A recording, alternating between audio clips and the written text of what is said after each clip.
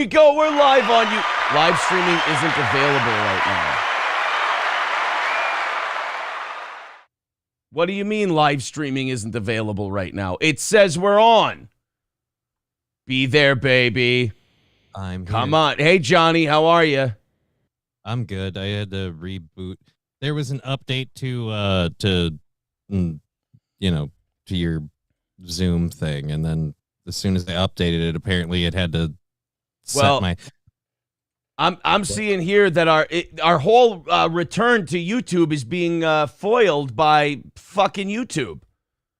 What did YouTube do? Well, our chat is supposed to be, or our live stream is supposed to be going here. There it is. And we're good. Let's bring Johnny up. Let's start the goddamn show. Oh, my God. Oh, Jesus. This redid stuff. This has been a goddamn nightmare.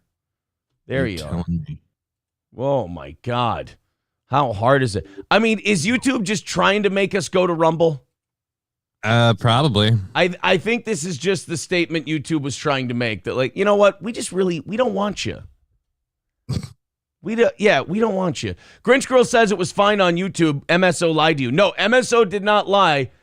This is what happened. I wanted it on the title, the video title that I wanted. The title of the video was Restream, broadcasting live with Restream.io. I didn't want that one. I wanted the We're Back on YouTube thing. Right. That's the one I wanted to stream on that one. I didn't want, so MSO did me a huge favor. You guys are like, oh, MSO was fucking with you. MSO did me a nice favor because I didn't, I'm all about presentation and shit. And I didn't want to, oh my God. I didn't want to have to do, oh, now I got all kinds of fucking problems here.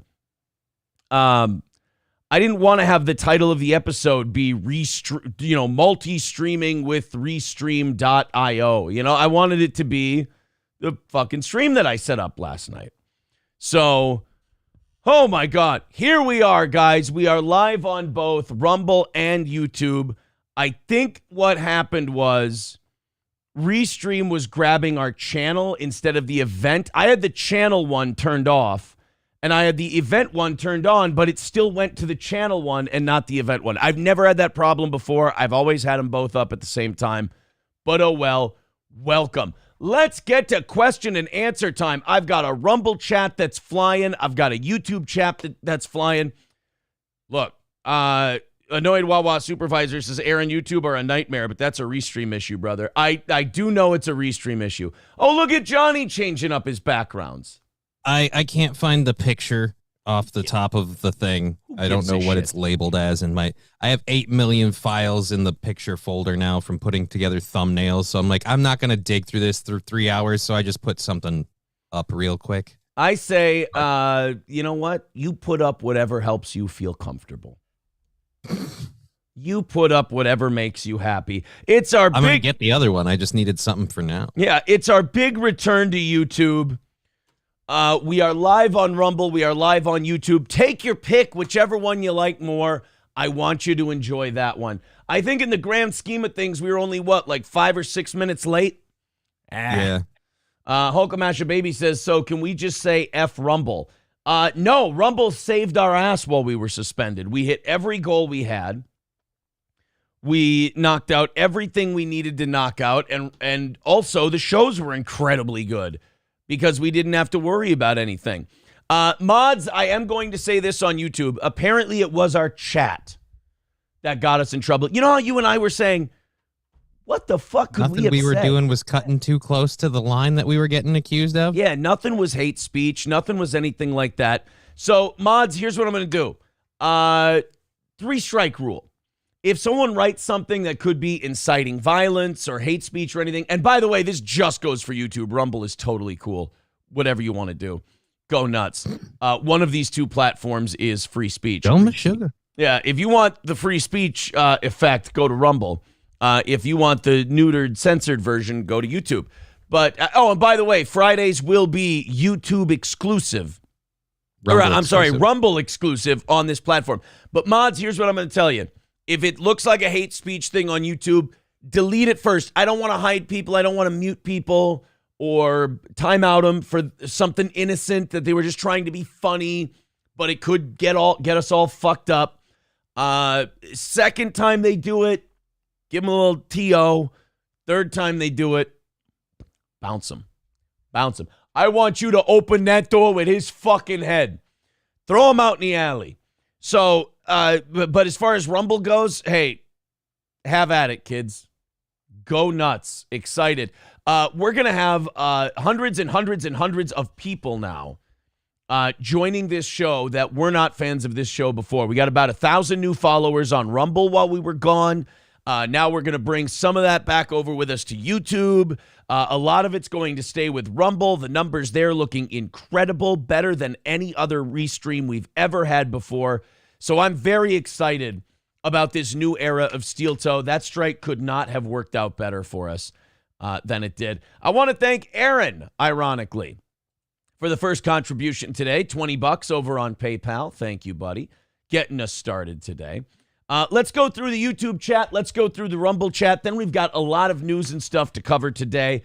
As far as, Johnny, as far as the suspension goes and as far as being back from the suspension goes, despite the little restream hiccup, I'm excited to have both of them. I'm excited to have Rumble on Fridays. I'm really pumped, man. I'm excited about getting back on. I think there's going to be a few changes I'm going to make. Number one, I think I'm done with clips. You're done with clips? Yeah. Well, here's why. We were off Rumble, or we were off YouTube and we were on Rumble. I didn't put any clips up while we were on Rumble. Right. And it didn't seem to make a difference on attracting new viewers. It didn't seem to make a difference. The viewership was still great. The followers were still great. We were still knocking out all our goals. And I gained about an hour back from my day every day. So that doesn't help me, but okay. I'm going to say that I don't think our audience gives a shit about our clips. There's something hinky with this. All right, yeah, I would say with clips, the thing is, if it's really funny and worth remembering, like we should clip stuff now that's like oh my god, that segment, like we couldn't stop laughing, right. Or for whatever. Best of shows. Yeah, maybe for best of shows. Or just in general for people that maybe come across the channel, like what's going on here, like stuff that gives you a good probably maybe a too good example of what's happening. So it just really kind of F with them in that regard. They think it's all this awesome, and then they find, oh no, there's a lot of dog shit. We mind the diamonds out for you. Just the best parts, yeah. So maybe we'll do a weekly best of show instead. But like as far as daily clips go, I mean, we got YouTube and Rumble now. I'm very happy. I have a feeling I'm going to be very happy with the live stream numbers when you combine the two. So I say, hey, let's do our show. Let's do a weekly best of for people on the weekends and let her ride from there. All right, on to the audience, on to the chat. Let's see. You were on YouTube every time, Im Holt, stop leaving. I wanted to be on the right event. I wanted to be on the one that I had ready to go. The song this morning was too good, says Ariel Mauve. Yeah, I played Over There for our opening song today. It's the day after the 4th of July, and we're back on YouTube. It's a 4th of July song? I always thought it was like a frisbee golfing anthem. Over there. Where's my putter? Over there. It was the if these goddamn disc golfers wouldn't fucking smoke so much weed, they might remember where their shit is. Well, anyway, it's an old World War I marching song. Smokenstein says, don't let the trolls get to you. YouTube is running cool. They weren't trolls. No. Guys. Everybody's worried about trolls nowadays. You scrap trolls and you move on. MSO was not trolling. MSO did what I needed him to do. He let me know that the event that I set up was not running. Because here's what's going to happen. If you're live on YouTube, but the event you put up there isn't running, then the people who are waiting on that event are not going to be able to watch your show. They're just going to go, oh, I guess he's not going live. Fuck him. Plus, are you going to click on a stream that says multi-streaming with Restream.io? No, that's a shitty title. Not at all.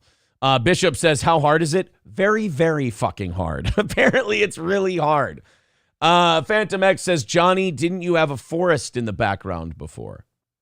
Yeah. Oh, I have a a forest in the background and the wallpaper behind me. He's got all kinds of backgrounds over there, Johnny does. I got a shit ton of stuff. I got a fucking like Zen chill room with a fucking river behind it. I can get holy on you and get some like God clouds, like I'm speaking to you for like a religious thing. It gets crazy on my show. Richard Kristofsky with $20. Thank you very much, buddy. Thank you for the first super chat back. Oh, also remember to renew your memberships over there on YouTube. While we were gone, as they say, while we were serving our penance, I'm sure some of those probably lapsed. So go ahead and renew those. Gift some memberships if you'd like to.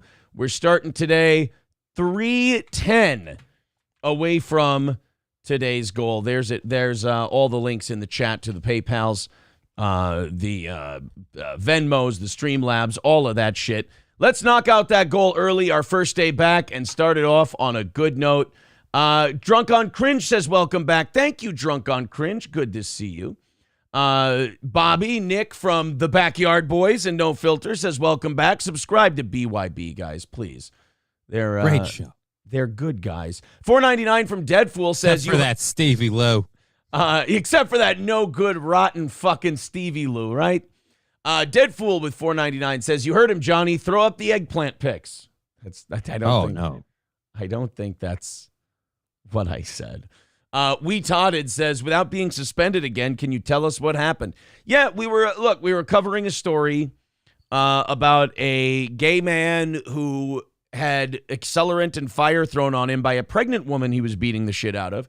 He made up a story to the news that it was a hate crime during Pride Month. And picked him out because he was gay. And they picked him out because he was gay. We were talking about the story, and all of a sudden the stream shut off.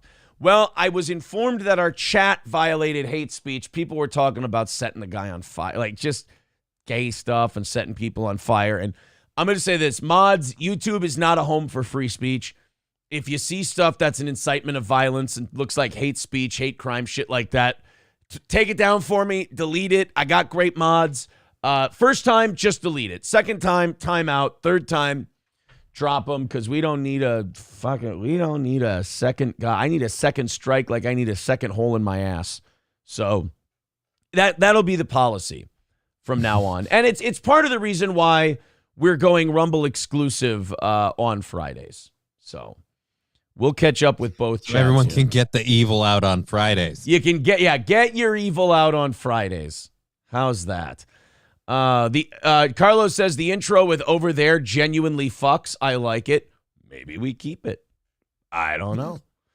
Qtronic says, what is the advantage with Rumble exclusive Fridays for the show? It's obviously an advantage for Rumble, but is it for you though? Yeah, there's more freedom. You can say more things. You can talk about more stuff. I don't want to speak for Johnny. I'll speak for April because we've talked about it off air. The shows on Rumble were very good, and we didn't have to watch what we said. Yeah, no, it was very fun to just kind of do a show and make jokes and not be like, oh no, they're gonna take this seriously and believe this is that. It was really cool to kind of be like, hey, we can just do a show and not really worry about it. But yeah, it's freer over there and it's more fun over there. Over there. You can say what you want over there. You can talk about the hair over there. Bishop says, as far as the FBI is concerned, I'm the greatest troll in internet. Bunch of nonsense. I can't finish it because I lost my chat, but something about the government. And guys, focus for me. Focus. Citizen M says, did Steel Toe cover Colleen Ballinger's ukulele apology? Fuck yeah, over on Rumble. It was great. You gotta watch the Rumble shows. Oh, boy. Delco Lou says, do you prefer your audience subscribe to YouTube or Rumble? Both. I can subscribe to both. Hit the subscribe button, hit the follow button, all of them. TK 800 Kilowatt says, Aaron, have you heard of Tom Likas?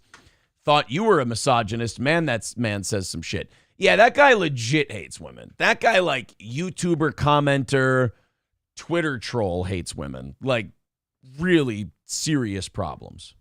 When we do it, it's Tom just Leykis. fun and cheeky misogynism. Yeah. My misogyny is cheeky and fun. His misogyny is sad and tragic.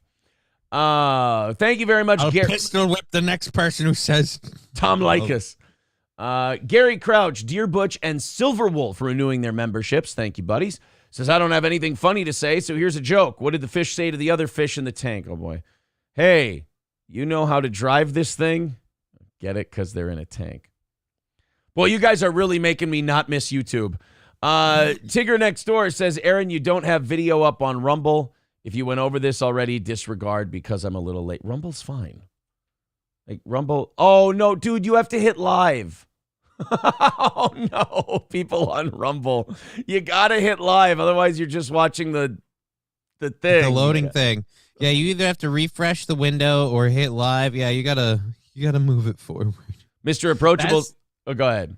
Oh, that's almost as bad as me and like I said, it wasn't just me. There was a good 30 or 40 people variously throughout time who thought there was a members only show on Sunday on Rumble and saw the upcoming thing, and we're all like, oh, so the show's up. You were just being a responsible person and getting your ducks in order, and we're like, members only show, right? And so like we're all sitting here like, it's gonna start soon, right? Like it's gonna, and none of us looked at the description and saw that tomorrow's date was in it, and we could have just done math. It's perfect. Yeah, everyone going, hey, man, you said there was going to be... And, like, Johnny was leading the charge of these morons. He's like, hey, man... I wasn't leading any charge. I made one comment like, dude, where's this? No, that's what I mean. Like, you were the one who brought it up on the air, and he's like, dude, you said there was going to be a members-only show, and there wasn't. I was like, I never said there was going to be a members-only show. Well, what was that stream you had set up? I'm like, today's episode? There's a date on it? Oh. Sorry. Didn't realize. We're dumb. There's a date on it. Cod Tongues over on Rumble with $2 says, do you mind a little self-promotion? If no, say the word and I will desist. And then Cod Tongues in the Rumble chat puts a link to some Rumble video that he did. Yeah, I mean, go ahead. Thanks for the $4, buddy. Cod Tongues also says, what time zone you guys in? Central Time. Hobo Chili Recipe with $2 over on Rumble says, I can yell Negro in the air over there. Oh, thank you, Rumble. Appreciate it, guys. Oh, my God. Hundreds of people over on Rumble. 305 away from today's goal. Dirty Major Woody with renewing his membership says, happy 5th of July. Yes, the holiday after the holiday. I will say this. It's going to be hard keeping up with both of you guys. It's going to be really hard keeping up with both of the chats, but I am going to do it. You need to be a gamer or or I don't know, or better with your screen management or something, because I got them both right here. I don't see what you're saying. I got too many goddamn screens. That's for sure. Well, we already have more viewers right now on the two combined platforms than we do on a good day on YouTube, so it's already going wonderful. Got about 700-800 people watching the show at the moment. So welcome, guys. Thank you very much, and we appreciate you being with us today. All right, let's jump into some things, shall we? I think we're at 305 away from today's goal. So there's the links in the chat. Streamlabs, PayPal, Super Chats, memberships, Rumble rants, the whole thing. Go ahead and chip into the show if you feel like it, and hopefully we knock those out today. I mean, hell, we knocked out every single goal we had while we were just on Rumble. Now YouTube and Rumble? Shit. We should be flying through these things, guys. Thank you. Let's start out today with a very simple little short clip. This is almost like a Tosh.0 opening. Uh-oh. You know how Tosh would just, his show would open and they just have some little short, no context. Oh, yeah. I watched a lot of Tosh.0. Yes. They play a little nothing 30-second clip and like, hey, here we go. Welcome to the show. I saw this yesterday and I immediately, anytime I watch a short video and I can already hate a guy, I'm in. I like it. Anytime I only have to invest 30 seconds in something and I go, oh, this guy's about a piece of shit, I'm a happy dude. And Johnny, for when we put the videos up, I will say this, bring yourself up in your camera shot, because otherwise the the videos are going to cover up your face there. Just make sure that you have very little head clearance in the morning. That would be a good note. As it were. There you go. See, now you're all, look at that. Now you're all nice and high above the video. So let's check this one out. This is simply a pizza delivery, which is a very simple exchange. It's, I give you money, you bring me pizza, I give you a little tip. Done. We enjoy pizza. It's a good night. You wouldn't think this would be a big social to do. But this gentleman delivering the pizza took a look at the house he was coming up to, and this is something that service industry people need to stop doing. They take a look at a person, or they take a look at a house if they're in delivery, or they take a look at a group when they're waiting a table at a restaurant, and they start counting the tip in their head. Before any food's even gone out, before they've even done anything for the table, they start counting the money. Don't do that. You're only going to disappoint yourself. Because if you go, oh, they look really, well-to-do. Oh, they look like they got some money. I think I might squeeze a couple of bucks out of this table. Then you're going to be pissed at them when they just give you like a normal 20%er, which is nice. That's very kind of them. But now you're going to be disappointed. It's going to throw your whole night off. You're going to somehow get pissy with those people. Because it's their fault. Because somehow it's their fault that they just did the right thing. What you should do is just look at all of your tables, look at all of the houses you go to, and be like, these people are in dire financial straits. Best I'm going to do here is 10, 15%. And then you can only be excited, when the result comes in. So let's check out this one. Quick pizza delivery. You tell me if this guy's an asshole. Hi. Hello. Come here, Max. Max. Kicks the dog just right off the top. Max. I'll say this. Dogs can get aggressive when there's a pizza involved. You never know. So he didn't kick him hard. So he hands over the pizza. Right. So far, you're thinking, Aaron, why are you showing us this? This is just a normal interaction. Only thing I think is a little weird is the massive amount of distance, but you never know, COVID or whatever. Yeah, maybe the company wants you to stay back. Also, remember, this is a fisheye lens, so they could actually be a lot closer. Yeah, because whatever's below it, it just looks like there's a deer below them. Like I'm waiting for those antlers to strike. There you go. Thank you. You're welcome. I just want to say, it's a nice house for a $5 tip. Oh. What a little cunt. What a little dick bag. Now, I'll say this. What? At best, you're thinking $30 food order? She It says, looks like one. She says, so how much should I be tipping for a $20 pie? $5 on 20 is good. $5 on 25 is normal. That's fine. Yeah. So I don't know what this guy wanted. Like, Wait a minute. Like, if your house is nice enough, are you supposed to pay for the guy's college? Yeah, wait a minute. Oh, because I have a nice house, I have to give you $10 on a $20 pie. Go fuck yourself. You got $5, man. Which, By the way, this is also why a lot of people, I know Howard Stern always used to say this, he would never talk about how much he made. He would never let contractors and stuff come over to his house until they quoted him a price. Because a lot of people think like this guy. They say, oh, you got a certain house, you got a certain amount of money. They'll change the way they charge you. Yeah. So I mean, to a certain extent, I feel like that's being a little cheap if you're Howard, but then he's got a point though. If someone's gonna add a fucking zero because it's Howard Stern, I'm gonna add a couple zeros. Like it's the same quality of work. You're not doing a better job for me.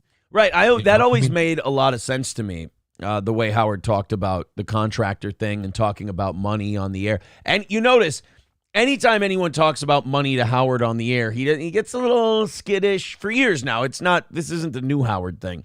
He gets skittish about the talking about money thing. Part of it is, maybe a cultural tradition. But some of it when he talks about it does make a lot of sense. You know what? You're right. It is a cultural tradition. All you damn radio people are so fucking. I don't want to talk about the specifics, but we got to hit those goals. Yeah, exactly. There you go. Thank you. You're welcome. I just want to say, it's a nice house for a $5 tip. Huh. It's a nice tip for a $2 face. Did you hear that? Now let it play. You're welcome. $5 tip.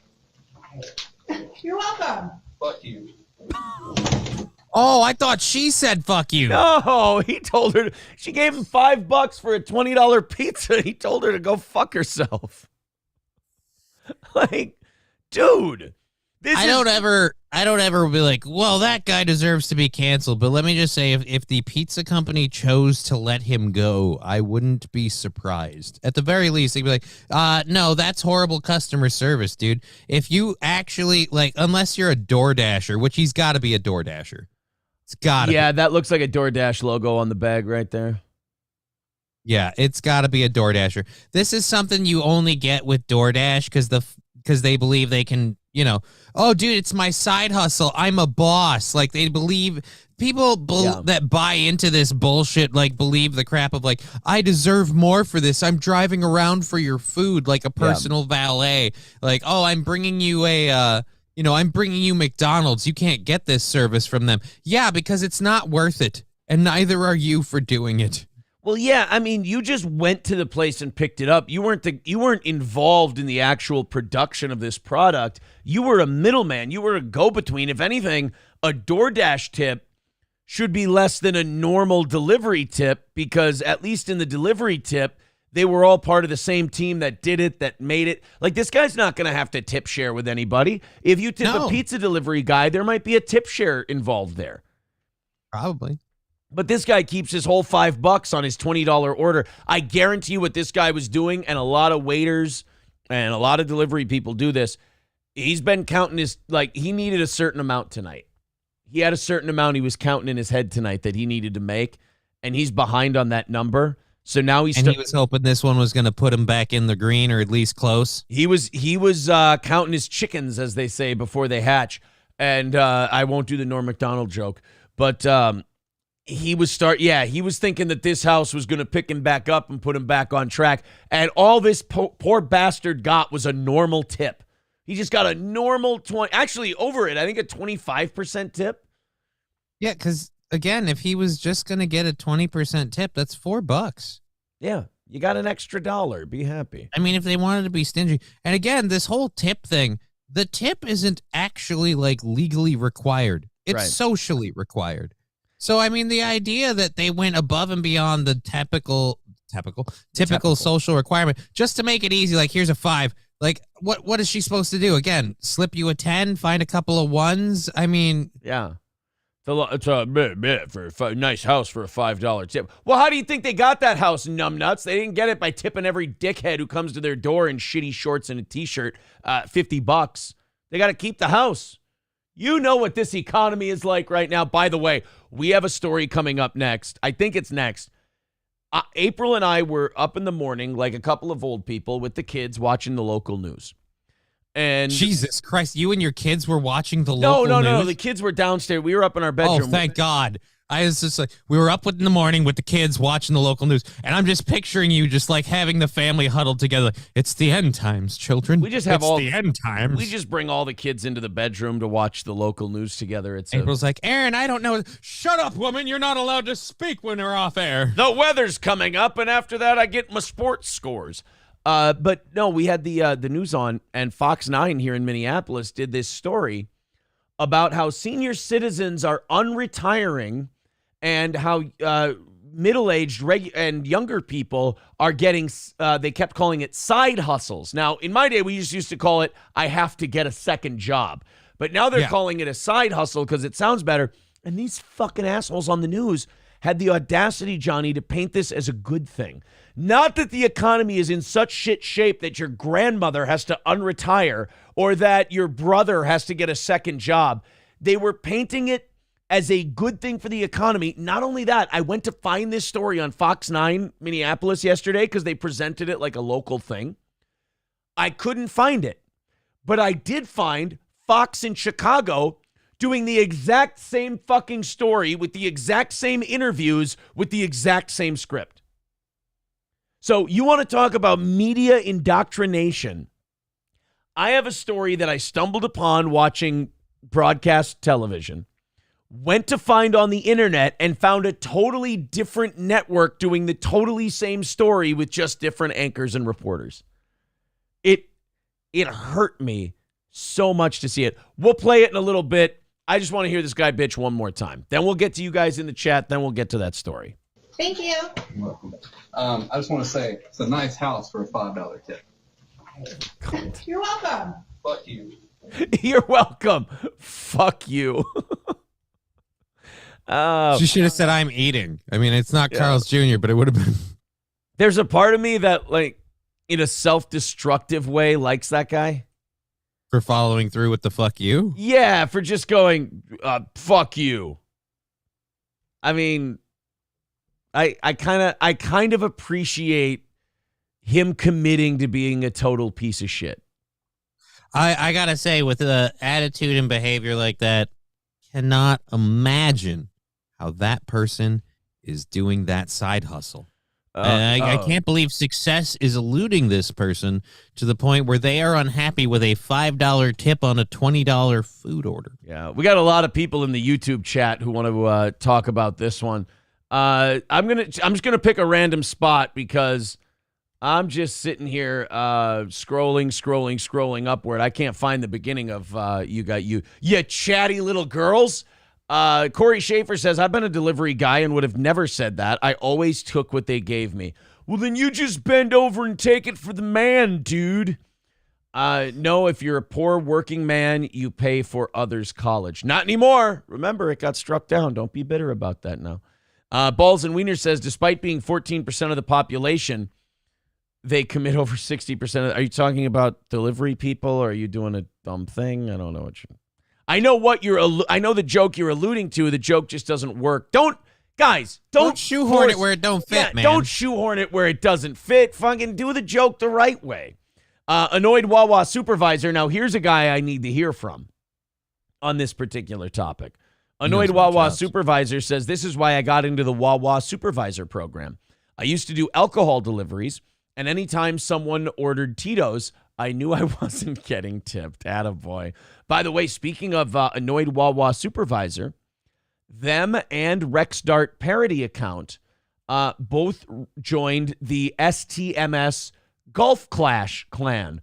I started playing Golf Clash again, and I think we've got like 25 spots open in the clan. So the clan. If you want to get in on Golf Clash, get the app on your phone, go to the STMS clan, and join up.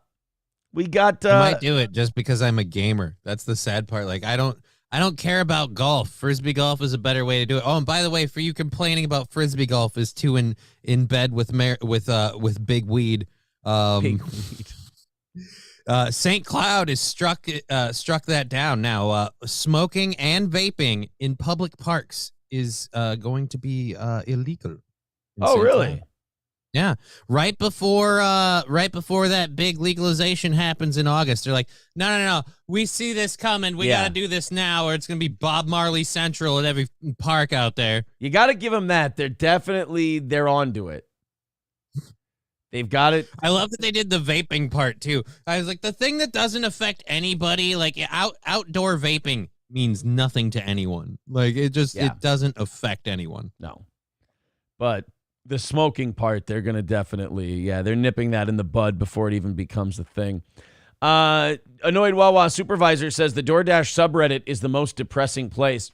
Just a bunch of underachieving 35-year-olds complaining about having to do their gig.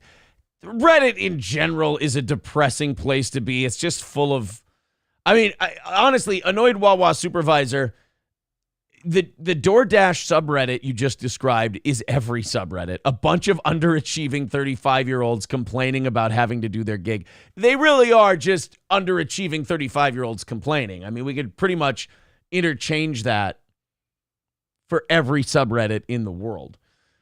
Wigs says they are tip bullying. Yeah, I mean, I get that, but at the same time, like, it was pretty easy for that lady to laugh it off. Like, she was like, oh, yeah, really? Because you got to understand, the guy's not attacking you. He's hurt. He's a harmed individual. And and honestly, was a compliment. It's a nice house for a $5 tip. It's like, yeah, it is a nice house. Thank you for the compliment. It is a lovely house. And I got there. You didn't even see the inside. And you won't. But I got this house by not tipping $20 every time some asshole came to my door in cargo shorts with his hand out for more money. With a comment like that, I'd like to ask you to wipe your feet as you leave. Freaky deaky. Oh, I lost my chat again. Now I got to scroll all the way. Jesus Christ, YouTube missed us. YouTube missed us being here because this chat is fucking crazy. Freaky deaky. I delivered pizza once upon a time. This dude did wrong. You get what you get. Well, and he hadn't even done wrong yet, but this lady was onto him. Hobo Chili Recipe says this is why DoorDash and Uber Eats screwed up the invention of delivery service. Buzzy says all I give is $5 for a pizza. Delivery tip. Dirty Major Woody says I'm so sick of DoorDash I canceled my subscription. Dude, that whole the DoorDash thing in general, you don't really need anymore. Like the pandemic's over. You can just, the DoorDash era has ended. Yeah, it's done. It's a gateway to being fatter. Right. You're already eating fucking you're not getting high quality, healthy, nutritious food delivered to your door. No, you're getting a hot pile of garbage. Yeah. And you're going to eat that hot pile of garbage. It's going to be delicious. You're going to love yourself while you do it and hate yourself in the morning. But don't fucking cheat the one part of it. Like the 5 steps in and out of the joint was the little bit of exercise that kind of justified it. You know what I mean? Just come on, do the one little bit of work. It's also like, I don't want to pay $30 extra to eat at my favorite place. I'll just go eat at my favorite place now. Like back during the pandemic, you had to because a lot of your favorite places didn't let you come in and eat. So you order DoorDash, right. They jack up all the fees. You got to tip the delivery guy. Now I can save $30 and just go to the place. Mr. Nagel says, yeah, all the locals do that. By the way, speaking of boss man Eric Nagel, the new Steel Toe Compound special, I've gotten very good reviews on that. People seem to really be enjoying it. And then, of course, the feedback on social media has been wonderful. So go to compoundmedia.com. Go to the brand new Steel Toe page on Compound and check out our latest episode. It's very, very good.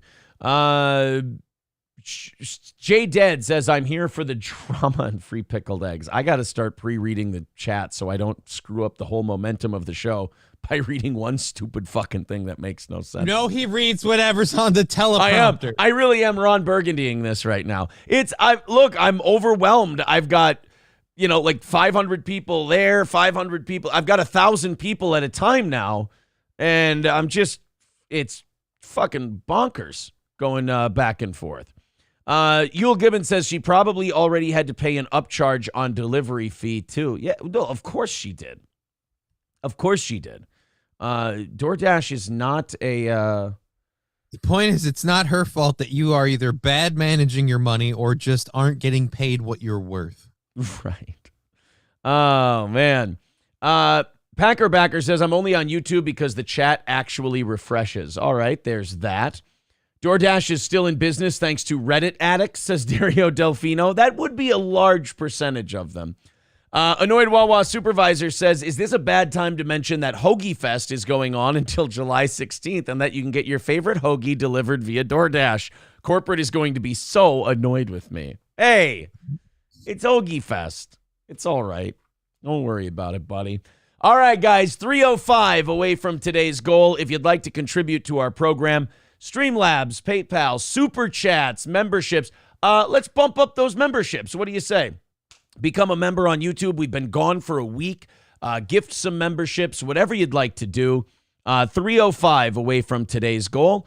Why don't you help us knock that out, and we will be eternally grateful. Thanks, everybody. Let's knock out that 3:05 with the combined power now of YouTube and Rumble. Bigot on Socialist Media over on Rumble says this is amazing. So we are restreaming on both YouTube and Rumble, and we're still number 1 in podcasts today over on Rumble. That's nice. Fucking bananas, man. It really is bananas. I absolutely love this. All right, let's play this story. The fact that I found this on a Fox 32 station in Chicago when I watched it locally here on our Minneapolis affiliate, makes me even more. Was it a Fox affiliate or a different? It was Fox. All right, so it's staying within the. See, that was the part that was really scaring me, is if it was like ABC or whatever, and then it crossed over to like Fox over there, and I'm like, okay, so both sides are putting out the same garbage now. Like, oh, it's still not good, but at least it's not as bad. Well, this Fox affiliate in Chicago played a story that I saw on the Minneapolis Fox, and it reminds me of that Sinclair Broadcasting announcement that, God, I think it was during the 2016 election. Somebody found out that every Sinclair media station was airing the same notice about like fake news or something.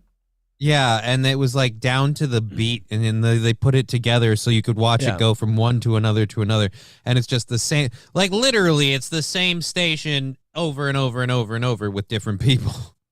Well, this one was singing the praises of getting multiple jobs. Go to work, you pores. Yeah, so it was basically the news network having to acknowledge that a lot of 80-year-olds are going out and getting jobs and having to unretire, and that a lot of 30, 40, and 50-somethings are having to get second jobs like they were in college. But they put they had the audacity to put a positive spin on this. And then the Fox network threw they put this story on all of their major network or all of their major affiliate news broadcasts. And these guys are on the same exact script. After we play this one, I want to try and find this story on another market. I'm sure we'll be able to. Retirees take on side hustles during inflation. Here, retirees take on side hustle during inflation.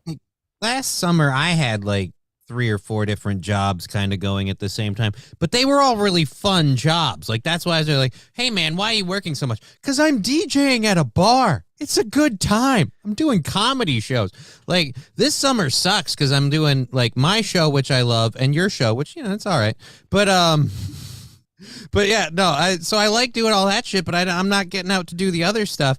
But when I see like, oh, I'm going back to work as a checker at Walmart, I'm like, yeah, that's what grandma wants to do with her free time. Just get out and mix with the people, just ringing up our goods. Yeah. And now the news is going to spin that as, hey guys, guess what? This is great news for the economy. More grist for the mill, if you will. Let's hit play on this. This is the Chicago version. I could not find the Minnesota one. Madeline Rivera reports that story that I watched. Here we go. And taking on side hustles to cover expenses amid sky-high inflation. But at least one economist says it's actually a good thing for the overall economy. First of all, here's how I know that this is a disingenuous story. This 70-year-old man has never used the word side hustle before. And I love that we're finding, Carlin used to talk about this all the time.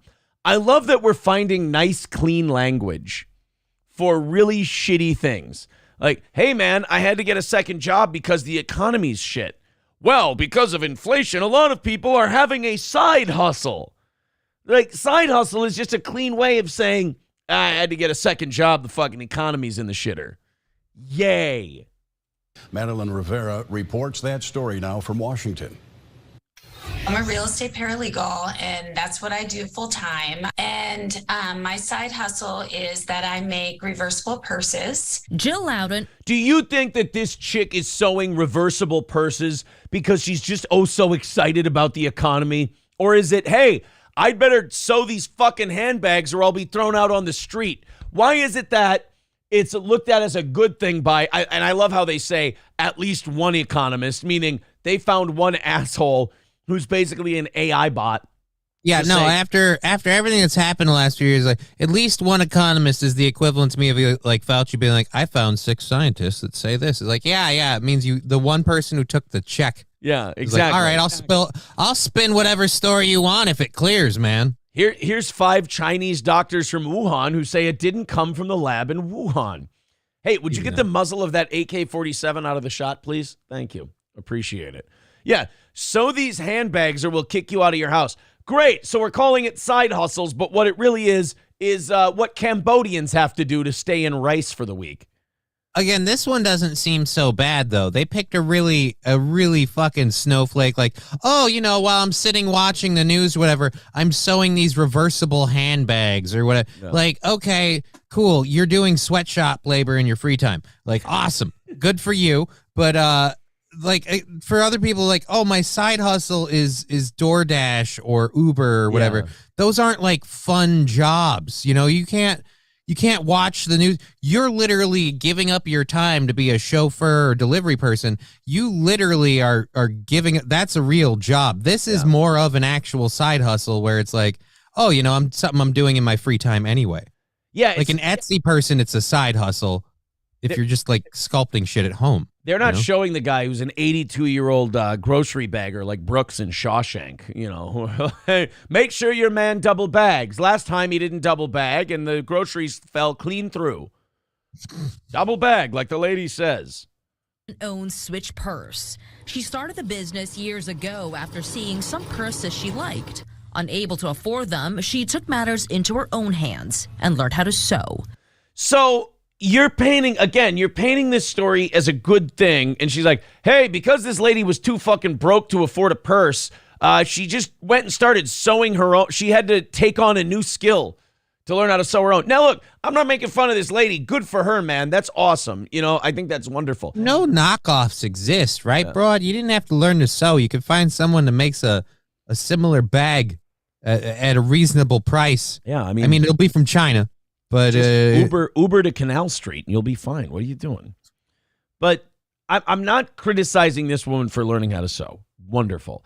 I'm criticizing the news for reporting this as though, hey guys, great news. It's awesome. 80-year-olds are bagging groceries and this 40-year-old spinster is having to sew bags before her landlord makes her suck dick to make rent. Isn't it wonderful? We're coming over and we won't stop coming till it's over there. This is not a rallying cry for the 4th of July. This is really bad news for the economy.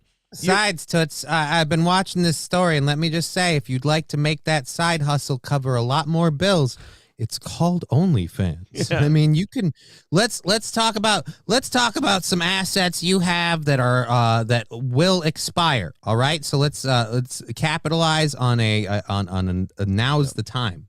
Hey, your Gam is stocking shelves. USA. How's that? So this started a conversation between April and I with Social Security, and we were like, with as much as we're paying into Social Security every year, if they just wiped out the program, gave us back that money, and we invested it, do you know how much more money the average American retiree would have? It would be bananas. And the economy, but if they do that, they don't have a Ponzi scheme to hold people like, hey, vote for us or this is gone. Remember, if you're using this to survive, we've got your lifeline right here in our hand. And the other fun thing for that is they love to take that money in and then dole it out into other programs and then not pay it back to make the Ponzi scheme they're running even less profitable and successful. But, it's like Carlin said, even in a fake democracy, can I get what I want once in a while? Just once in a while. Now she sells her products. It was really helpful because I had just come out of a really stressful financial time. Extra income. Your pot dealer boyfriend broke up with you. Come on, let's not use, let's not I'd use really coy come language. out of a financially stressful time. Let me guess, you were no longer doing Dutch and you were solely responsible for all the bills and you found out being a badass bitch ain't as easy as you thought it was. I had to get a restraining order against my boyfriend and he broke all my shit. So it was a really tough time for me. Was a reason why I initially started. And she's not alone. More and more people are taking on side hustles to make extra cash. It's not a side hustle. They're getting second jobs because the economy sucks. Gas is up. Groceries are up. Taking care of their kids are up. Their mortgage is up because the property taxes are out of control. It's It's not a side hustle. They're getting second jobs because the country is failing. It's like you have a relative in the hospital and they put them on a ventilator and they're like, oh no, they've got a side breathing apparatus. It's great for their oxygen levels. So yeah, but it's bad for the overall health of the situation. And they're like, oh, come on, don't you want them to breathe? I mean, yeah, but the machine's doing it for them. Right, but they're getting more oxygen today. Why don't you like the thing? Because they can't survive without it, and I think that's the sign of a problem. Yeah. It could. Do you guys find it to be an issue that if this woman doesn't sew handbags, she might be homeless? No? And does anyone else notice that in her little handbag demonstration video, she looked pretty good, pretty nice, and then now she looks super weathered? I'm saying, I take it back. That side hustle's torturing that poor lady. She is fucking, it is taking time off of this woman. Yes. Like, oh, the only time she has where her youthful, beautiful, feminine aura rejuvenates and, you know, she sleeps, but she's sitting there sewing like, I gotta make, she's turning into a 50-year-old lady. Just, I gotta make these goddamn handbags or I swear to Christ, I'm not gonna be able to afford the cat food. She's got just a bottle of gin sitting next to her sewing machine while she's just running on soda crackers and gin and just going, oh, I gotta make sure I can feed the cats this week. It's the only thing keeping the Dust Bowl at bay. I drove Uber a little bit, just going back and forth to my day job. So do a little bit of bartending. Chief, wait a minute. Go back. Security on the side. To Curtis Dubé, chief economist at the U.S. Chamber of Commerce. And he said he drove Uber to make ends meet. On his way to his job. So he's working on his way to work. But his work that's got to be that can't be the same guy. The chief economist at the U.S. Chamber of Commerce is not driving Uber in his spare time. If he is, folks, we have a problem. Well, my day job. So do a little bit of bartending, security on the side, bouncing, different clubs, stuff like that. Nearly 2 in 5 adults have a side hustle per data from Bankrate. On average, they make about $800 a month, a lifeline in the middle of high inflation. Okay, so you just said it. 40% of people, which I had no idea it was that high, have a side hustle that generates about $800 a month, which keeps them going. Well, then you can't say that it's good for the economy. I mean, I understand that it is statistically from a straight numbers perspective, but if you're talking about the happiness of the people in that economy, it's terrible for the economy. They're driving Uber. They're working in a kitchen. They're doing very unglamorous things. They're sewing handbags to sell on Etsy for an extra $800 a month so they can live their life. And here you got Fox 32 in Chicago, Fox 9 in Minneapolis, God knows how many other Fox affiliates going, yay, isn't this great? No. I mean, I don't know if I'd pimp that message just in some of those areas. Like, I mean, Chicago, you're like, hey, guys, second jobs are awesome. You know, second jobs, you know, after you have the first one.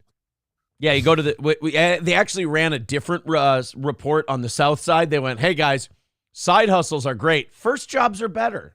If you could, you know. It all starts with that application process. Little nudge, that's all. Just a little nudge. About 30% say they need the money just to get by. It's nice to have that extra cash. You can go out and do the things you want to do. So how is that good? Please tell me how this is good for the economy. Hey, they have to do this or they'll fucking starve to death. Isn't this great? Most side hustlers By the way, the person earlier was not the economist. That wasn't Curtis Dubé. Okay. No. Curtis Dubé is apparently the skis bag numbnut who signed off on this garbage. He's the guy who says this is going very well. And awesome. Gen Zers, older Americans are also taking on more work. Many are unretiring. What you have is... There he is. That's Curtis Dubé. They're not unretiring. And by the way, I also have to tell you guys, you have to take my word for it because I can't find the Fox 9 one. Same exact script. Different people reading it, but same script, word for word. And saying, hey, you know, this is so great that even old people are getting in on the act. No. They have to because they're eating their pet food.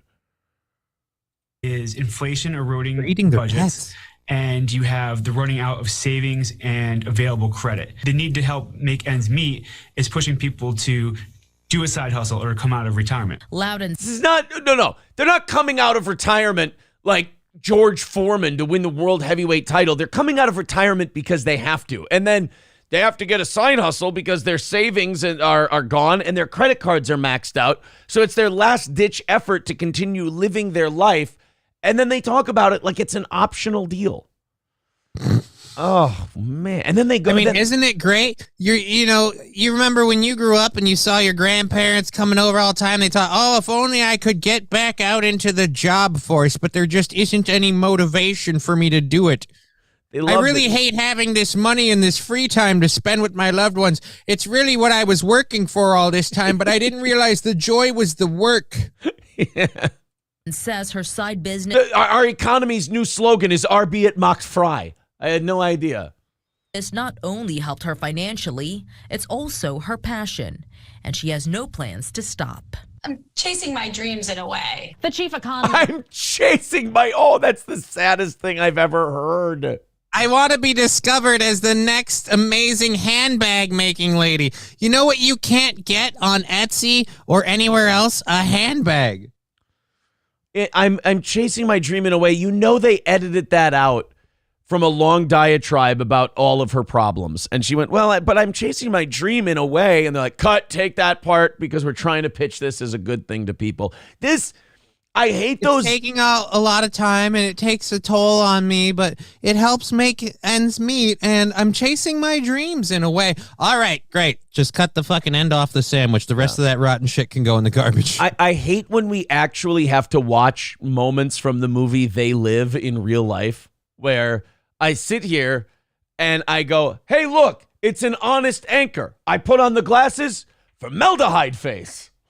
At the Chamber of Commerce says the rise in side hustles and people unretiring is actually a positive economic trend as millions of jobs have yet to be filled. So let's fill them with people who already have jobs. That'll be good for everybody. Oh, I can't take it, man. It's actually a really good economic trend. It's not a sign that, all the smoke in this house is actually a really good trend. It's not a sign that the building's burning down. It's a sign that we have so much space we can fill it with smoke. Yeah, Dario Delfino quoting that. That's my favorite quote from that story. I'm chasing my dreams in a way. In a way. You don't want to be chasing them in a way. You want to be chasing them.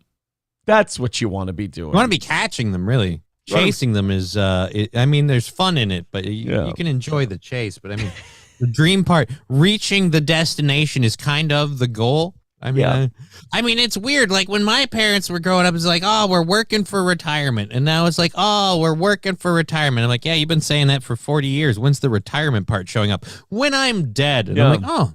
Interesting. I'm working for my second retirement. Hobo Chili Recipe with $5 says, I'm happy these whores are learning how to sew. Get your Betsy Ross on. And these bitches can eat cat food over a toilet bowl for all I care. Why are we still counting out repealing 19th Amendment? That's over on Rumble, YouTube. Rumble said that. Thank you very much. And that $5 goes towards our goal today. 300 even. So you guys got to 300 by the end of the first hour. We appreciate that. Let's go on a rally. What do you say? Let's rattle those cans a little bit. Streamlabs, PayPal, throw a little nickel in the change jar, and let's keep the jukebox going. $300 away from today's goal. Now that we got 1,000 people watching this show at a time, YouTube and Rumble, let's keep that going. And you find even with Rumble, you have to kind of pre-read everything Hobo Chili Recipe writes anyway, just to be safe. Even with Rumble, Hobo should be checked up on. That's definitely true. It's a little bit dangerous. Dario says, coming out of retirement like Terry Funk, middle-aged and crazy. Yeah, pretty much. I love the lady with arthritis bagging my groceries. Yeah, I really think, this is a lady who's like, I've reached my prime. Would you like that in paper or plastic? I'd like it with whichever hand you don't wipe with in case you don't wash very well. Ma'am, I really I don't want to go to the grocery store and feel like I have to perform a Navy SEALs rescue mission. You know, I don't want to have to be like, ma'am, I'm going to get you out of here. I swear. I've really enjoyed like looking at people that work there when they're like, oh, the self-checkout line is open. I'm like, I'm not paying only if you give me a discount because I don't work here. Like, I'm not paying the same price as everyone else and doing your job for you. But now I feel like I have to do it because otherwise I got to punish AARP lady. And it's like, I'd rather she got paid to stand there and be like, nobody wants to use the checkout today. And like, yeah, I can't imagine why. This is super fun for all of us, but it is way faster. My crippled ass is faster than your elderly ass. Skeezy says, it's about time you filthy peasants utilize all of your time to make money for the masters. It's about time you give up on having your own life and family. Now get back to work. Yes, I'm sorry, but maybe everyone, maybe there's a lot of people that shit works on and they watch that story and they feel good. Maybe I lost my pair of They Live sunglasses, but I watched that story and it's not hard for me to see through. I'm like, this is terrible. This isn't a good thing.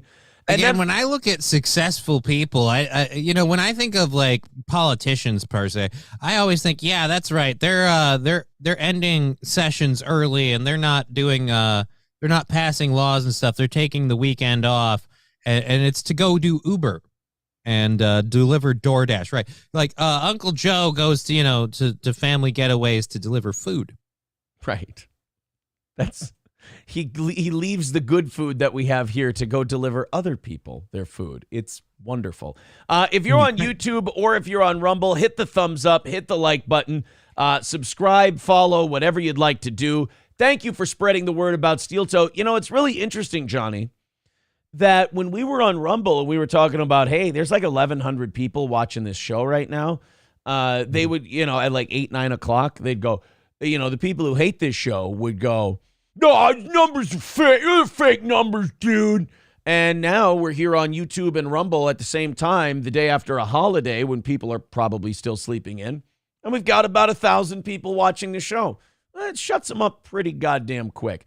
So as far as this side hustle thing goes, then I see a story yesterday that says economists expect us to be in a recession by the end of the year. And I'm like, guys, I don't know if you're out there in the streets, as it were.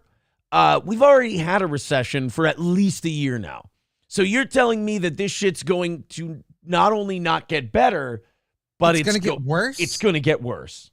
Or is it going to be as bad as it's always been, and you're just going to finally start acknowledging it? Yeah. Derek from Midland Armory, midlandarmory.com, use the promo code SteelToe.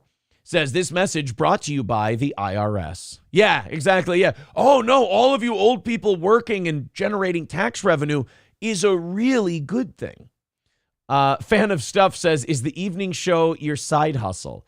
Yeah, I guess so. I've got a side hustle. I have a morning show, and then 3 times a week I do an evening show.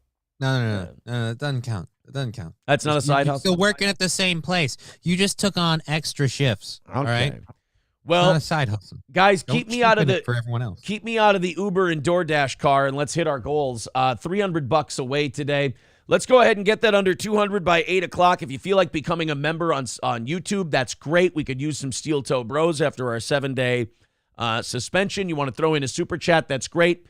Streamlabs and PayPal are the 2 best ways to contribute to this program. We do appreciate it. We're a listener-supported show. You can also contribute on Rumble. However you'd like to. Let's knock that number down, and then your favorite e-beggars don't have to be you could make a lot of money on the Uber thing. You do think about it. Your Tahoe, very appealing, the murdered out look, as it's called. Yes. And then you can do impersonations, for the people. So like, people will start like requesting, like, I need that Imholt guy. Last time he picked me up, I like the whole time Macho Man took me to my destination. Yeah, look, man, I can tell that it's bad out there when you have to survive in a tip-based economy or the streaming economy or anything like that. You get a sense of how bad it is. I mean, look, man, the last year for Steel Toe has been no picnic. We've cut it down to the bare bones, and I know I'm not alone. You talk to any streamers out there, they're like, yep. It's getting a lot tougher. I'm looking for ways to get those goals down and everything else for this program. Until then, knock them out for us, and we can keep doing the show. It'll keep me off the pole and April out of the Uber. And yes, I said that right. Thank you. Skeezy says the worst part is Americans are dumb enough to believe this news story. They are. Yeah, that's my worry also. Is that people watch that and they go, it is really good for us. It is. I guess I'm fortunate where I've had a lot of people in my life where I'm like, why don't you do something that makes you happy? Like, I've had enough people complaining about their primary job where I'm just like, that's the one thing where I'm always great. And I'm always telling people, I'm like, regardless of what difficulties I have in life, the one thing I will say is like, all the work I do, I love everything I do. I love doing the streaming stuff. I love getting to be a DJ when I get to do that. Like, I don't want to do it as much as I was before. It is a little taxing and stuff, but it is fun to be kind of like the guy running the music tonight. It's just kind of a fun thing. I like running the equipment and stuff, but I can't stand people that's like, oh, I hate this job, but I'm going to clock in, day out, every day of the week. And then they'll find the stupidest reasons to stay there. I need the insurance. I've got tenure or whatever. And it's a horrible thing. And now they're not making ends meet on that. It's like, well, now I got to add this other job I hate, picking up schlubs I don't like, or grabbing food I'd rather not have, or smelling food I can't afford, and then praying that they make more than that $5 on the tip. Yeah. It's bad news. Shane F. Says, payback is a motherfucker, huh? Boomers, I ain't shedding one fucking tear. Yeah, but they kind of put us all through it, though, right? It's not just the boomers that are getting hurt on this one. At least the boomers got to have a first retirement. I don't think the rest of us are going to get the luxury of that first retirement that the boomers are getting. Look, I wouldn't pitch second mortgages if I thought you had any other option. Look, I wouldn't be doing this if I thought it took advantage of one single American senior. And, technically Tom Selleck's not lying when he pitches those reverse mortgages, because it doesn't hurt one single American senior. It hurts a whole shitload of American seniors. So he is right. And their family. Yeah. J-Dub, you read my mind. He says, Brian M. says, Johnny's green letters on his shirt are tripping me out. Yeah. You need me to go change my shirt? I don't give a shit. All I want to do, guys, is I want to knock down that 300. I like it. I want to knock down that 300 so I can stop tapping my leg like a crack addict, so I don't feel like I have to babysit the chat and be nervous about my show. I just, let's knock that down, and then I don't have to behave like a crack addict, and we can do a nice show for you. Stevie J says, Aaron can quiz his Uber passengers about random trivia and stream it. I think we just reinvented Cash Cab. Andy Hannon says, I listened to Bill Devane and invested in gold. Oh, well then, bravo. Can't go wrong with gold. Shane F says, no, Johnny, it's cool. Yeah, I don't hate it. It's fun. I like it. Yeah, the letters, it's my cunt shirt. Yeah, the letters on your cunt shirt are very steel toe themed now, which I think can be very nice. I'm even more a part of the show. Yeah. When we simulcast on YouTube and Rumble, our numbers are way up combined, but they're way down on YouTube. So I'm just going to have to get used to that. It really hurts me. It really, I'm stressed. And, my immediate impulse is to, fucking ditch Rumble again and put it all on YouTube. But I also have to go, hey, retard, at the same time, you've got 900 people watching the show right now versus when you're on YouTube, it's 500 something. Just fucking chill, hang in there, relax. And from a digital perspective, it's all one audience. Really, right. If you have, like I do, both chats right up here on the screen, it's just one group of people. It's all one. How do you have both chats just at one time? I pop them out and I put them on my right screen. I've showed you videos of my setup before. I've got 4 screens, man. Well, shit. I've only got 2. I'm poor. Brian M. You have 2 giant ones. Brian M. giving us a giant jump start. Thank you, buddy. Need that one. Gifting 5 memberships. Those memberships on YouTube are important. Thank you. We're 290 away from today's goal. Let's let that be the start of a big boost here for today's show as we want to have a successful return to YouTube. We're coming back to YouTube for the first time in a week, the day after the 4th of July. Let's knock that out. Hit every single goal during our suspension. Thank you guys very much for keeping this show on the air while the suspension happened. Thank you to Von Kaiser, Flex, Nebo, Dirty Death, and D-Rec, all getting memberships from Brian N.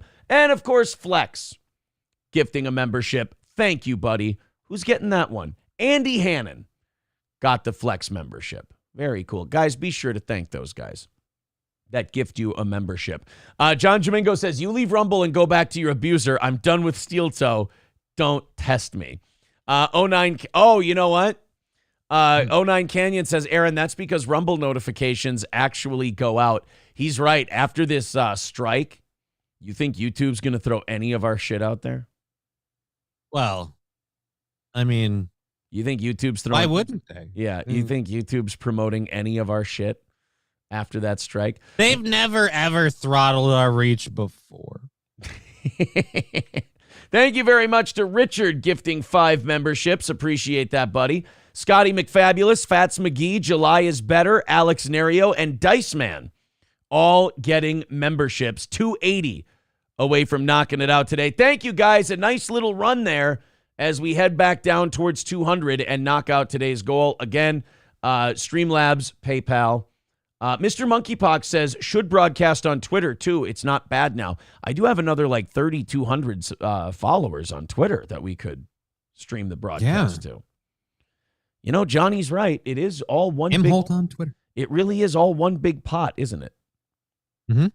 Yeah, I guess. Our audience did get bigger after our suspension. I just find it swelling. I just find it hilarious that people, they think that Rumble uses a multiplier. First of all, you can't find one single piece of evidence of that on the internet.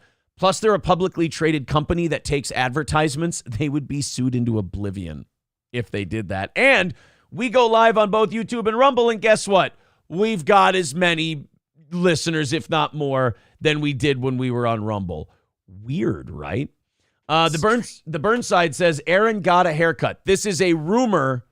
I did not get a haircut. My hair is still very, very long on top. It probably should get cut. I'm thinking this weekend, but I'm saving it for the end of the month if I can hang out a couple more weeks. Bird Collector says, hey, Aaron, off topic. I love off topic. We're in between stories at the moment. Says, what's that drink you get from Target? Celsius? Don't. Celsius is a nightmare. It's crack in a can. Just get yourself some steel toe coffee. Some delicious. Get yourself some steel toe coffee from crescentmountcoffee.myshopify.com. Let me throw it in each one of the chats there. There we go. It's up on Rumble. It's up on YouTube. There we go. Thank you very much, JDead, for the $9.99. Go to crescentmountcoffee.myshopify.com and get yourself a... Oh, there we go. 270 away for today. Get yourself a bag of steel toe coffee, whether it's the ground stuff, whether it's the whole bean coffee, whichever one works best for you. There it is at crescentmountcoffee.myshopify.com. $19.99 for a 12-ounce bag, $24.99 for a 1-pound bag, and that includes shipping, so there's no added for shipping. It helps supports your favorite show, helps keep the goal down, and you get a delicious coffee that you get to drink every morning. So if you're a coffee person, switch from what you drink now over to Steel Toe Coffee and see if you like it better. Coming very soon, April's Magic Bean. It will finally be here. How long have you made her that promise? crescentmountcoffee.myshopify.com. Yes, and thank you, Bird Collector. That was a great setup. Thank you. John Domingo says, you know what we are here on Rumble? We are Steel Toe's side piece. Now that he's back on YouTube, we who came over here to support him are on the Pay Me No Mind list. I read every single one of your chats, you monster. JDead with $9.99 says, forgive me for the pickled egg comment. I just don't understand what the pickled egg comment was. That's all. I just didn't get that part. Never understood pickled eggs. Flex with $2 says, in 46 minutes, can we get you on Shuli's Network? No, I'm not the stuttering fucking John cover everything he does show. We do a real morning show here. I'm sorry. I can't be bothered with the fucking rusty. Why would we go to his show. Like, is he going to have 1,000 people at a time? I don't think so. If you don't, I'd rather just do our show. Flex, I don't know what kind of autism that was, but I don't think so. No, that is actually, it's very funny. If that was a sarcastic comment, then yes, that was very, very funny. Let's go to this Joy Reid clip. I love this. So the Supreme Court just recently shot down affirmative action. Mm-hmm. And Joy Reid was none too pleased with the shooting down of affirmative action. And in an odd way, she kind of just shit all over herself in her protest of affirmative action getting shot down. Like there was a lot of this. When affirmative action got shot down, you had the hot takes coming out right away.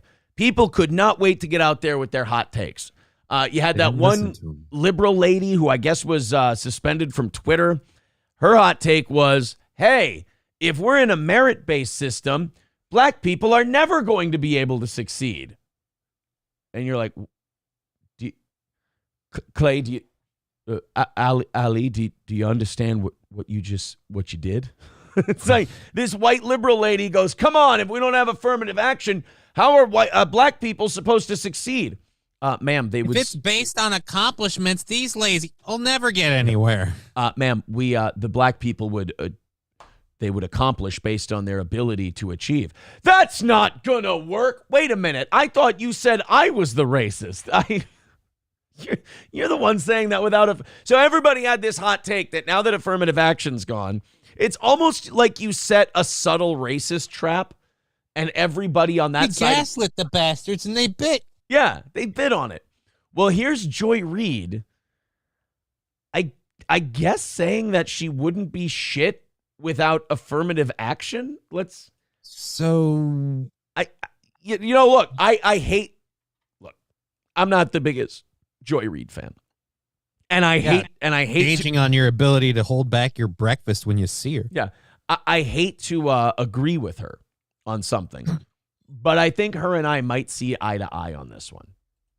Well, let me just be clear. I got into Harvard only because of affirmative action. I went to a school no one had ever. Not I got into Harvard thanks in part to affirmative action. I got into Harvard only because of affirmative action. Joy, that's not the brag you think it is. You're supposed to say, hey, affirmative action was that little bit extra that I got to get Harvard. I needed to get through the door. Yeah, to get Harvard to notice me so that my accomplishments would then speak for themselves and I'd get into the school. Not, hey, if I wasn't born black and got a special privilege out of Harvard, I never would have been able to qualify to that place on merit alone. I only got into Harvard because I was black. I wasn't there because I was qualified. Yeah, I mean, you don't say, oh, I didn't get into Harvard because I was smart. I got there because I was black. It's like that. And it would be funny if someone from Harvard admissions was like, I remember when we admitted Joy Reid, we thought she was really smart. It actually had nothing to do with her being black. I'd enjoy it more of we only did it because she checked the box. Like, you've heard her talk, right? Look, I don't want to take credit for that. That isn't Harvard education. She brought that level of stupid in, and she took it with her when she left. Yeah. Joy Reid is that bundle of that. So the Harvard admissions people were like, we didn't even know she was black. She whines and kvetches like a Karen. We thought she was Jewish. Did you see the beak on that bird? We had no idea. Never heard of in Denver, Colorado, in a small suburb. I didn't go to Exeter or Andover. Yeah, I didn't have college test prep. I just happened to be really nerdy and smart and have really good grades and good SAT scores. Right. But I thought you said it was only because you were black. Which one is it? And I love how she says, oh, I was just a kid from the suburbs. Yeah, all those kids from the suburbs who have it so rough growing up. I didn't go to any of these fancy private schools. I was just a regular, above average, upper middle class kid in the suburbs. I really came from nothing. I didn't have any college prep. I was just a nerdy kid who had good grades and good SAT scores. Right. So you didn't have any college prep, but you apparently studied because I don't know if you know this. Most people who don't go to college don't have good grades and good SAT. What is the rumor here then? In your world, are all of the people who don't get into Harvard just sitting here? I've got a 4.0 GPA and I'm on the honor roll, but I'm out here slinging drugs because no one will give me a goddamn college education because they won't base it on my accomplishments. I have to be black. What's the valedictorian of your high school doing? Oh, she's slinging fent down by the bowling alley. You know, that old gag. Someone came to Denver, Colorado to look for me. A Harvard recruiter flew to Denver, and I met up with her at the Village Inn restaurant and did a pre-interview to get to pull me into Harvard. It wasn't actually a pre-interview. The woman just flew into Denver, looked at her, and went, "Oh, you're black. Good. We'll make sure to make note of that. You'll get a few extra points. All right, talk to you later." Lady, hold on. I'd like to tell you a little story from the white side of the fence if you'd like to hear this. Nobody ever came to recruit me from college either. Nobody knocked on my door and went, "Hey, since you're white, I've got a ticket to a first-class college for you." No. I had to apply if I wanted to go to college. I actually had to do some work. It's almost like if you want to go to college, you need to, I don't know, put some effort in. Yeah, like I talked to a teacher from a community college, and she didn't even mention what she did for a living. She didn't want me there so bad. So I think you did all right. I was pulled in, and the schools like Harvard and Yale that I got into affirmatively. Yes. And it was literally not saying we're going to take an unqualified person and put them in Harvard. Yes. We're going to take a very qualified person who we would never know existed and put them in Harvard. That's how I got there. That's how Ketanji got there. That's how Justice Jackson, I should say. I mean, can you believe it? I love these fucking spoiled people, man. They're like, can you believe it? If I wasn't black, I would have had to go to Duke or something.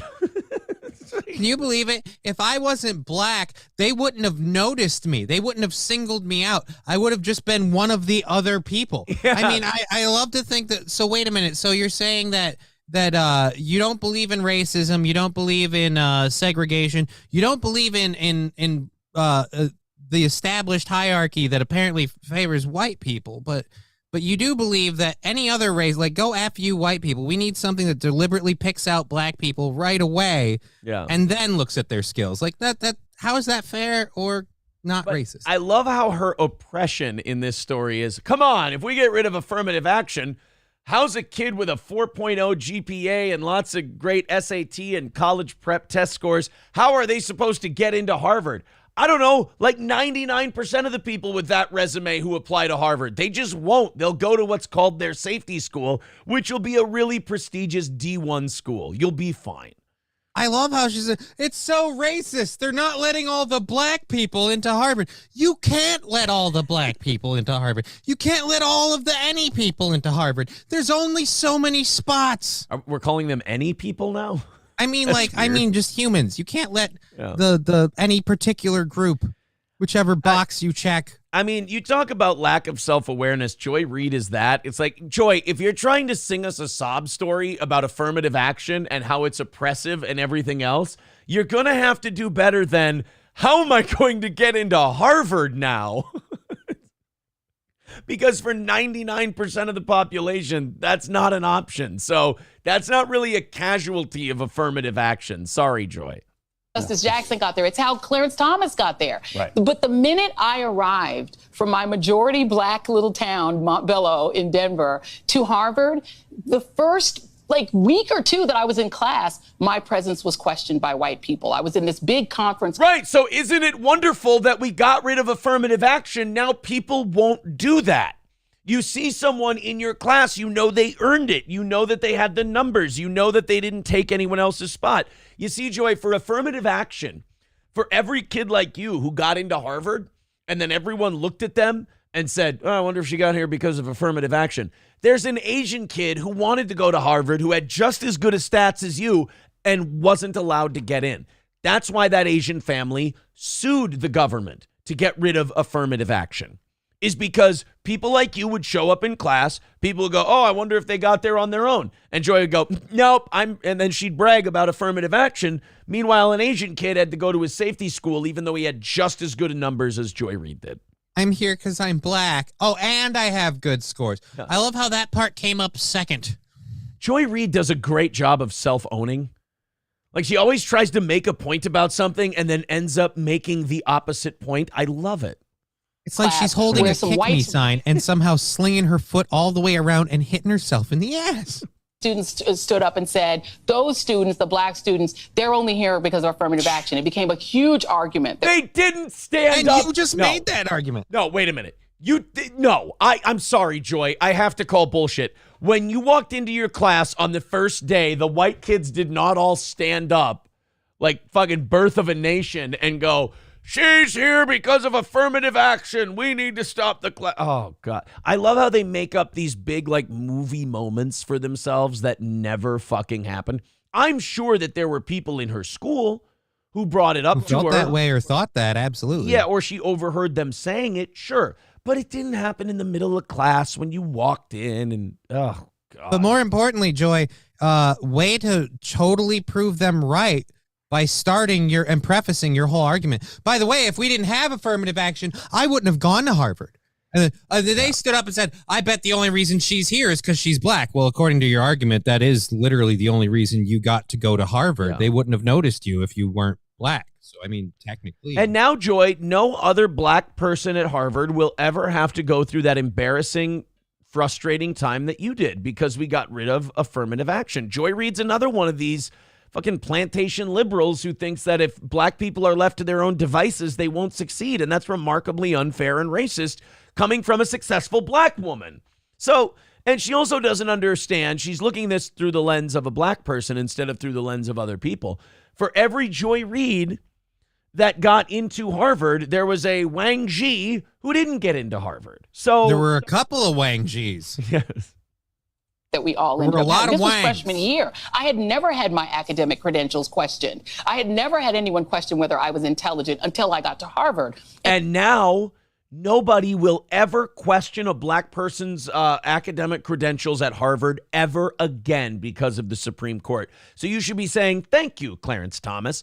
And not only that, I'm sure at Harvard, it's full of so many fucking private school snobs that all of them are like dressing up and down each person going, I bet you they're not as smart as I am.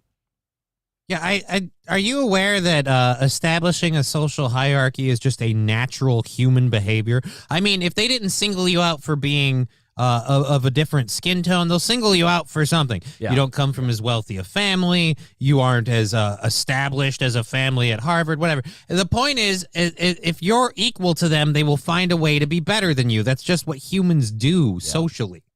And it was a defining point of my experience there. It's why I really was one of the many reasons I was miserable there my freshman year. Yeah. You feel completely out of place and people keep telling you shouldn't be here.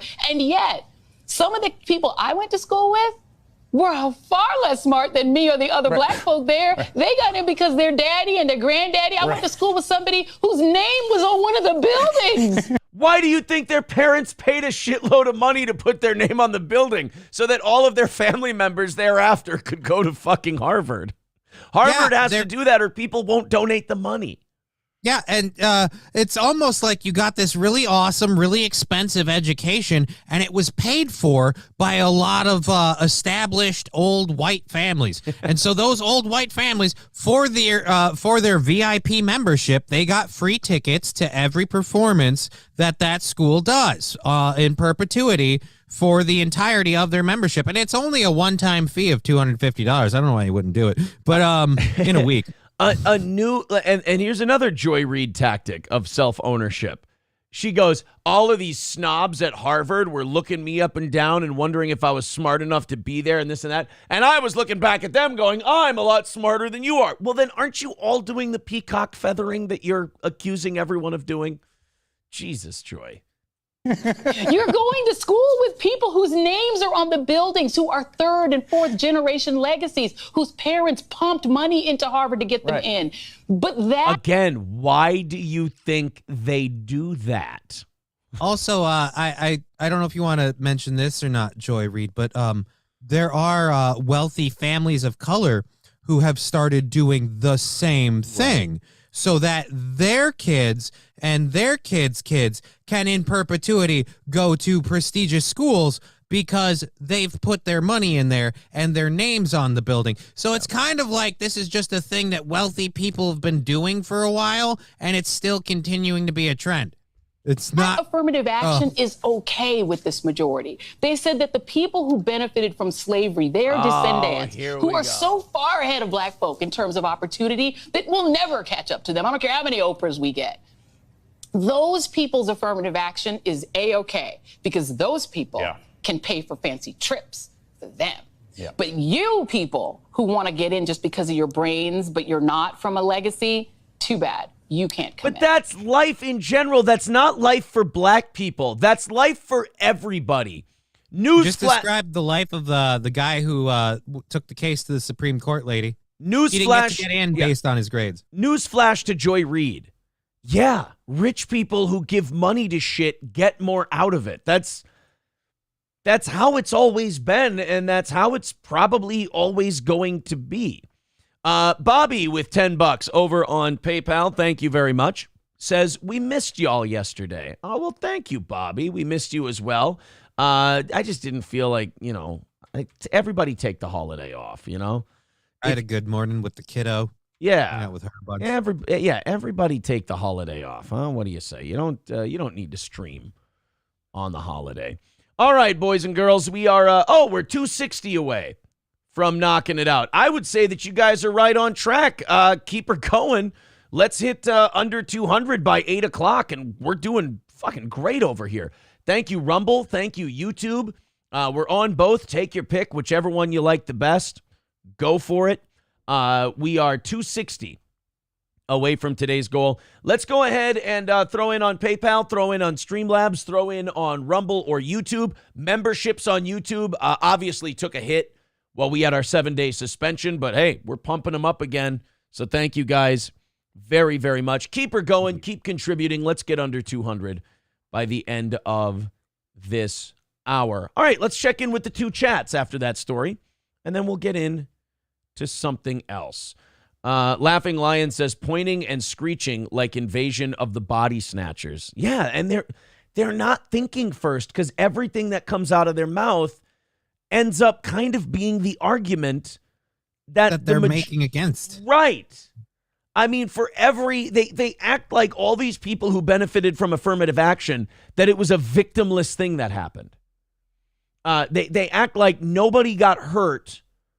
They act like those seats would have stayed open if they didn't fill them. Right. I didn't take anyone's spot. It's not that this spot got given to me on any sort of unfair bias. I had credentials that won't get noticed unless I have this thing. But like I said, she's sitting there explaining how, without affirmative action, all these families get in there because of their rich white parents and all that. Yeah, but the person who brought up the suit wasn't a white person. Again, right. It was another person, another minority. Apparently that one doesn't count though. And that family didn't benefit from slavery. They didn't have. I'm sure the Wangs have a long.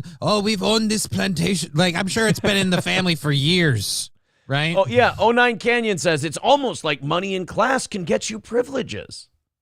No. It's almost like when you have money, people are willing to give you shit so they get access to your fucking money. Kotad's over on Rumble says, those eyes tell me everything about her, about why her Harvard classmates hate her.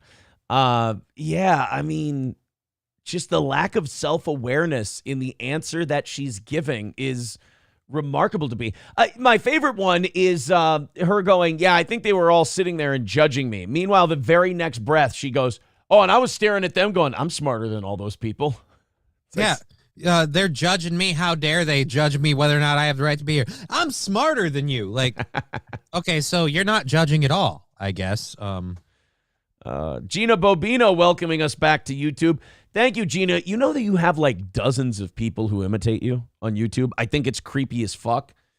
I think, maybe it's just because I'm a guy who watches shit, enjoys it, and then moves on with my life.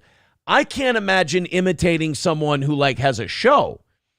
But then I certainly wouldn't be someone who imitates someone who's a fan of a show. It's wild to me. Weird. Yeah. Hit the like button, hit thumbs up over on YouTube, hit thumbs up over on Rumble. It gets our name out there more. It helps out the show. Hit subscribe, hit follow on both platforms. and keep knocking down that 260 goal. We're doing great this morning for our big comeback to YouTube. Let's celebrate with a half hour of overtime. Not CNN, Dario. She's on MSNBC, by the way. Darren Orson, renewing his membership, says she assumes all whites are legacies.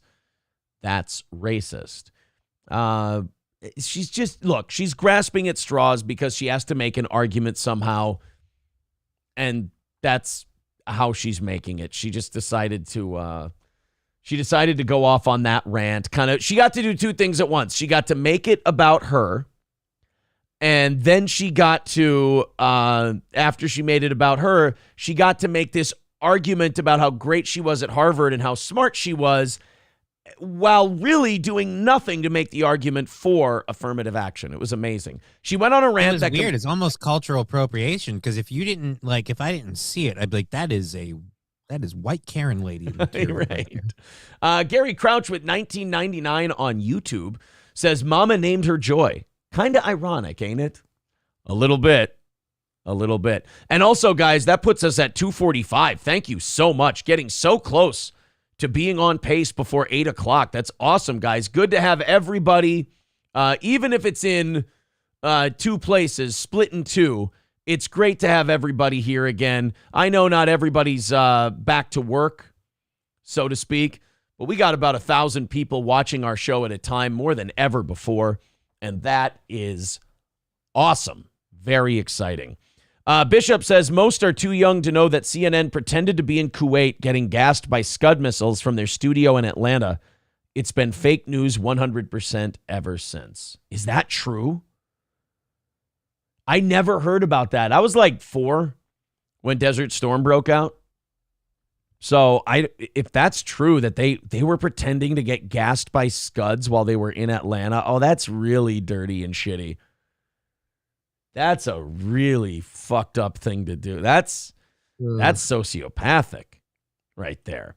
All right. That's wag the dog action. 09 Canyon says, so how many years before we start hearing about Asian supremacy? Oh, dude, that's been going on. That's something they've been talking about for a while now. Like now, Latino shooters and Asian shooters get called white supremacists. Yeah, because apparently when a group or a culture comes here and chooses to assimilate and not immediately go, I'm being held back because of my skin tone, apparently they're white supremacists. Yeah. It's really weird. All right. Well, I'm doing a good job of balancing.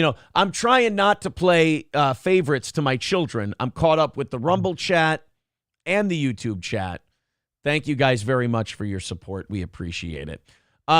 So speaking of these Supreme Court cases, affirmative action, the student loan debt ones, and what was the other one? Oh, yeah.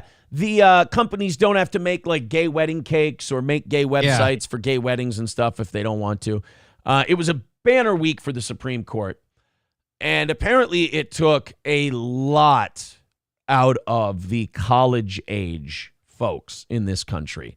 So much, in fact, that Boston University this week is offering therapy for the students affected by the Supreme Court decisions. Hey, Mom. Hey, Dad. All that money you're borrowing so that your kid can have a better future? Some of that money is going to pay therapists on retainer so that your kid can go to a therapist because the news made them sad. Johnny, years ago, and not even when I was a kid, I was an adult. So this wasn't like a back in my day thing. Usually, if you couldn't handle the news, if the news was something that made you sad and made you upset, you would just not watch the news. Right. You would watch something else. How are you so upset about affirmative action? And, well, I guess the student loan debt relief thing. But I mean, like, I'm in college. You're telling me I can't get into college based on my ethnicity. You're already here. Right. As a black person going to Boston University, I'm worried that getting rid of my affirmative action is going to lead to me not being able to go to school. It's like, you're in. Oh, yeah, that's right. Sorry. I'm just so used to bitching. They're gonna use this to keep the blacks out of Boston University. Yeah, exactly. Say the blacks at Boston University. Some idiot says we're fucked when we go to war with China. Oh, you think so? Oh, dude, we're not going to war. They're already importing their soldiers through the southern border. They're dropping weapons off left, right, and sideways. It's just gonna and they're buying real estate and municipal.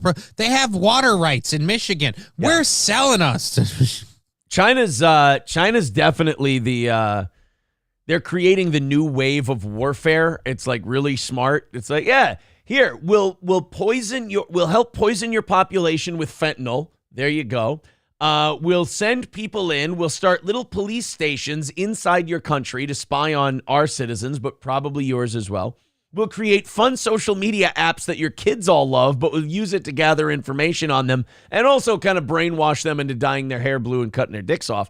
And then, like Johnny said, we're going to buy up a whole bunch of your real estate, and we're just going to own land in your country. And then it's just kind of ours when we come over. Right. So when we come over with soldiers and you guys be like, all right, it's war. No, we're going to stay on our property.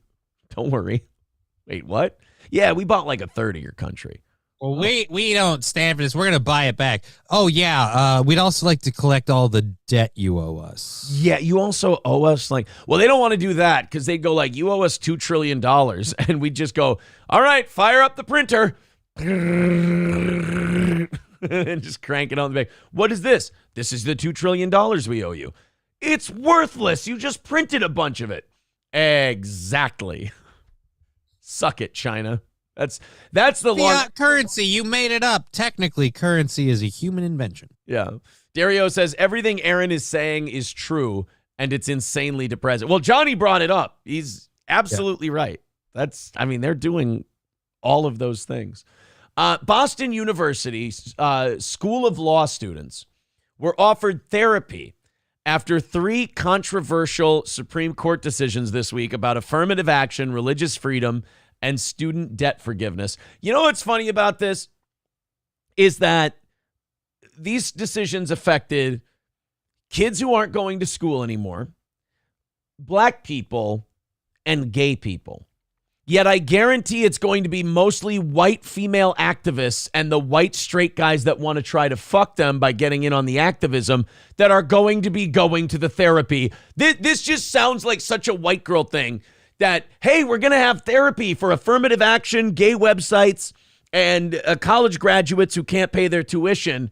Who's going to take advantage of this? And all these white girls will go, me, because I'm just so hurt and stressed by all the news I've been hearing. The Boston University Law Student Governments Association statement sent out to law students Friday denounced the 3 Supreme Court cases. In an email obtained by Fox News, the student board began by lambasting the court's decision, all 3 of them.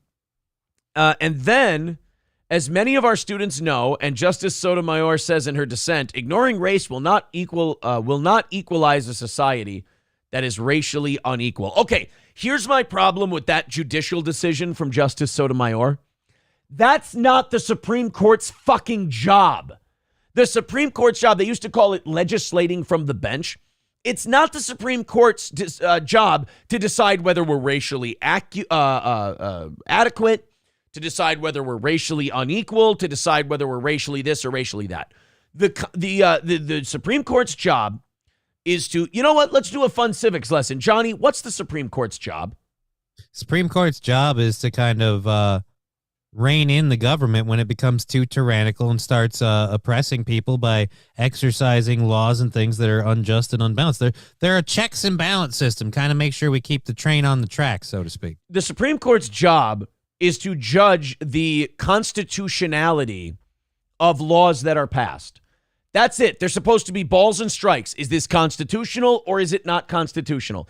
In the affirmative action case, they ruled it right. Yeah, it's not constitutional. It's a violation of the 14th Amendment and the Equal Protection Clause specifically. It's not constitutional to give one group of people based on skin color an advantage over other people based on skin color. That is Haven't you guys been calling that white privilege this whole time? Yes. So now that it's for as far as student loan debt, it is not constitutional for the president unilaterally to just take money and go, here, this is going to pay off student loan debt. The president can't do that. That's a dictatorial power. It's unconstitutional. The Supreme Court struck it down. Everyone, there's too many people out there that didn't go to school or didn't pay attention in school, or the schools didn't teach it, and maybe on purpose, that think that the Supreme Court's job is to decide what's right and best for the country and then make that decision. The Supreme Court's job is solely to go, is this constitutional or is this not constitutional? That's it. That's all. That's the only thing that they're supposed to do. They never do that decision making based on political affiliations. I mean, they do. Political affiliations, maybe not, but like constitutional interpretation. Like when they say liberal and conservative, what they mean is, are these people activist judges who see the Constitution as an ever-evolving document, or do they read the Constitution the way it was written and say, this is what the government's allowed to do, this is what they're not allowed to do? That's kind of the breakdown that you have in the court. Two of the resources that are going to be used at Boston University is behavioral medicine and Boston University student well-being. According to its website, BU Behavioral Medicine offers therapy, on-call service for mental health emergencies, and mental health diagnoses, among other services. The student government criticized the decision, blah, blah, blah. Of course they did. I want to get to the therapy quotes. They didn't get an immediate... Oh, can you believe it? Fox News did not get an immediate response from Boston University. Oh. On the therapy thing. That's too bad. God, and the fact that they're offering it is funny. The fact that they're offering it is really, really silly. The fact that people probably need it is funnier. Yes. Like, hey, man, let's go. Oh, they struck down the student loan thing. Well, why is that bothering you? You're going to college. You're gonna have a great career to pay off the student loan. Are you kidding me? I'm going for a liberal arts degree on a crack shot that I become a famous actor. This is not gonna pay off, and my parents are done paying for my life. When I get out of here, I gotta afford an apartment and my cat. Yeah, right. They just go to therapy and they start laying all their problems out. And then the therapist goes, I thought you were here about the Supreme Court. It's the only way they'd let me see you. And I'm just really having a hard time. Yes, but how did the affirmative action thing affect you? I don't know. I'm a rich white kid. I don't give a shit about those beep. Whoa. Come on. At least I pretend didn't notice to at care. first. I was too busy working my side hustle. Yo, that's right. 40% of you have a side hustle. You got to get that going. All right, boys and girls, 245 away from today's goal. Let's go on a little run here. Let's knock it under 200 in the next 5 or 10 minutes. I think we can do it. Super Chats, memberships, PayPal, Streamlabs. Those are the two best ways to do it. Rumble rants, subscriptions. Let's everybody rally up and get this thing under 200 by the halfway point in the show. And then I think we're in great shape to knock out our goal on our first day back from our YouTube suspension. And guys, statistically, thank you so much over on Rumble. Thank you so much over on YouTube. You guys are splitting the baby damn near right down the middle with about 1,000 people watching this show. Thank you so much. Hit thumbs up, hit likes, share the show, all of that stuff, and throw a couple bucks at us if you feel like it. This is an embarrassing story. I mean, it's bad.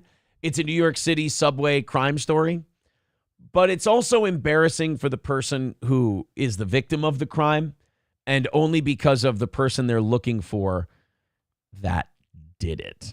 A good Samaritan trying to thwart a subway crime became a victim himself when the wheelchair-bound passenger he was trying to help in Manhattan whacked him in the head with a cane, police said.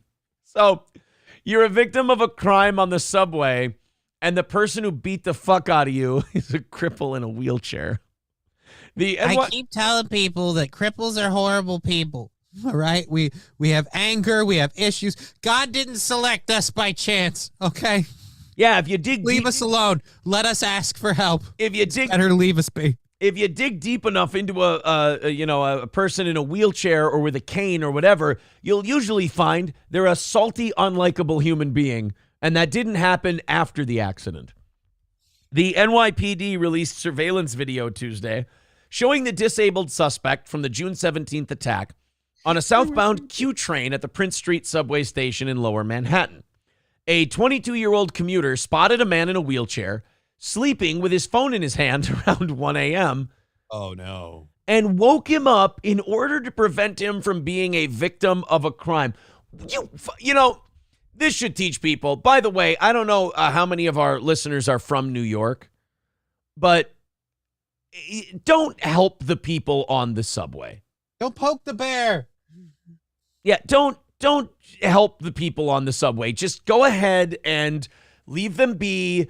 If he's sleeping at 1 a.m, it's where God needs him to be right now. Do not go waking him up. It's going to end poorly for you. Waking a cripple up on the subway at 1 a.m. rarely ever ends with a thank you, and I really appreciate you being here for me. Oh, if it weren't for you, I would have just continued to sleep. Right. Wigs says, I was excited. Aaron was 100% spot on about the Supreme Court. Most people you ask cannot answer that question. I don't know what's up with our YouTube chat today. They must have missed us because they're throwing a lot of compliments my way. I'm uncomfortable, and I don't know what to do with it. Thank you, boys and girls. I appreciate that.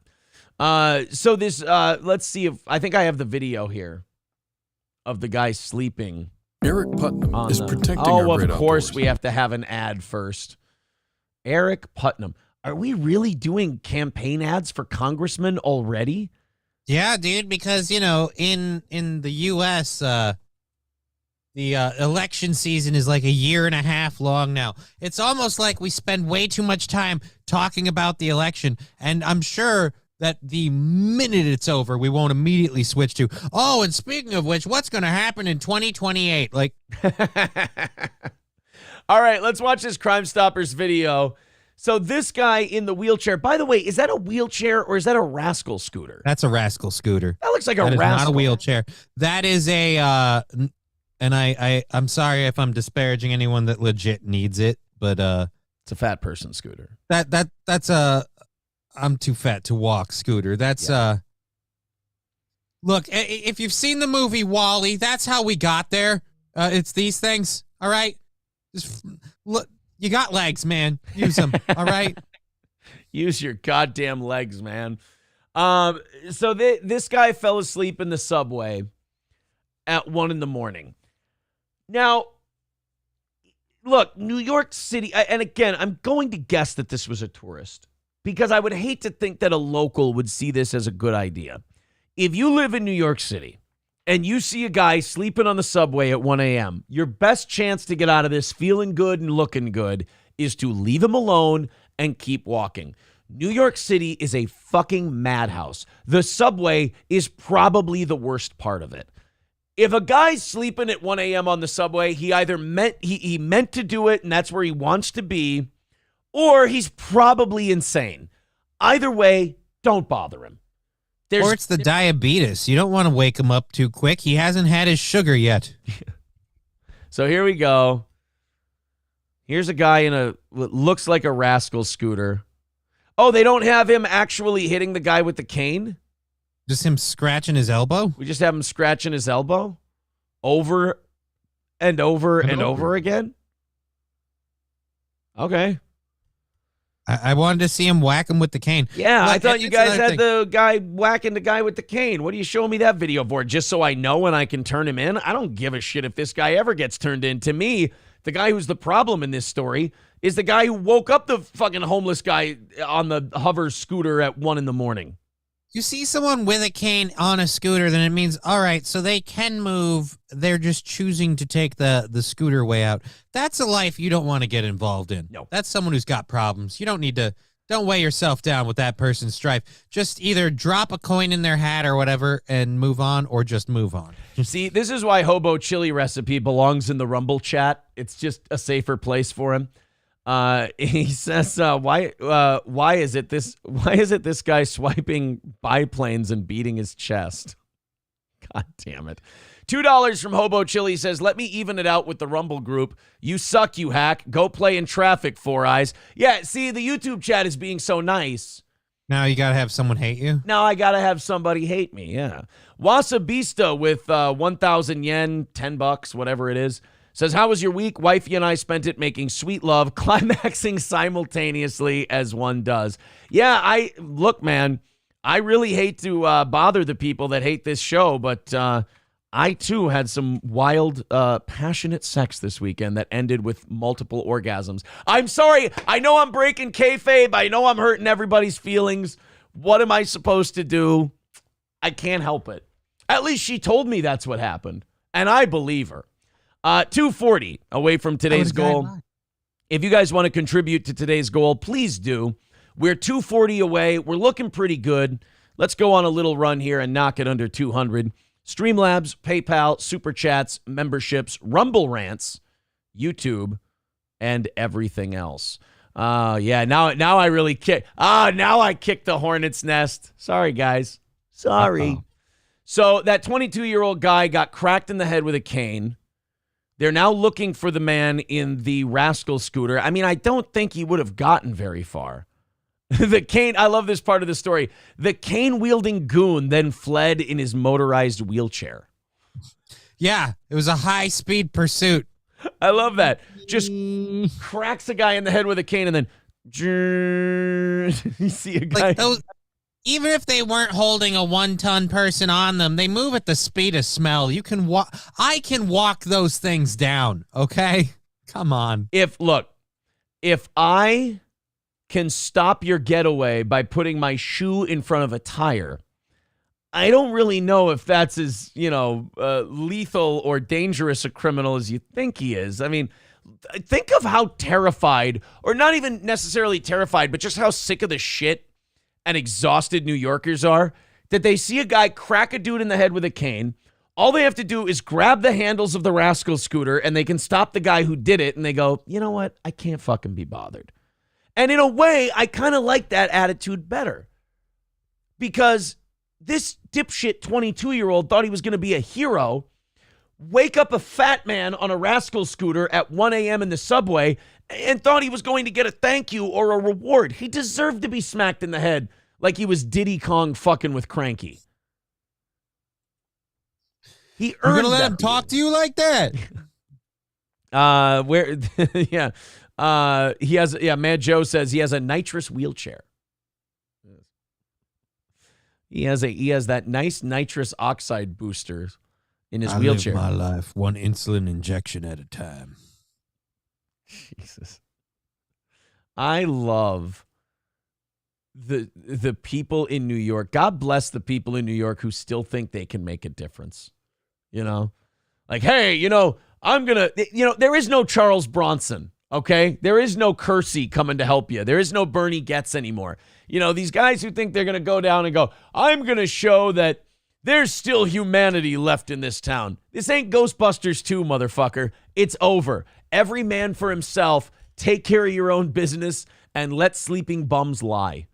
I don't know if you've noticed this, but there's been a track record of the people who do get involved getting summarily punished for it. Yeah, I no good deed goes unpunished, especially in New York City. Johnny, I wanted to show you this just stupid fucking video. The slap league, the power slap league they've got now? Yeah. Well, I guess it's like a Renaissance fair or a medieval get-together gathering over the weekend. Two guys decided to reenact this. Oh, no. Only they decided to do a medieval power slap league, where they have cast iron cookware. Oh, God. And knights helmets on. Dings off the post. Here we go, Don Cherry. I'm in. All right, here we go. By the way, 240 away from knocking it out today. If you feel like contributing, throw a few bucks in the link at the top of the chat. And thank you very, very much. Let's knock that out and do a half hour of overtime today. Let's see which one you'd rather have tickets to. Power Slap League or Medieval Power Slap League? I'm already on Medieval.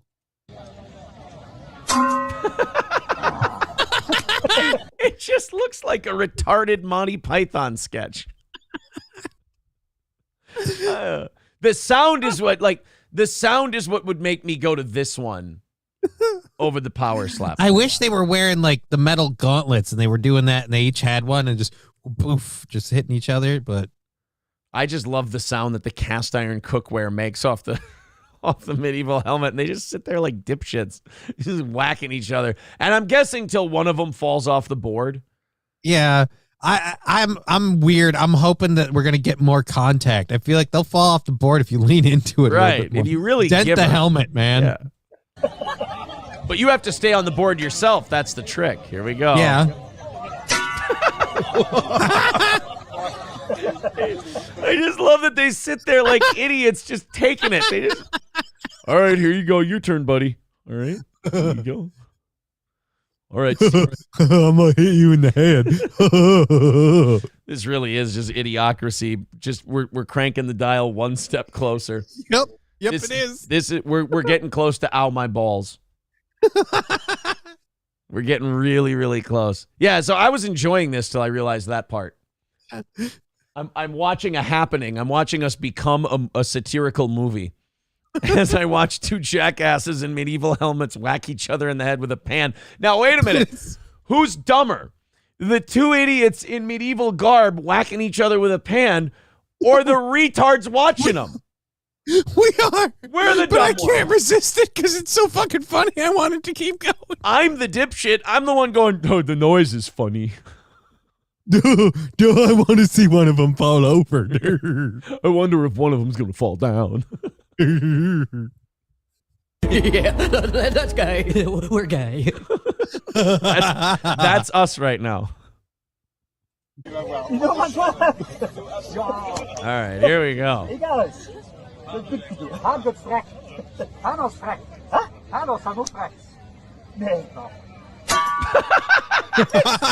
It's funny every time.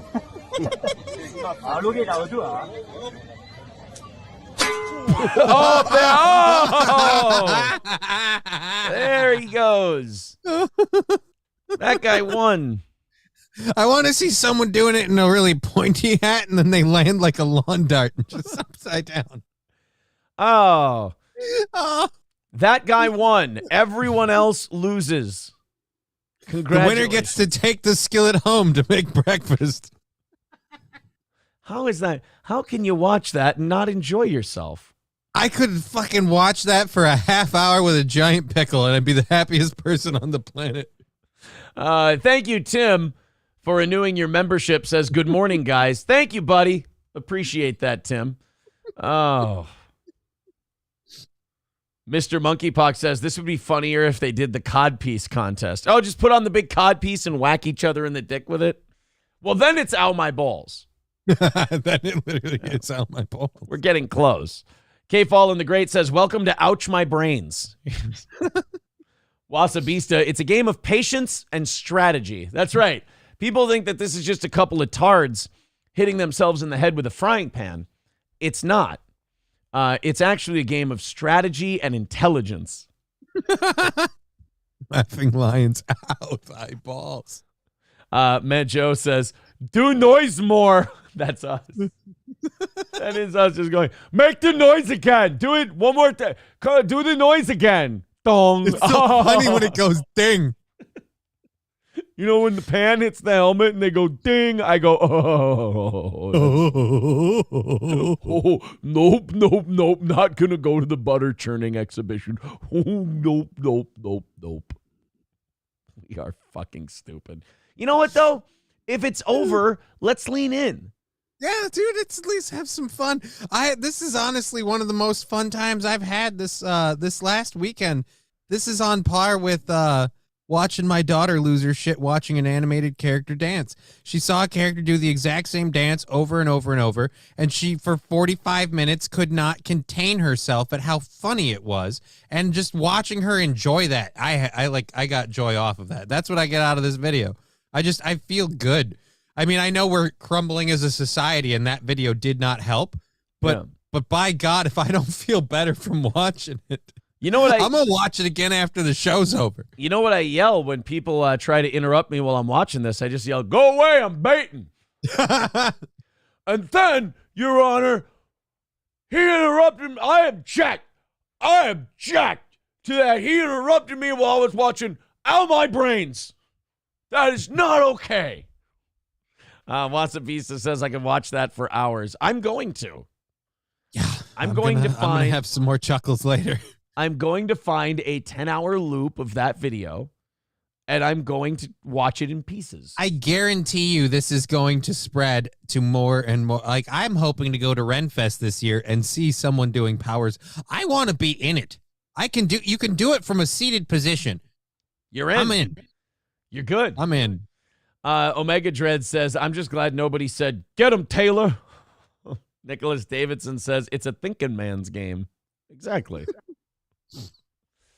Would women have an unfair advantage in that one? Like they naturally know how to handle a skillet? Yeah, women, yeah, especially ones that have been cheated on before in rural areas. They would be really good at that game, for sure. Triple N, with renewing his membership for an 11th month, says, welcome home, cuh. Thank you, buddy. Appreciate that. 240 away from today's goal. If you want to chip into the program, Streamlabs, PayPal, Super Chats, memberships. Let's get it all knocked down today. Let's make our return to YouTube successful. We're YouTube and Rumble right now, live on both, and doing about 900 to 1,000 people at a time. Very, very cool. Just chip in a little bit, and we'll be able to knock this thing out. You need to do this at the anniversary show. How hard will it be to get a couple of heavy? That would be, yeah, it can't be that hard to get your hands on. You know what, though? We're so fucking dumb. We'll find, like, they'll be bad We're helmets. We're going to kill somebody. Yeah, we're going to get somebody killed accidentally. Me, but yeah. Whatever. Well, that's who it always is. You tempt fate enough, it's going to happen eventually. That's what I always say. Right. You know what?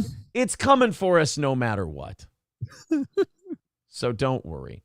Yeah, Clubfoot Kodak Carl says, welcome back to YouTube. Remember, please be sensitive to everyone's feelings, including every group, subgroup, sexual and ethnic identity, and for Christ's sake, don't say pee-pee, tinkle, or caca.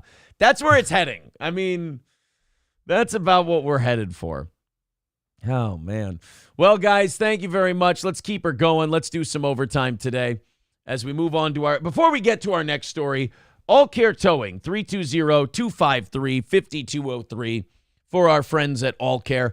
All Care Towing, 320-253-5203. If you're in central Minnesota, if you're one of our OGs and your car won't go, you get in an accident, you go in the ditch, whatever it is, nobody is quicker than All Care Towing. And speaking of the anniversary show, it's at Stoney's in Rockville, Saturday, August 12th. We've only got 34 tickets left to the event. Yes, 34 is the number, to the comedy show. And I think we've got about 10 left for the cornhole tournament. So be sure to pick those up. You can get the combo tickets. Johnny will be there. I will be there. April, special guests Gino Bisconti and Keanu C. Thompson. It's going to be Saturday, August 12th at Stoney's in Rockville, the Steel Toe 9th anniversary party. It's going to be a great time. It's free to just go and hang out. But when it comes to the comedy show, when it comes to cornhole, you can get those tickets at eventbrite.com and join us at Stoney's. And remember, for your firearms needs, nobody does it better than Midland Armory in downtown Foley. That's midlandarmory.com. Check them out for shotguns, rifles, magazines, handguns, optics, knives, parts and gear, suppressors, and much more. A lot of this stuff can be delivered right to your door. The firearms, suppressors, they'll be sent to an FFL dealer near you. You can go pick it up. And if you use the promo code SteelToe, you get a really nice discount on your order. Support Derek and Tracy. They've got all the knowledge you need. If you have questions, contact them at midlandarmory.com and make your order with the promo code SteelToe and save yourself a bunch at Midland Armory. Okay, guys, we've got one more story in the 6 o'clock hour stories, and then we'll open up the 7s here. This is like, I love theme parks, and I like roller coasters, even at my age. I like them. I enjoy them. I don't get to go on them near as much. I will say this, as I get older, the one thing I can't handle as much as I used to be able to, spinning. Really? I can't handle the dizziness. I get way too sick. Like, I don't puke or anything. I just feel like dog shit After Yeah, I get too motion dizzy. sick easier now than I used to, like with gaming and stuff. I have to like when new games come out and the graphics are really intense, I find myself getting motion sick. I got to like work myself up to playing it more and more. But I don't know, there's a couple of different tricks you can use for that, but how many rides do you love going on where the spinning's a big thing? The one where you can take the tape, like the county fair one, like because the kids are like county fair age at this point. They're not really like Valley Fair, Six Flags age quite yet. The one where you take the table and you can spin the thing yourself. I used to love the shit out of those and just spin them as hard as I can. Now I take the kids on there and I spin them as hard as I can, and then I get off and I have like a headache and feel like dog shit for about a half hour afterwards. The juice is not worth the squeeze anymore on the spinny rides. Oh, that's too bad. That's the one that still gets me. But now some people don't like roller coasters, and these people I call communists. I think they're on the Chinese side when we get invaded. I love roller coasters. Why wouldn't you love roller coasters? Well, some people, they have this paranoia. They have this idea that they're going to get stuck or they're going to fall off or something bad's going to happen. So then I show them the story from Six Flags where that pillar cracked in the middle of the ride. That doesn't help. And I'm sure that this story in Wisconsin isn't going to help them either. At the Forest County Festival Sunday, I can't believe that guy's going up there. The fireball suddenly stopped, leaving passengers suspended upside down. Da da da da da da da da da da. A lot of people were just trying to figure out. I love how they're talking to this asshole as a serious eyewitness. Fucking Mr. American flag over here. Just casually wearing his stars and stripes, everything. Is like, well, you know, what I saw was that, the ride was, while it was going for a time, and it was, the motion was as you would expect on a ride like this, and then all of a sudden, we heard a loud clanging noise. The ride must have malfunctioned because all of a sudden there was a wobble, it was thrown off, and then it was stuck upside down in that position for a while. Now, if you'll excuse me, I have to do this beer bong. Just like the amusement crew trying to figure out what's going on, what's happening. The roller coaster's stuck upside down. That's what's happening. We don't really need a detective here. Is that a roller coaster? Or is that just one of those things where it goes in a circle? They're calling it a roller coaster, but yeah, it's a just loopy thing. It's an oversized hamster wheel. If you want to get technical, yes. All of a sudden, the ambulances are showing up. Like so many others, Katie DeClark could only watch, wait, and worry. That's three things she does all the time. Watches, her wait, and worries. Could you maybe also not zoom in the camera so much? Yeah, it's not flattering. And this woman, of course, was not on the ride. She couldn't get under the weight limit. She would have had to pay for an extra seat. When the ride stopped moving, a lot of panic in me because of my two daughters. It was very scary. Like, it was a nightmare. I had to head to the cheese curd stand, get myself some cheese curds and a large lemonade jug. I had to calm down. It's just, my body sugar was off. I just really... My daughters were in jeopardy and I was freaking out. I had to eat my feelings, but they ran out of food. Her two daughters among the many left stranded upside down. Helpless. It's really hard to hear your kid yell your name and you can't help them. The waiting game was... I mean, you could climb it, but the only problem is then biplanes would be shooting at you.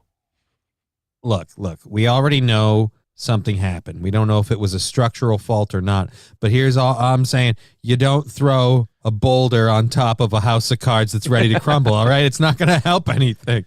Sure, the ride will come down, but it'll land on everybody. That thing was wobbling when the skinny guy was on there. It's very hard waiting for everybody to get there to figure out how they were going to get them down. What is that fucking accent, by the way? Is that just a speech impediment, or what the hell is that? It's really hard to talk through all the bladder that I have ingested. Oh, no, she's B-word fat. Oh, God. Is a button to release, but it controls every seat all at once, leaving crews with a meticulous job of putting passengers in a harness one by one. Just know that... Because they could have hit a button, but it would have let everybody drop down at the same time. You would have just had everybody hanging upside down. Wham! Right against the bottom of the ride. Why don't we have the ability to release one seat at a time? It's incredibly inefficient. When would we ever need that? We're a county fair midway. What do you want to do? Invest money into these rides? We just bought them in 1982, and we're just going to run them until they rust out. You know, 3 of those lug nuts are being held on with gum. Yes. They ran out of J.B. Weld a decade ago. Don't you worry.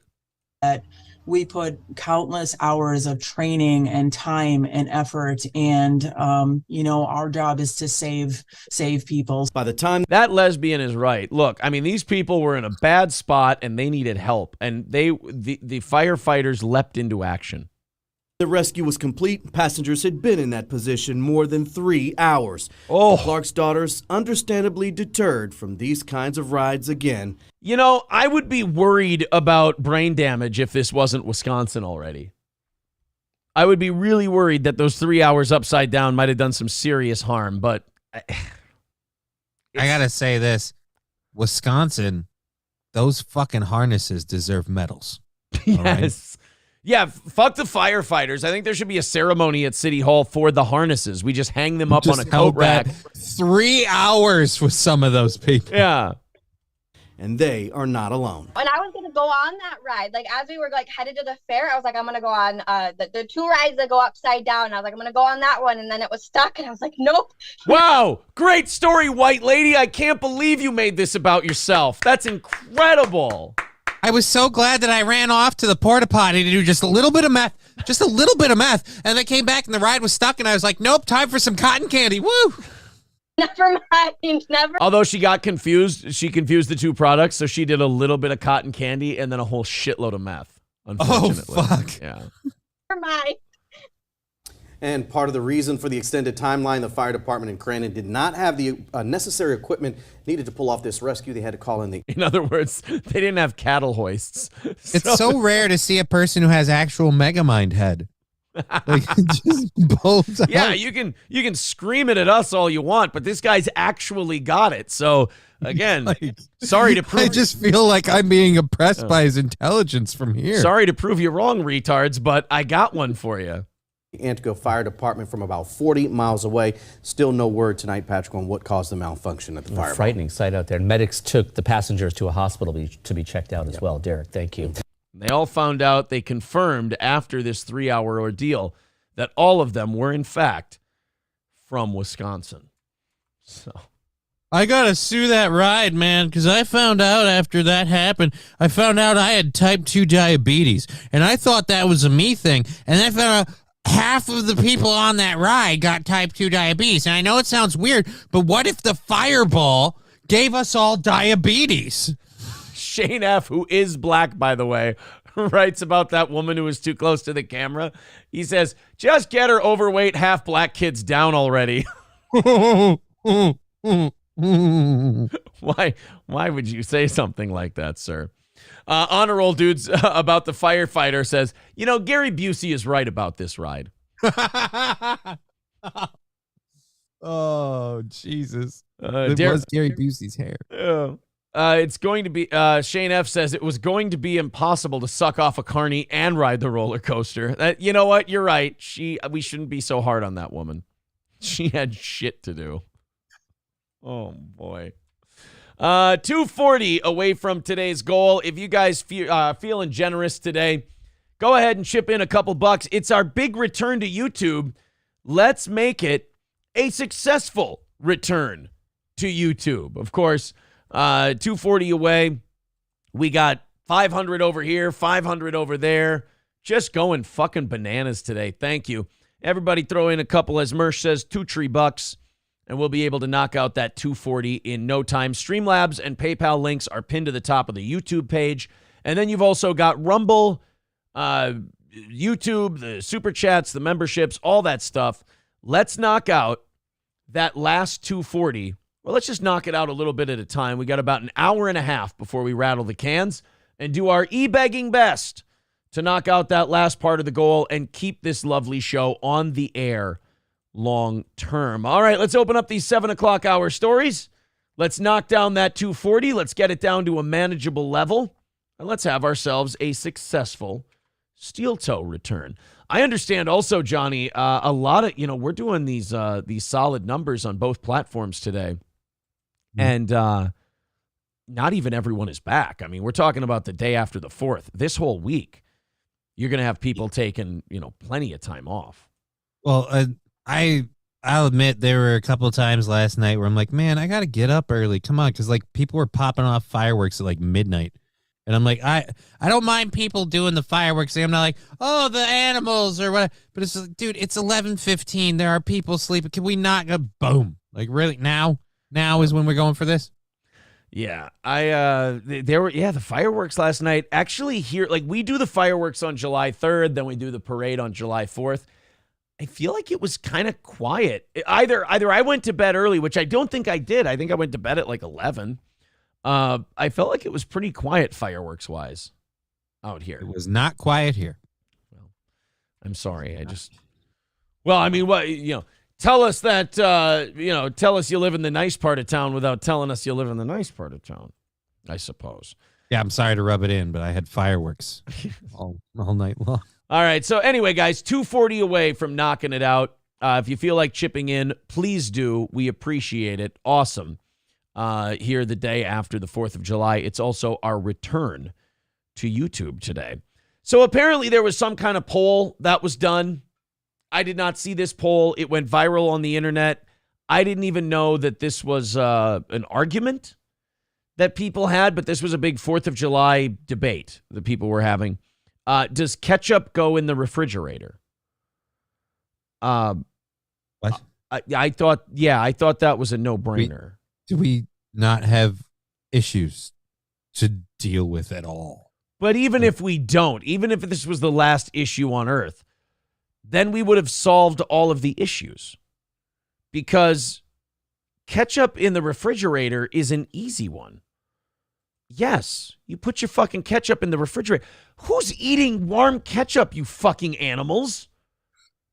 Actually, ironically enough, last week at my acupuncture appointment, the specialist there was suggesting with my condition to actually avoid cold foods and liquids because that it has a detrimental effect. I don't think he means to go quite as far as to condiment level. It was mostly like water, but I mean, you can keep the ketchup out. I mean, some people just, like warm ketchup. You can drive a car with your feet if you want to. It doesn't make it a good idea. And people are saying, what about diner patrons? If you go to a diner where the ketchup is just sitting there, warm out in the open, bullshit diner. The little family restaurant that I worked at when I was in high school and college, we had the ketchups. They were in the refrigerated area there behind the sliding door. You grabbed those, you brought them out to the table. That's it. Don't be keeping ketchup out. It's gross. Does ketchup belong in the refrigerator once it's been opened? It's an age-old question, much older than whether mayonnaise belongs in the fridge. It fucking does.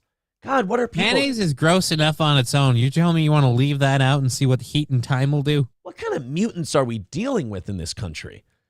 I mean, what do you have? Tiny little icebox refrigerators? Little tiny office refrigerators where you don't have a lot of room, so you got to skimp on the mayonnaise and the ketchup?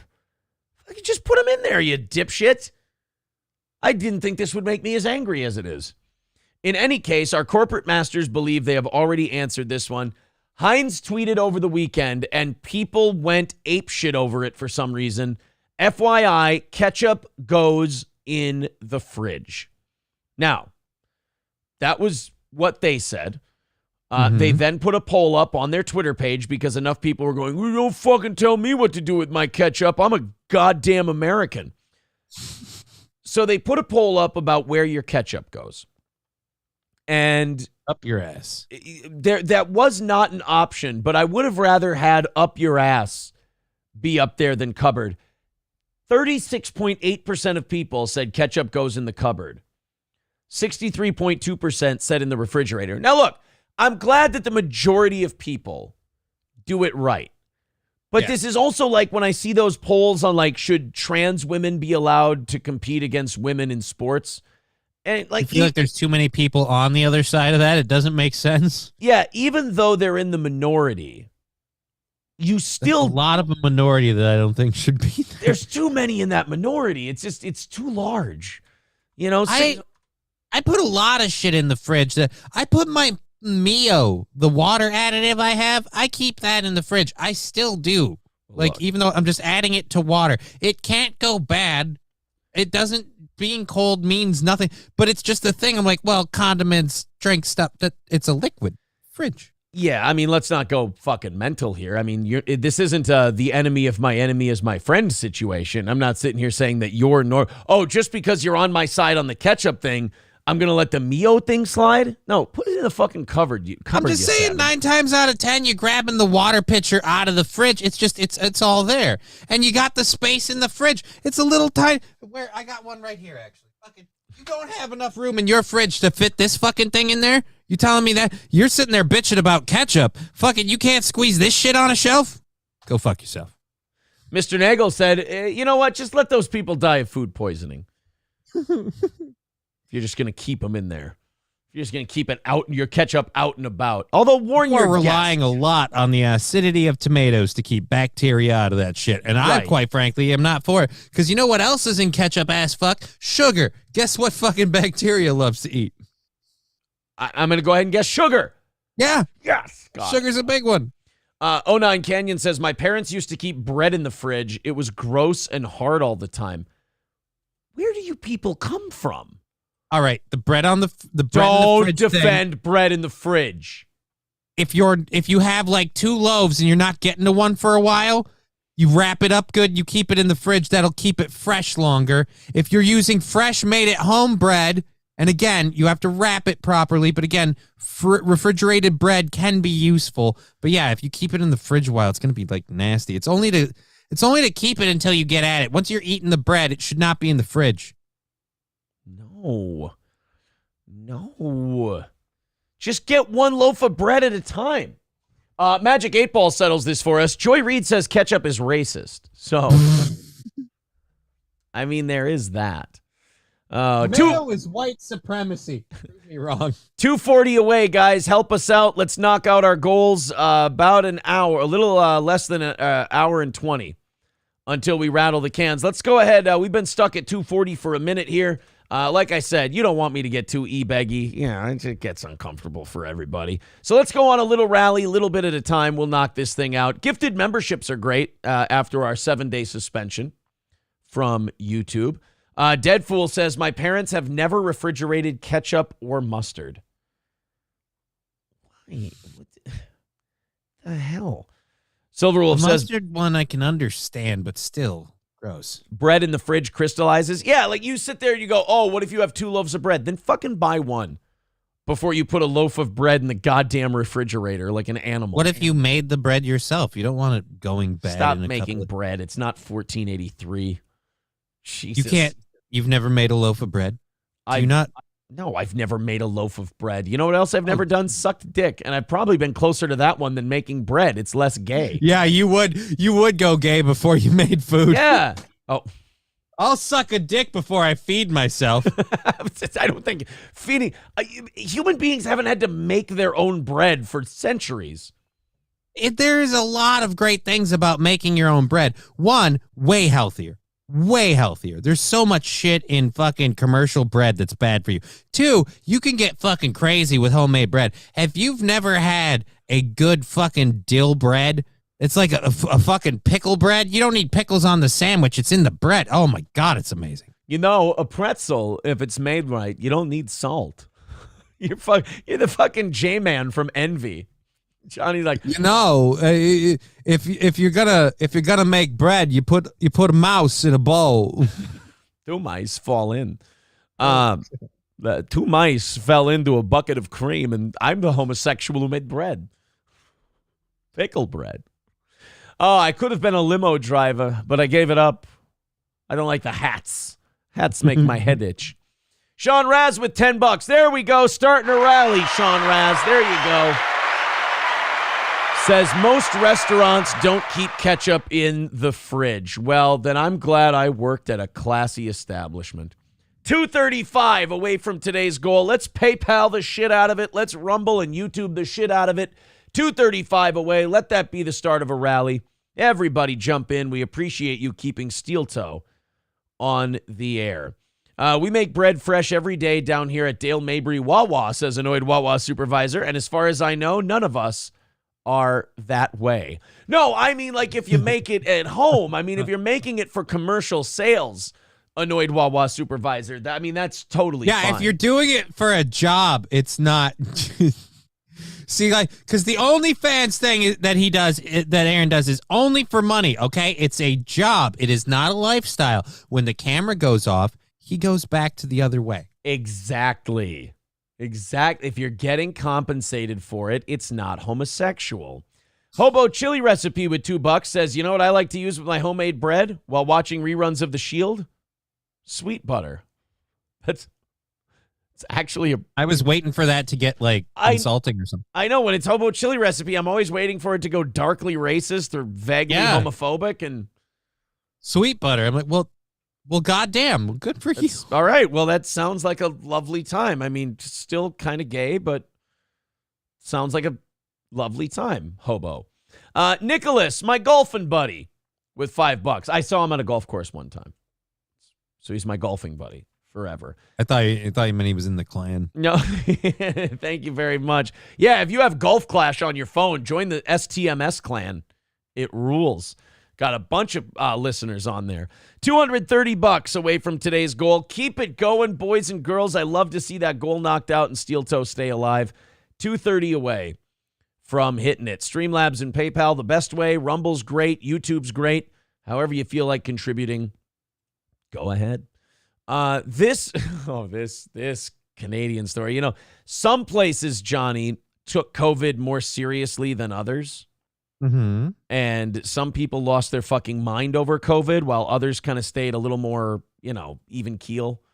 Some people had to train themselves to not see people not wearing a mask as not being the enemy. Right, exactly.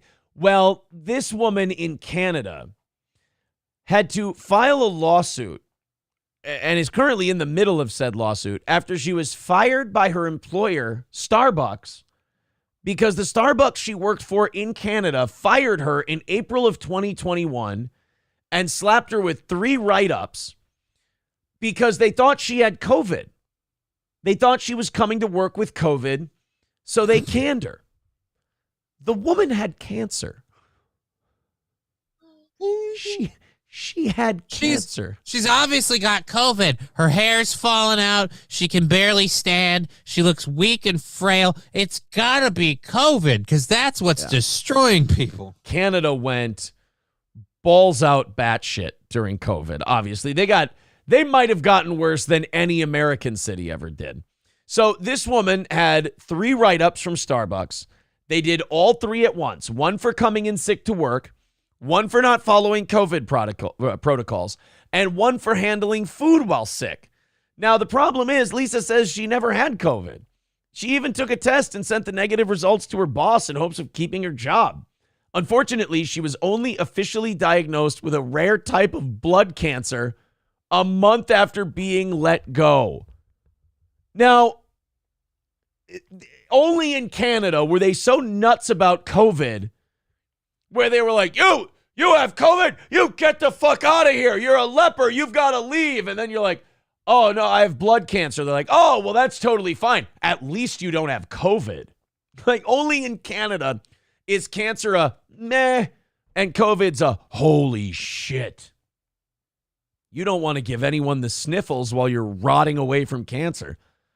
I lost all my benefits. They gave me 1 week to use my health benefits. Now, she now knows that she has myeloproliferative neoplasm and is undergoing chemotherapy treatments. She hired a lawyer, Aaron Leviton. Oh, she's going to win.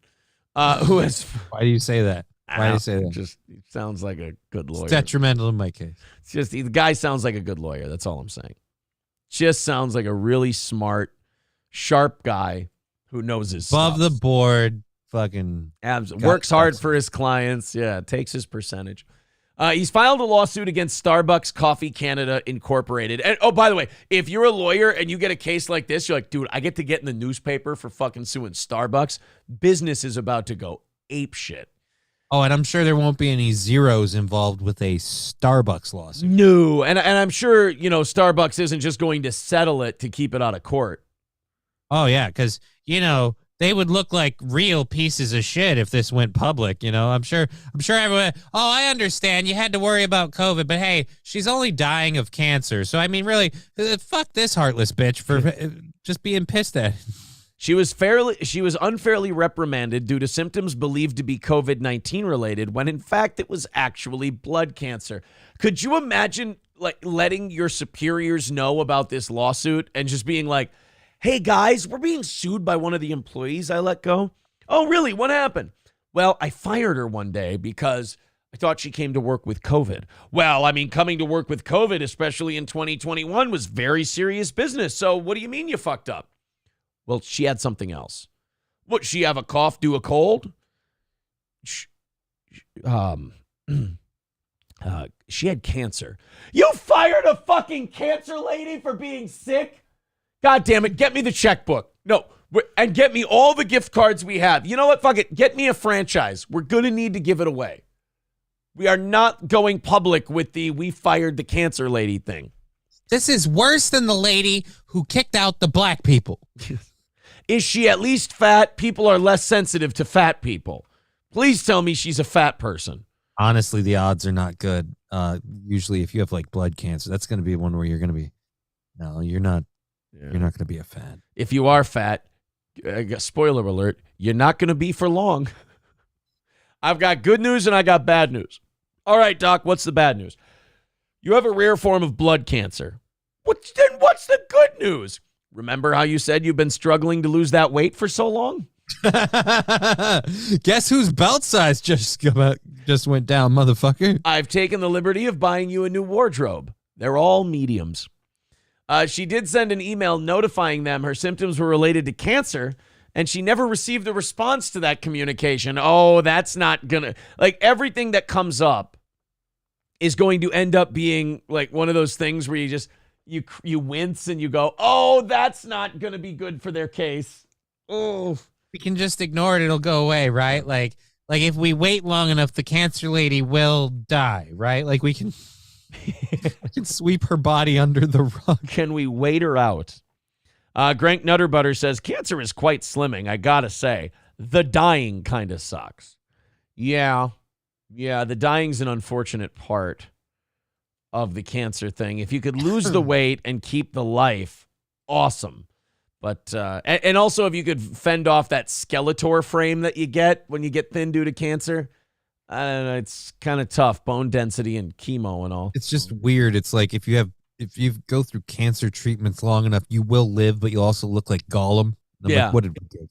2:30 away from today's goal. If you feel like chipping in, please do. We've got about an hour and 10 before we rattle the cans and do our e-beggar best to knock out that goal and add another 30 minutes to the end of the program. 2:30 away. Let's go on a nice, fun little rally. Everybody throw in a couple of bucks, and hopefully we can knock this thing out today. I want to knock out, it's big to me because even though it's the day after the 4th of July and maybe everybody should have taken the day off today, I don't know. I do want to hit the goal on our first day back on YouTube because, by God, we hit every goal on YouTube when we were off YouTube. So I'd certainly like to hit it while we're back on. Magic 8 Ball says, according to Joy Reid, cancer is racist. Well, that's definitely, it sounds like a take Joy Reid would have. She sent an email notifying Starbucks that she had cancer and that, look, I'm going to have the sniffles. You're going to think I'm COVIDing on people. I'm actually just rotting away and dying, so nobody else is going to be affected. You'll be fine. She also had a life insurance policy through Starbucks. She's lost that. And she doesn't qualify for a new policy because you have to be cancer-free for 5 years. And for her type of cancer, there is no cure. Well, to quote the news person in basketball, it certainly does seem to be raining shit on Miss Lisa. I mean, it looks a lot like you guys kind of were like, hey, we got to get rid of this chick before she costs us too much money. I mean, that's not what happened, I'm sure, but it does kind of look that way. You're gonna look kind of like dicks here, man. I don't feel bad for Starbucks on this. You guys are gonna you're gonna eat it in the fucking ass from this one. Yeah, like maybe the life insurance policy was about to go up because somebody had cancer on their staff, and they're like, I don't know, just say she's got fucking COVID and fire her. People are crazy about COVID right now, especially here in Canada. And then she sends the negative test, and they're like, we might. God, I was really hoping that would fucking come through and bail us out. Yeah, you know? that really was my Hail Mary pass on this whole thing, was maybe the bitches got COVID, but I should have known when she was 300 pounds and breathing that it wasn't COVID. The lawyer says Starbucks needs to make the right decision and stand by its position that it is a conscientious employer that takes care of its partners. It's a tragic loss for her family. She can no longer qualify for life insurance. It would be amazing if Lisa could spend this time with her family and focus on recovering and not be involved in ongoing litigation with a behemoth. Unfortunately, that's the position that Lisa finds herself in. Well, you work at Starbucks. You can deal with a few behemoths. Yeah, I mean, I'm sure you serve a few. They come waddling in for that scone and that coffee. Oh, yeah. The big sugary coffees too. Not like a black coffee with maybe one creamer in it. Oh no, they got like the candy bar in there and everything. Yeah, I don't know who you could be talking about. Wasabista says, "Oh no, oh yeah, that's right. You do that." Yeah. I thought the way you called out the candy bar, I was like, he's coming after me because I get the no candy bar blender. You know, it was 2 extra shots of espresso. It was completely an arbitrary thing that I was shitting on, forgetting that it, explained you to a T. You're a fucking. I love the Kit Kat coffee drink. Just give me a break. Give me a break. Break me off a piece of that big black coffee. That's all. Wasabista says, "Oh no, I'll die before I can spend my savings. Don't worry, get chemo. It won't help you, but your savings will be gone." Yeah. We'll take care of that for you. All right, kids, still 2:30 away from knocking it out today. Let's go ahead. Everybody chip in a little bit. Let's knock that thing out. $230 away from our returning to YouTube goal post July 4th after our suspension. Let's gift some memberships. Let's throw in on Streamlabs and PayPal. The links are up in the chat. They're also, you can do Rumble and all that stuff. There you go, Rumble. There's the links to Streamlabs and PayPal. You can also subscribe to the channel, become a member, do Rumble rants, super chats, whatever. Let's go ahead and knock that out and do a half hour of overtime today. We've been stuck at 2:30 for quite some time. This is a listener-supported show. Without listener support, we can't do the show. So we do appreciate anything you can contribute. Okay, let's play this video from the women's. Yes, we're going to watch a women's sports clip. The 2022 winner of the AJC Peachtree Road Race 10K race in Atlanta, Georgia, was not only primed to win the race again and was the favorite to win once more, but also maybe break the 10K record for the women. And then something fucking tragic happened during the race. Would you like to watch a tragedy? Yes. During a road race? I feel like tragedy is a synonym, but I don't know if I want to watch do you want to watch the news story version of it? Or do you want to watch let's just do the finish. The news story, they'll give it away too quick. With this part, we can show you guys the whole tragedy in real time. So I believe the record was like 29 minutes and 20 seconds or something of that nature.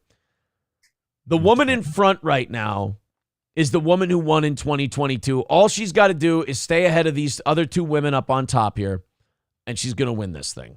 Arms, you look at their knees, what they're doing on the pavement. There is some wet pavement, but it doesn't look like it's slowing them at all. I believe that's Yeska. Now here she goes. Chellingot, here she comes on the right side of Sunbury to Ferry. All right, so the woman who's furthest to the left. Back and forth as they make their way toward the finish line, just meters away with the motorcycles, giving them the perfect escort toward the finish line of this race. Sinberry to Pay attention to these motorcycles because the motorcycles are just there to make sure that nobody gets in the way. Gets in the way. There's no traffic, anything like that. Ethiopia looking at her watch, trying to hold on as she has challenges from Chelangat of Kenya and Yeska also in the mix as they come toward the finish line. Tesfaye, Chelangat, Sinberry, Teferi, and look at him now, Sinberry, Teferi, trying to time this out. Can she do this right now? She could. Looks like she is could moving break the fast record, and Johnny. moving hard. All right. She's ready to break the record. Here she comes. She's pulling away.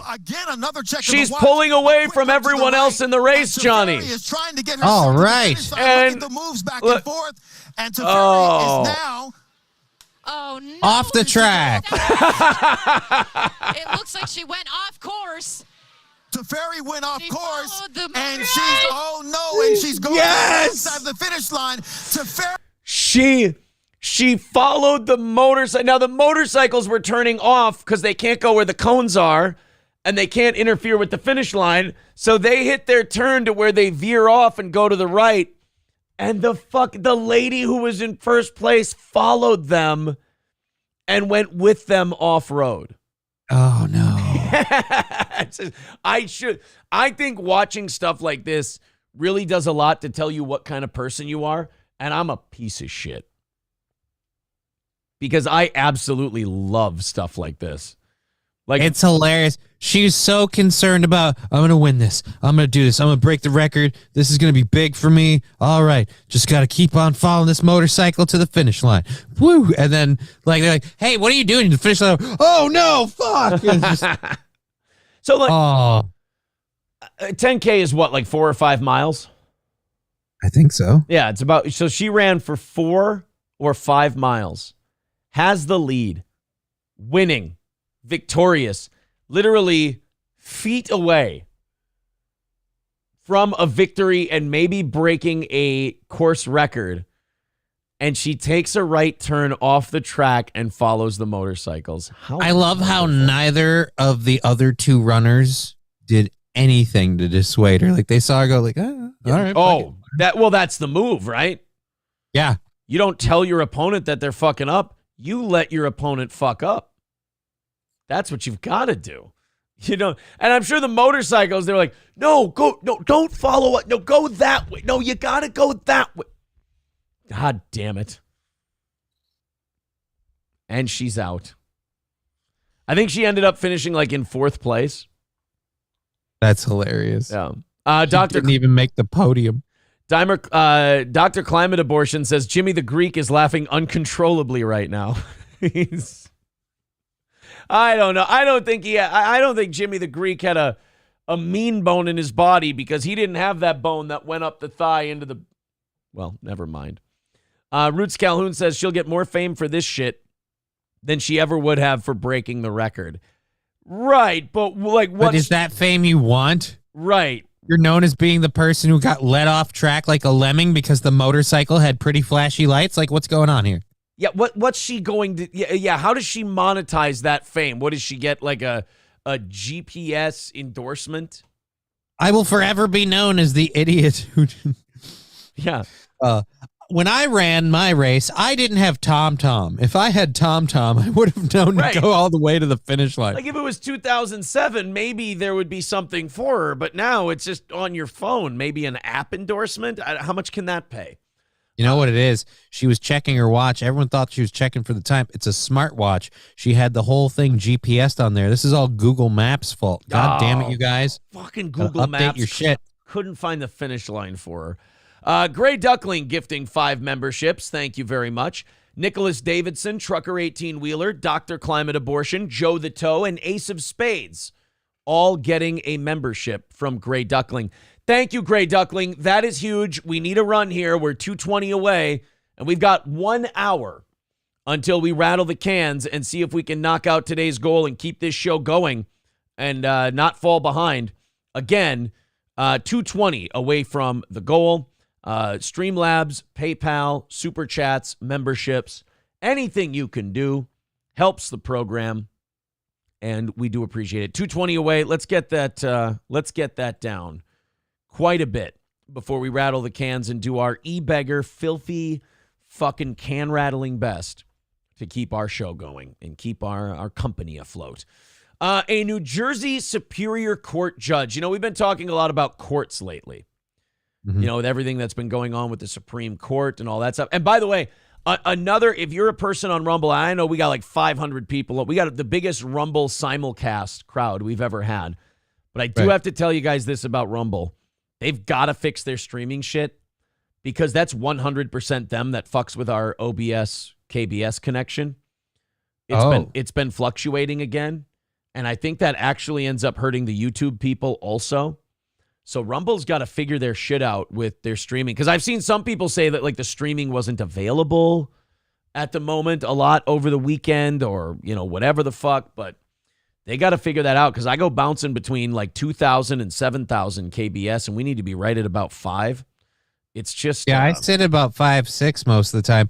I've had some bouncing up and down, but I've been 3 streaming for a while, so I've never it's Rumble. put it to one particular thing. That's the Rumble part of it. Is what it is. Thank you guys very much. $5 from Hobo Chili Recipe. He says, scholars say the early catching of slaves was very simple. Buy a couple colorful sparklers from a and Pied Piper them right into the 16th. All right. Thank you, Hobo. That's why Hobo sends his money on Rumble. I can't imagine how our chat got us into trouble. I can't imagine it, guys. But Hobo, I do want to thank you for doing that via Rumble rather than YouTube. I appreciate it. Dolly's Llama says, guys, at least she wasn't running from police.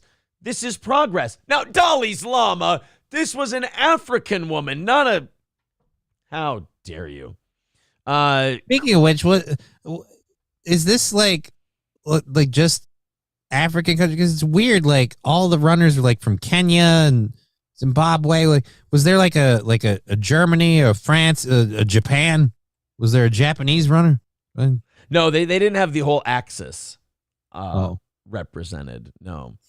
Kraken Slappin says it's been glitching here a bit ago. Yeah, I mean Rumble. Look, guys, I really want to do it, and I know that you guys are like, oh, you can't run from Rumble now. You can't run from Rumble. I get that. Guys, I really do understand it, but it's frustrating. And I know ROTC has been frustrated with it too. If we're going to lean on these guys and depend on them and reward you guys for, following us to Rumble, hitting all the goals, everything else, that's great. But I need them, I need them to be able to hold up for us. And if our KBS keeps fucking up, it drags down the YouTube stream as well because it's all the same stream. It's just broadcasting to different places. And if Rumble drags it down, it drags down everybody. And I don't want that because that, again, drives viewers away. If you're a new viewer, make sure you hit subscribe on all of our channels. Make sure you hit the thumbs up. That helps all of the analytics and the, everything else. Union Jack says, I know you still want to stay on YouTube. Well, look, I want to be everywhere. Rumble's got a great promotion of us, and we do great numbers over there. YouTube has a lot more regular users, and even though we're being throttled and we're being struck, we still have a business. We've still got to make money. That's what this whole thing is about. We got to hit those numbers every day, and it's really hard to do it without YouTube. So why not just do both? That would be great. Let's do both. 2:15 away from today's goal, and we are at the 9 o'clock hour now. So this is the last hour of the show. I hate to get panhandly on you, but like I said, to keep this business afloat and keep our show going, we run this thing on a shoestring. Those goals do need to be hit every day. So if you're feeling generous, please chip in. We do appreciate it. Let's try to knock it out today. If we knock it out, we add an extra 30 minutes to the end of the show. If we don't, we end in an hour. All the links are in the chat and pinned to the top of the page. Please use them. A New Jersey Superior Court judge allegedly filmed inappropriate public TikTok videos of himself over a 2-year span and potentially broke several judicial conduct rules, according to a complaint filed Friday. Now, bad enough to be a judge, someone who's expected to be the legal scholar of the area. What are you doing on TikTok? Yeah, getting caught on TikTok, first of all, as a judge is bad enough. But then getting caught on TikTok filming, quote, inappropriate public videos of yourself. What were you doing, twerking? Just wait until you hear what this, and then see a picture of this guy. Here's the judge we're talking about. This is the guy that got in trouble for posting inappropriate TikToks. I mean, that doesn't really look like a guy you want to see doing anything inappropriate on any social media. TikTok. Yeah, or on TikTok. Yeah, he's not. This guy doesn't fit the demo for a lot of things. In fact, the only thing he fits the demo of is judge. That's it. He looks like a judge. He looks like a judge. Gary Wilcox, a Bergen County criminal judge, is accused of posting videos of himself lip-syncing songs with explicit lyrics, sometimes while in his chambers. Great. So my judge fucking mouths DMX songs while he's about to. And by the way, it's shit like this that like lawyers jump on and they end up getting like whole cases overthrown. Yeah. Because of assholes like this. The complaint, which was filed by the disciplinary counsel for the advisory committee, says Wilcox started the TikTok account under the alias. Oh no. Under the alias Sal Tortorella. And posted 40 videos between March 21st and April 23rd. The complaint specifically refers to 5 videos in which Wilcox allegedly lip-synced to songs containing lyrics that were sexually explicit or violent or featured racist terms. All right, so we know he was listening to hip-hop. Why would you say that? I put all those 3 things together, and I made myself a little determination on my own. But judging like a devil to find the Lord. Jailing like it from. Sorry. The videos were filmed in various locations, though at least one was in Wilcox chambers. That's wonderful. With law books clearly visible in the background. In 11 videos posted to TikTok, the complaint says either the content, including references to violence, sex, misogyny, or the location in chambers in the courthouse and in a bed, oh God, or respondent's physical appearance, i.e. wearing his judicial robes and or partially dressed while laying in bed, were inappropriate and brought disrepute to the judiciary, according to the complaint. Why was this semi-nude in his bed making TikToks? And who thought it was a good idea to share these? He thought it was a great idea, ironically using terrible judgment. The complaint. Well, now I think all of his cases should be thrown out, honestly. Right. If this is the decision-making process we have, did that guy really commit a crime? I mean, look, is this guy, does he sound like a lot of fun? Sure. Sounds like a great time. Is that what you're looking for in a superior district judge? Probably not. Probably not. Well, it's time to find out what exactly he was singing. The complaint says the judge recorded several TikTok videos in his chambers, including songs which contained profanity, graphic sexual references to female and male body parts, and or racist terms. Songs that the complainant says he lip-synced included Jump from Rihanna. Oh, no. You don't lip-sync girl songs, dude. And Sure Thing by Miguel. In another video, the complaint says the judge was wearing a... All right. Look, man, I like this guy. I understand why he had to be let go. I understand why there was a complaint. But if he was anything but a judge, I would say this guy sounds like a hoot. I love this guy. Pete but a judge. Yeah, he's a blast. In another video, the complaint says the judge was wearing a Beavis and Butthead t-shirt while walking through the courthouse with Get Down by Nas playing in the background. All right, I'm sorry. That's just cool, man. Right. Like, I like him. I love the idea that I could be in this guy's courtroom and he could be wearing a Beavis and Butthead shirt under his robe. The complaint says that in another video, the judge smiles at the camera with the following screen text visible. Was this like a psyop? Like, was this guy like, I need to get out of this fucking judge job. What'll it take for them to can me? Because he smiled at the camera with the following screen text visible. when an ex-girlfriend calls you Santa because of your new white beard. So he's trash. In the background, Touch It by Busta Rhymes is playing. He's the best. Why is this guy let go? What have we done wrong here? Other than discover that this man has a personal life and he lives. All right. Well, yeah. I mean, who doesn't want to be in this guy's courtroom at this point? Who has he harmed?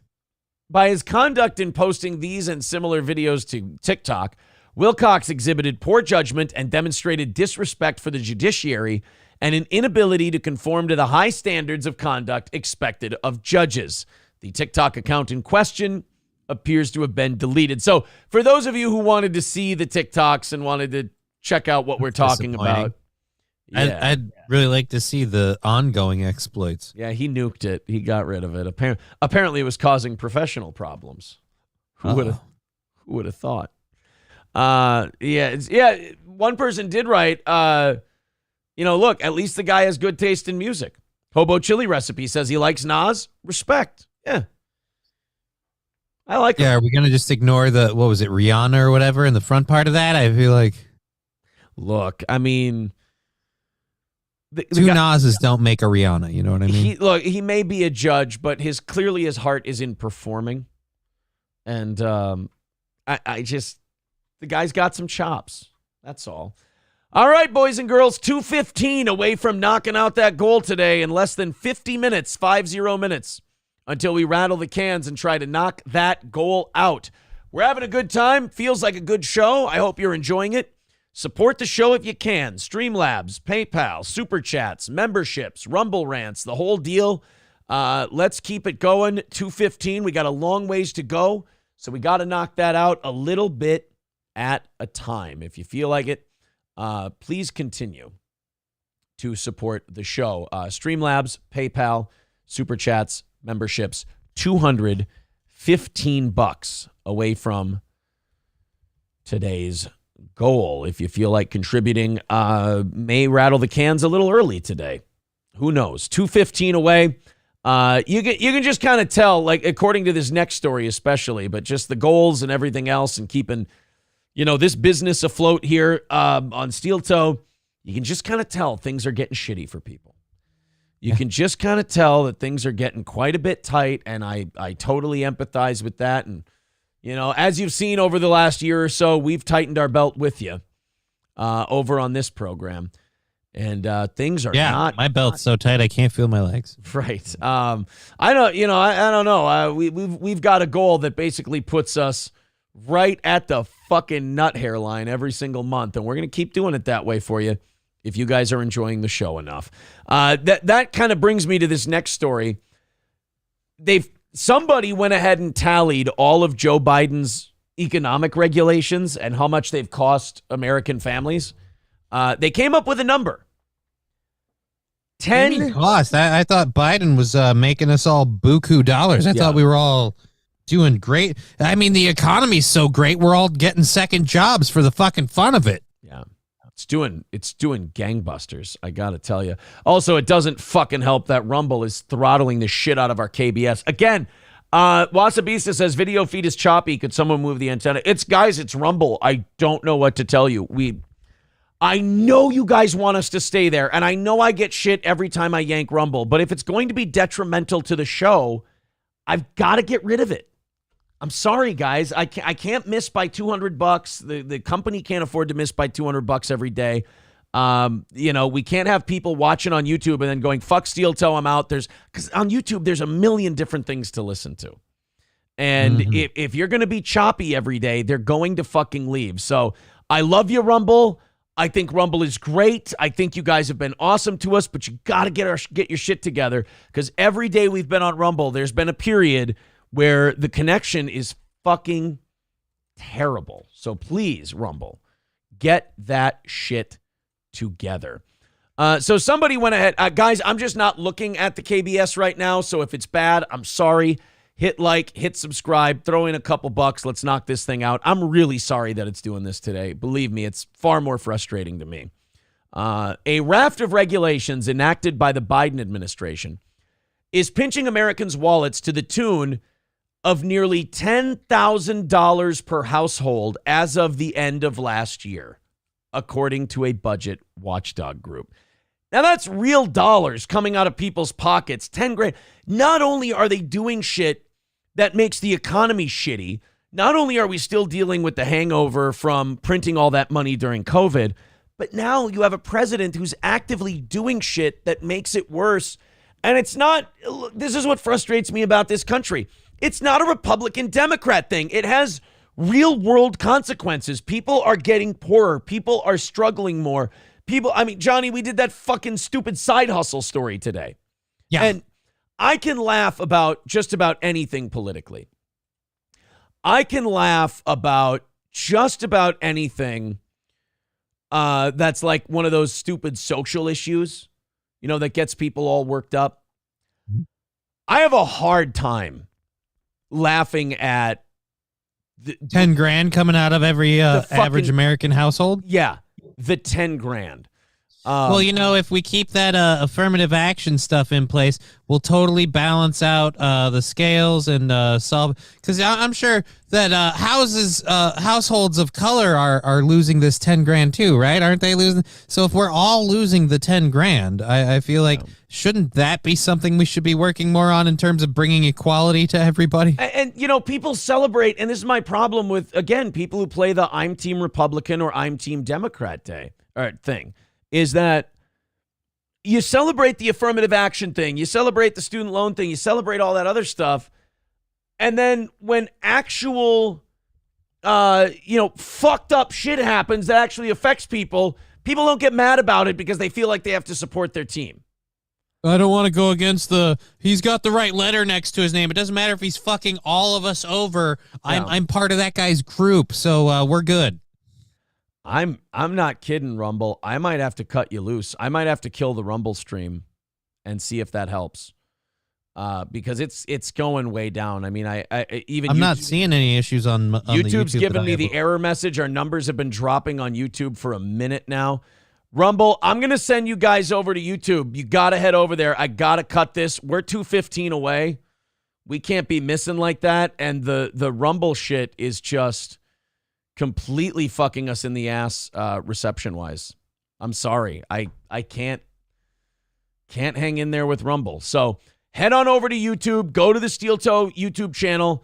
I'm going to end our Rumble live stream and I'm going to see if that helps because it's a fucking disaster right now. We're dropping 10% of our frames. Oh no. At the moment, and we can't have that. So I'm going to end that stream. It looks good on my YouTube side. A lot of people are complaining, and a lot of people aren't complaining. They're just fucking leaving is the problem. They're just going away. And at 2:15, short, we can't have that.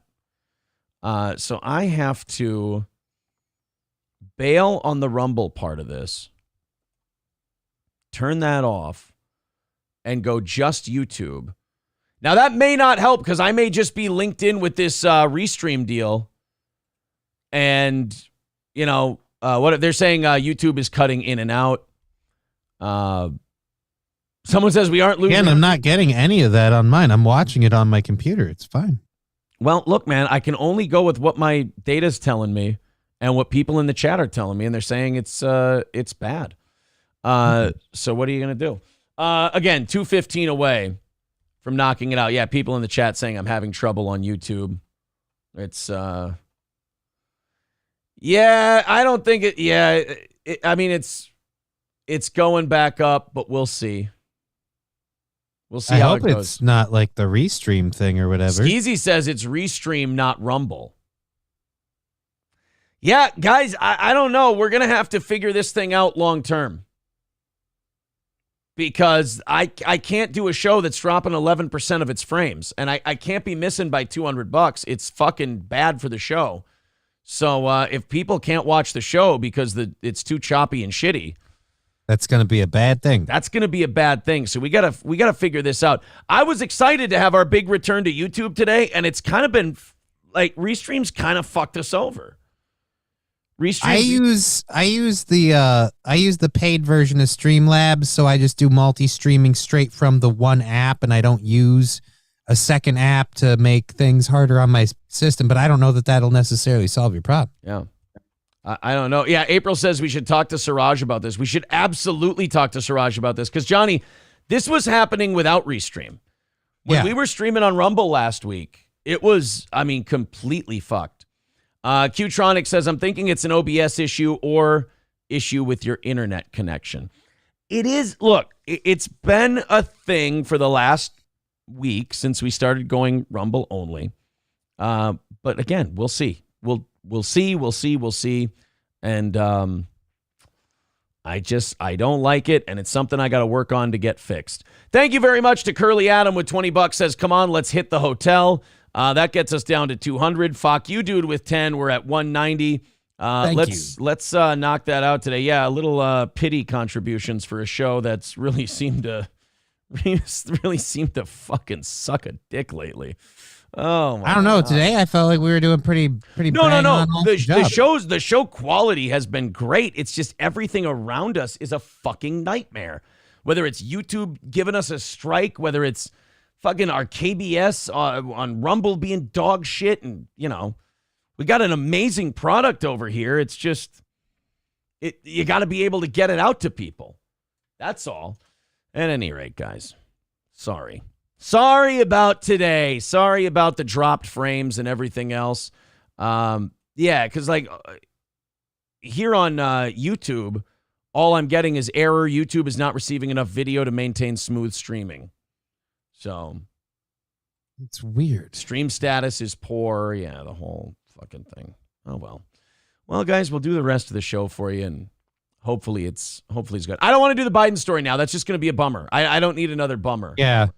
On top of depressing thing. Today's program. We got to get the fuck out of this streaming deal. Fuck you, dude, becoming a member for 13 months, says you better have bought those sparklers. Oh, boy. April says, I actually think there's something in my notes from our meeting we could try. Well, we'll give it a shot. Cash45 says, watching in New Zealand, and it's fine. No problem here. Yeah, but you guys have everything backwards, like even your toilets flush different. Well, that's, I think, a gravity thing or something to do with the rotation of the earth. Exactly. Aaron forgot to kill his Indiana Jones torrent. 185.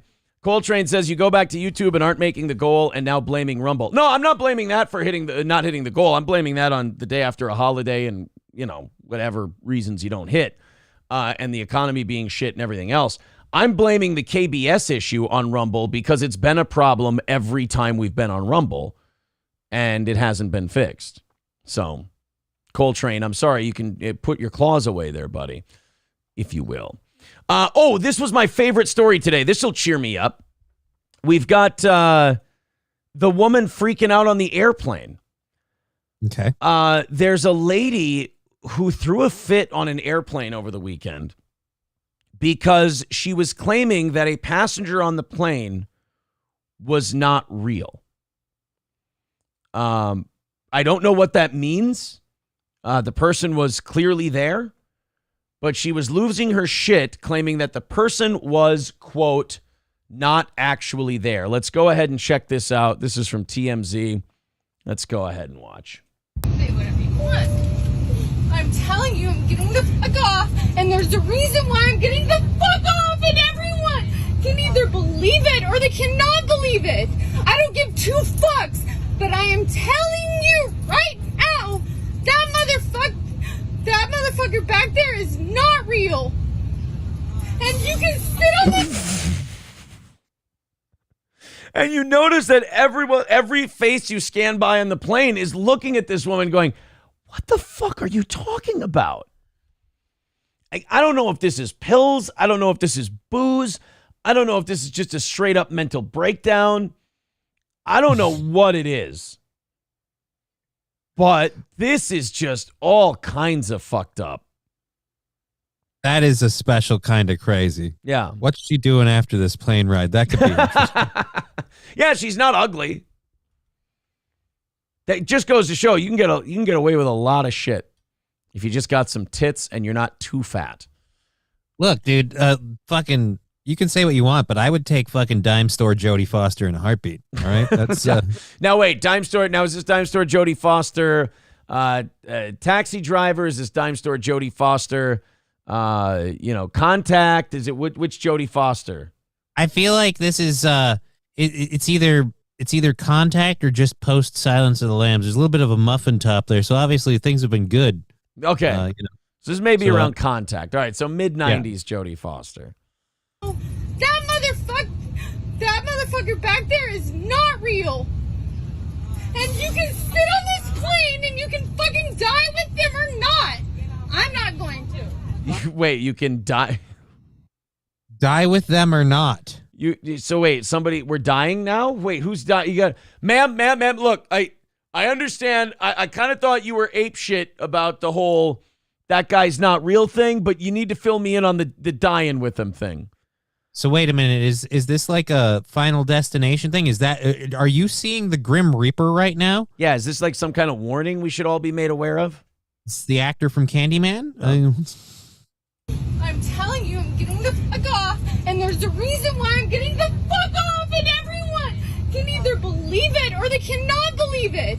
I don't give two fucks, but I am telling you right now, that motherfucker back there is not real. And you can sit on I think is it medication or is it lack of medication? I'm trying to figure out what this is.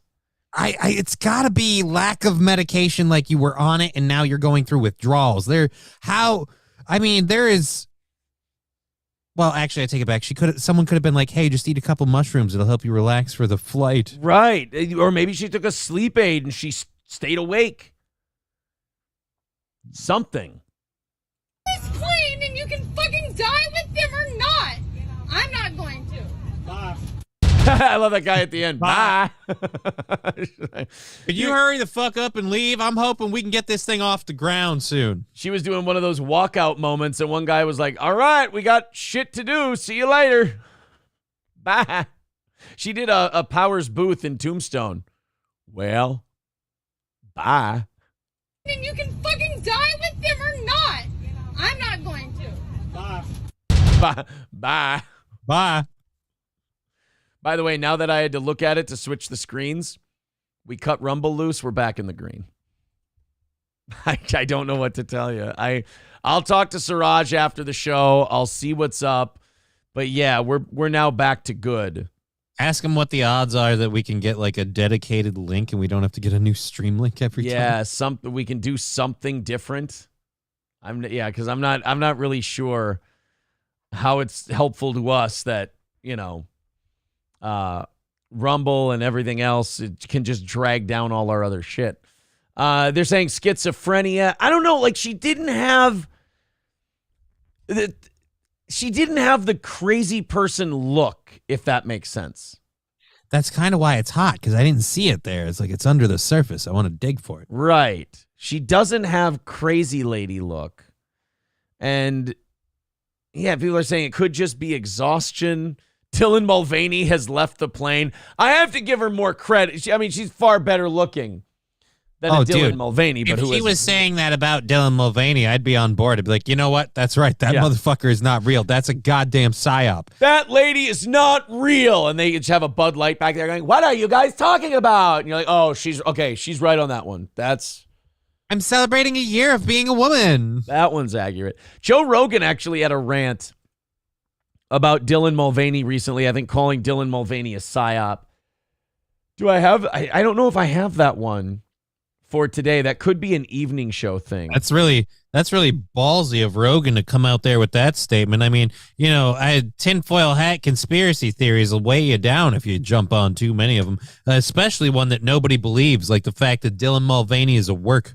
Yeah, I think, but Joe Rogan is Rogan's kind of the guy who lets the normies know it's okay to dip your feet into the conspiracy waters a little bit. Yeah, because when I want to go, you know what? I want to trust the voice of reason. I think of Joe Rogan because that looks like a guy who really has his shit together. Hey, man, have you ever tried ayahuasca? Kate Gollum says, I'm picturing a giant bug creature in the back wearing a fake mustache and sunglasses. I'm kind of picturing Edgar from Men in Black. Your skin is hanging off your bones. Yeah. Yeah, she gets off the plane and goes, is that better? Sandy Squatch says, that's what I was just trying to say. Maybe it's a trans and she doesn't want to sit by them. Oh, okay. In today's society, though, I tend to just lean right towards mental illness right off the bat. I tend to go. Point out how you're repeating yourself, but we love our channel. Yeah. Oh, yeah. When it comes to people having meltdowns on airplanes, I should be specific. I always go right to mental illness. Kraken Slappin says audio is still glitching. Guys, just hang in there with us today. It's a rough one. I think it's a good show today, but I'm going to have to. I don't want to spend my day working. I really don't, but I got to make sure this is, like I said, this is our business. This is how we make a living. And I got to make sure people can fucking watch it, So I'll probably have to talk to Rumble. I'll probably have to look at some stuff with OBS. I'll have to do some work here on this whole deal. We'll see. 185 away from today's goal. Let's see if we can rally and do it today.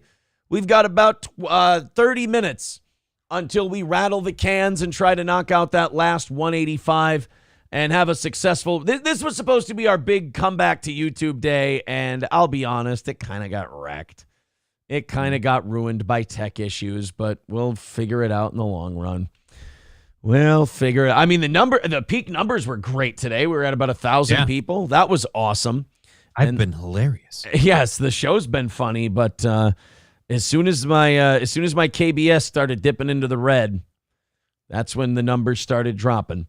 Fairline Defense provides comprehensive coverage and legal backing for all self-defense situations, offering peace of mind in those tough split-second moments. They've got your back at Fairline Defense. Now, if you don't know about Fairline Defense, it's a monthly membership program where if you have to defend yourself in your home or on a job, they're going to provide you the cover you need if it turns into a legal or civil case.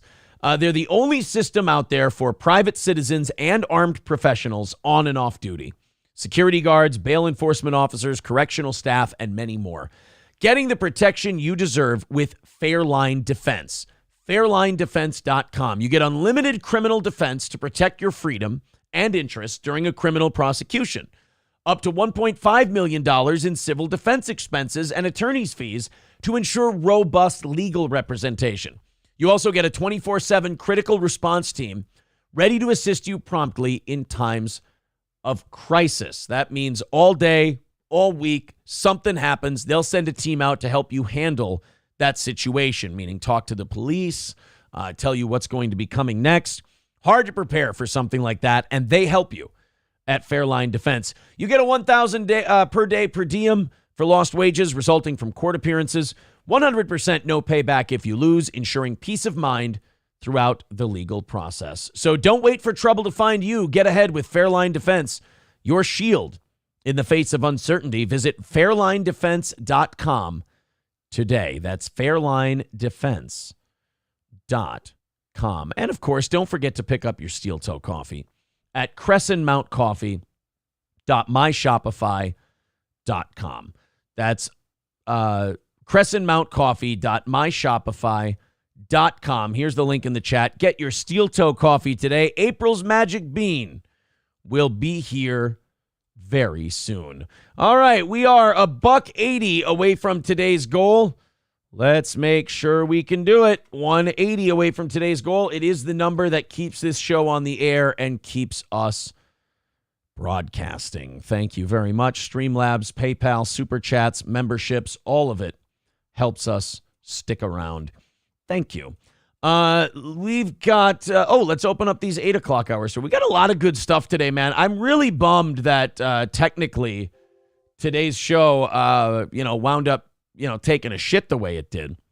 Mm-hmm. But we'll figure it out tomorrow. Luckily, we did it on a day where I think a lot of people are sleeping. A lot of people aren't going to work today. Kind of squeak it by. Yeah, kind of a holiday thing. We'll work out the kinks, but I can't have dropped frames and people leaving our show to go listen to something else. That's for sure. We got to hang on to the audience we have and make sure we can keep doing steel toe, boys and girls. Okie dokie. A bag of cocaine was discovered at the White House this weekend. Hunter, you left your shit laying around again. That's the first thing you got to think of, right? Hunter Biden was hanging out at the White House, went to visit his dad, left a little coke there. Did he leave it for somebody? Was he just being forgetful? We know that Hunter sometimes leaves shit places. You know, like maybe his cocaine in the White House, maybe his laptop at a service center. He's forgetful. According to yesterday's report, the cocaine was found near the White House, prompting an evacuation. However, when they investigated further and when the actual truth came out, the cocaine was not found, just being tossed over a fence and on the White House lawn, and they just found cocaine near the White House. The bag of cocaine was inside the White House library.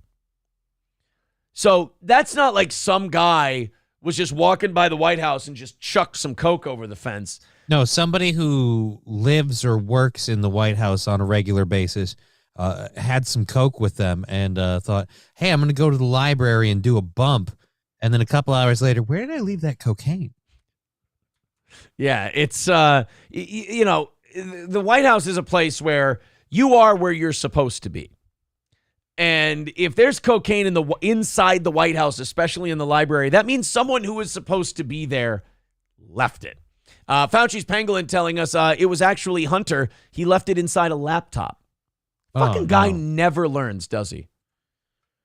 It's always you fit it in there. One thing after another with this guy. Although he's more of a crack pipe kind of a guy. Yeah, it is a little surprising. But, when you get arrested and held on, sometimes you got to change some of your habits up, keep people off the trail. Yeah, you got to throw them off a little bit. The library is 2 floors below the president's residence and is part of the White House tour. Okay, so it could have been somebody on the White House tour leaving a little coke in the library. But who's just giving away their coke? What a generous little Santa Claus. Yeah, no, I'm going to bring so much coke with me that I have to accidentally leave some. I feel like if you're going to do a bump before you go to the White House, you do it before you get in the White House. You know what? We're going to the White House. It's like the central figure piece of American government, lots of important people, lots of security. I'm going to bring some illegal drugs.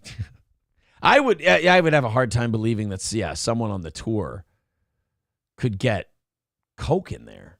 But, remember a few years ago, there was that guy just wandering around the White House? They just caught a guy walking around. So it's not impossible. As long as you wear a suit, you look like you belong. Right. Just look confident. They'll think you belong there.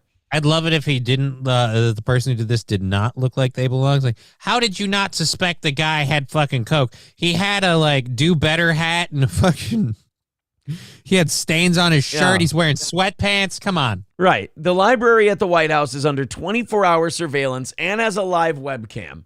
So surely Secret Service would be able to identify the culprit. Now, the discovery, I can't make this up.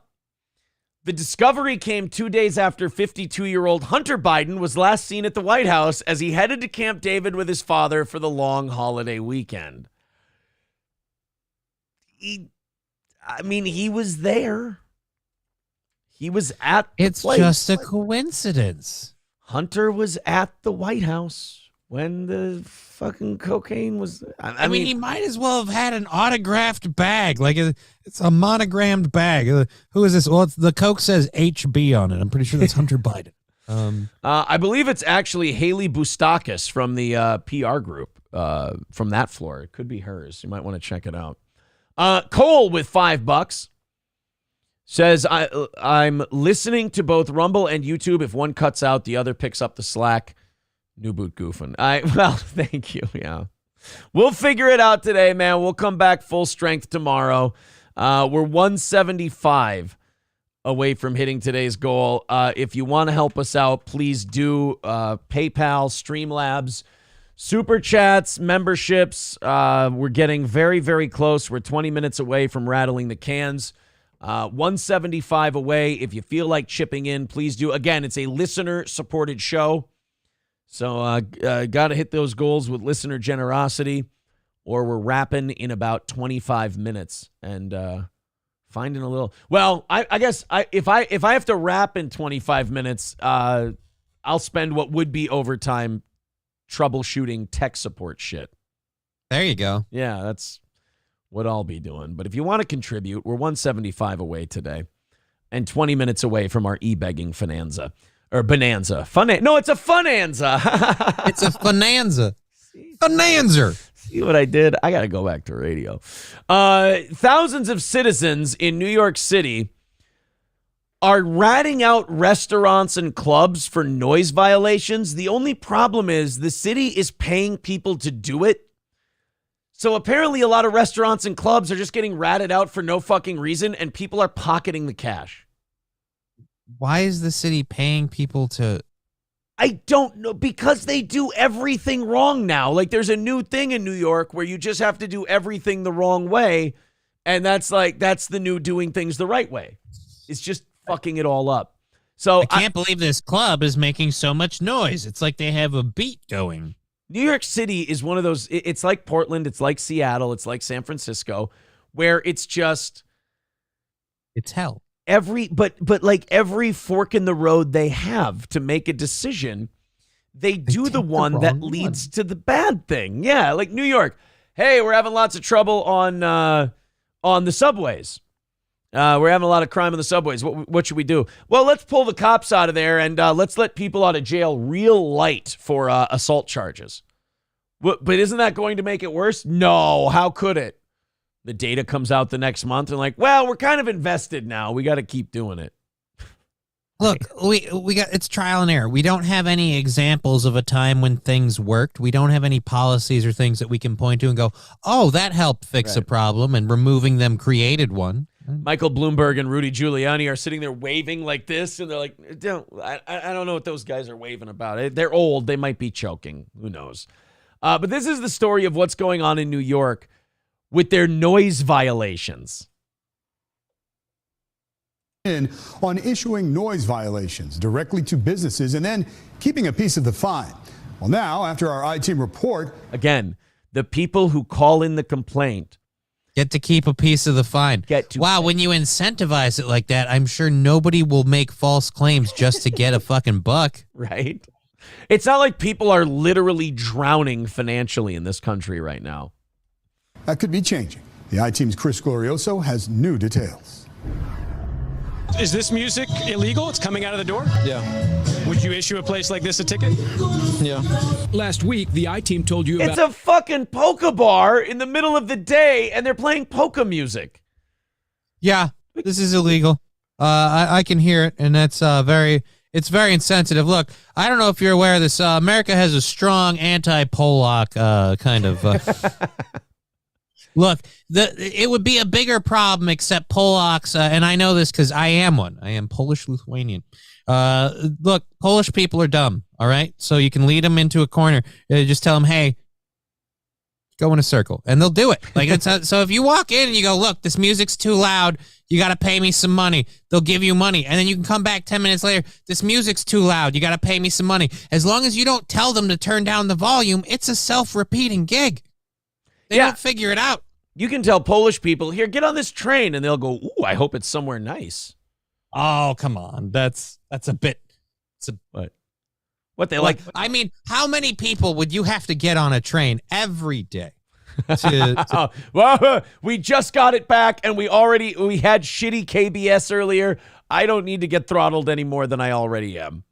Dietmar Dietering, an ordinary Queens resident writing an extraordinary number of civilian noise complaints. Records obtained by the I-Team show he had more than 500 noise tickets filed in the city administrative court, totaling more than $600,000 in fines. And a little-known provision of New York City's code says he gets 25 to 50% of the fines collected.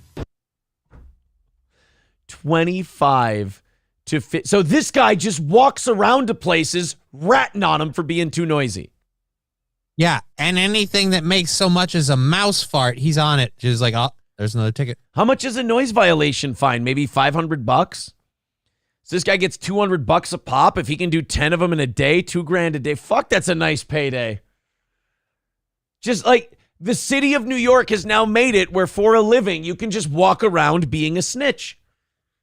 I mean, honestly, they're literally making like a hall monitor a job for everybody now. Just go up and down the streets and let us know if anyone's making too much. No running. Hey, do you have your bathroom pass? I fucking live here. Do you have a bathroom pass? That's a ticket. God. Unfortunately, one of the patterns we have seen is the citizen enforcers seem to go where it's easiest to make the money. The city's environmental... No shit. So wait a minute. You told a bunch of citizens that they could keep half the fine if they found noise ordinance violations. So then they all went to the noisiest parts of town and started reporting them? Who would have thought? Oh, how embarrassing for you guys that you didn't think this one through. Oh man, who would have thought if we give them money for doing this, they would just go out and keep doing it for the money. And also, if you're New York City, is your priority really those noisy clubs? At least they're one of the few businesses left open that can generate some revenue for you. How about maybe, I don't know, bums and violent people on the subway? No, we got to stop these noisy clubs. Okay. These noisy clubs are accosting people on the streets. You know, they're freaking out and they're making people feel unsafe during their daily commute. These noisy clubs are the problem. I saw Daniel Penny choke out a nightclub the other day. That's how dangerous it was. Protection Commissioner now calling for legislative reform and telling the I-Team he believes a handful of civilians is abusing the process. If they're playing gotcha, if they're looking to rack up multiple violations, for example, without letting a business owner know about the first one, that's not legitimate enforcement activity. What that is actually is bounty hunting. Okay. Yeah. And what did you think would happen when you gave people money for getting... You started a bounty hunter program. And then you got mad when people did bounty hunting. Fuck.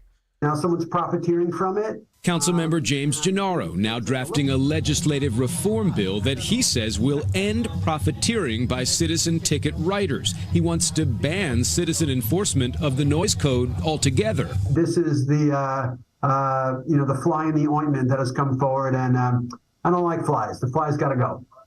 Great metaphor.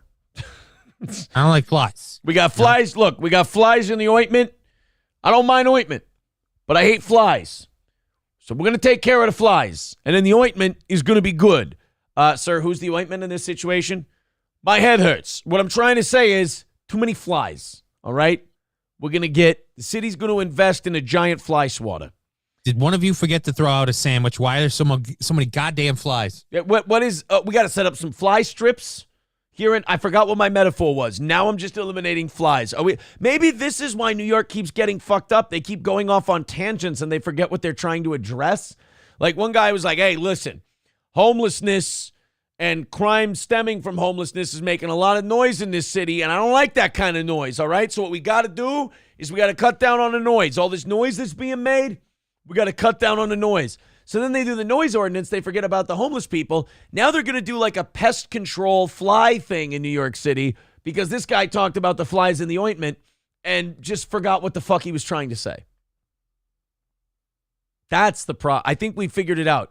New York is being run by retarded people. But don't expect citizen enforcers like Dietmar Dietering to fade away without a fight. While businesses complain they've been unfairly targeted with citizen summonses, some residents are fed up with noise and defending citizen enforcement. I don't understand how it's not a win-win. Oh, this lady just looks like a basket of fun, doesn't she? I don't understand how it's not a win-win. I get to ruin everybody's time because I'm the only one who has a problem, and then I get to have enough money to continue to feed my 7 cats because I don't have any friends. Now, I, again, don't understand how this is not a win-win. I get to rat people out and feel like I'm doing something, and everybody else gets to stop having a good time. I don't understand how this isn't a positive. Ma'am, is anyone saying you can't call the police and have them come enforce a noise ordinance thing? We're just saying you can't get paid for it. I feel like that's... I don't understand how it's not a win-win. Brooklyn attorney Diane O'Connell says she's complained about neighborhood noise for years without a resolution from the DEP, and she welcomes citizens writing tickets. Quite frankly, the DEP doesn't have enough inspectors to go around and inspect all the noise complaints in the city. They've proven. You chose to live in New York City, one of the most densely populated places on earth, and you have the nerve to bitch about noise. Go move to Idaho. That the DEP so far has proven to us and the NYPD that they're not enforcing it. Who is going to do it if I'm not supposed to do it anymore, and the other citizens that are now following my footsteps cannot do it either? Well, yeah. Well, how about we just take the part where you get money out of it? Yeah. How about you just do it as a charity, since it's so important that you do this, and since the police, how about you do it just off the cuff, boom, I'm being a good citizen. The idea that you have to get paid for this is where I'm starting to have a problem, because it's amazing how much of a problem there is when you get money for it. If the money part's gone and it's still a huge problem, you should still deal with it. You know, I have to say I'm absolutely, utterly shocked that the German guy really enjoys being a heavy-handed enforcer. It's really outside of his nature. And he's only doing it for, financial benefit. Yeah. Councilmember Gennaro says he wants if he starts hanging notices on synagogues, we'll know it's getting too far. To move fast to ban citizen enforcement of the noise code. Also, there's a letter from more than 24 Midtown bar and restaurants urging swift action. Some of them saying they cannot afford a whole summer of summonses. To that, the citizen enforcers simply say, turn the music down. Wow.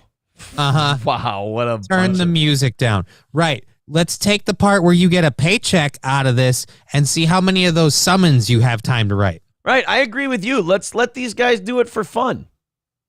Do it for fun. Do it for free. The city gets all the money. Just the city gets all the money. Hey, do our job for us. The city gets all. But that's not fair. Yeah, it's almost not fair to go, hey, your boombox is too loud. I'm going to write you a ticket and then make some money. Yeah, it's supposed to go. The person makes the complaint to the city, and then the city deals with the noise ordinance. Yeah. It's not supposed to be the citizen just cuts out the middleman and goes, yeah, it's too loud. Here, pay up. Wait a minute. It's not the way it's supposed to go. Yul Gibbons says, oh, come on, guys. It's their side hustle. Oh, well, now that you put it that way, I didn't realize that it was their side hustle. And these idiots will fucking tax these. Like, if you don't stop this, these idiots will literally milk these businesses for their own gains, to the point where all the businesses will close down. Well, why don't we have any clubs? Why don't we have any bars? Why is it such a fucking entertainment desert here? Oh, I don't know. Maybe because you chase them off going, give me your money. That is exactly what people like this do, too. The people who want to police everything and control everything and tell everybody what to do. They get rid of the thing that they thought they hated so much, but then they bitch that the thing they hated so much is gone and that it's bad for the city. It's like, well, I mean, it's you. It's always you. All right. Guys, I just want to control the speed limit. Why is this thing going so slow? It's boring. Yeah. 175 away from today's goal. 5 minutes until we rattle the cans and try to knock it out. Let's see if we can do it today. I know we had to cut Rumble loose, and our KBS has been much better since then. It's went back into the green, and our dropped frames have gone down quite a bit, but we'll have to figure that out for tomorrow. We are 175 away from today's goal. Trying to hit it, trying to knock it out, guys. 175 away. Streamlabs, PayPal, Super Chats, memberships, gifted memberships. Please contribute any way you can. We are your favorite e-begging program. We're a small show, tiny audience. So it is the e-begging that has to get us there. 175 away. If you feel like contributing, we do appreciate it. Rexdart parody account says this show is just too darn loud. I'm going to have to fine you guys. Well, I mean, be gentle. We don't have anything. We're 175 away from our goal currently. We might come up short today. So we're running at a loss. So I don't know. What are you going to do, Rexdart parody account? You want to squeeze blood from a stone? Is that what you want to do? Because you're going to be here a while. Be my guest. Go ahead and tap the vein. We'll see what you get out of there. Probably dust. The American dream is becoming increasingly out of reach. I don't want that one today. No. I'll get rid of that one. We got some. Yeah, but it's amazing. It's becoming increasingly out of reach. Nobody's telling that to the migrants. We just came here for the American dream. Oh, you mean the thing the people who live here aren't getting? Yeah, good luck with that. Kyle W. With $10 says, congrats on the 10K. Welcome back. Thank you, Kyle. Appreciate it, buddy. 170 away from today's goal. MSO says, no April, no goal. Well, we'll see. He might be right today. We're 170 away. Rumble got ghosted. Yeah, Rumble was really fucking with our OBS. Yeah. And it's been happening. We kind of had to limp along with it because of the suspension. I love Rumble. That's my biggest thing. And I've heard Mersh bitch about this. And sometimes I'll hear Mersh bitch about Rumble. And I'll go, come on, Mersh, it can't be that bad. And then we start encountering problems. And I'm like, I get it. If you're Mersh and you depend on Rumble 100%, because ROTC, these issues are a problem. Yeah, ROTC got kicked off of YouTube. It does, man. I fucking get it. Thank you very much, Kyle W. Appreciate it. We love having you here. Thank you. 170 away from today's goal. If you feel like contributing, there's all the links in the chat. All right, we got 4 minutes. Real quick. Okay, this one will only take a couple of minutes. Then we'll do our e-begging, we'll do our can rattling, and then maybe fuck off today, or maybe we hit the goal and we do an extra half hour. We got plenty. A Ukrainian commander is letting everyone know that the French tanks that the French government is giving Ukraine are not adequate for their counteroffensive needs. You know, when it comes... I know. Everybody is just giving and giving and giving to these motherfuckers, and they look at everything they get and they go, I mean, but it's not to be a dick, but is this the best you can do? I mean, the French... We as a planet go, all right, fine, fuck off, and just leave them to themselves. Yeah. Because this isn't even the first time that we've heard that the weapons and the stuff that by the way, all of these, France not dealing with any issues right now that they could be, I don't know, focusing on other than helping Ukraine. I know America, we're doing so star-spangled awesome. We're helping Ukraine because we need to keep ourselves busy. Right. And again, this is not the first time. All the support and all the help we're getting, but is it good enough though?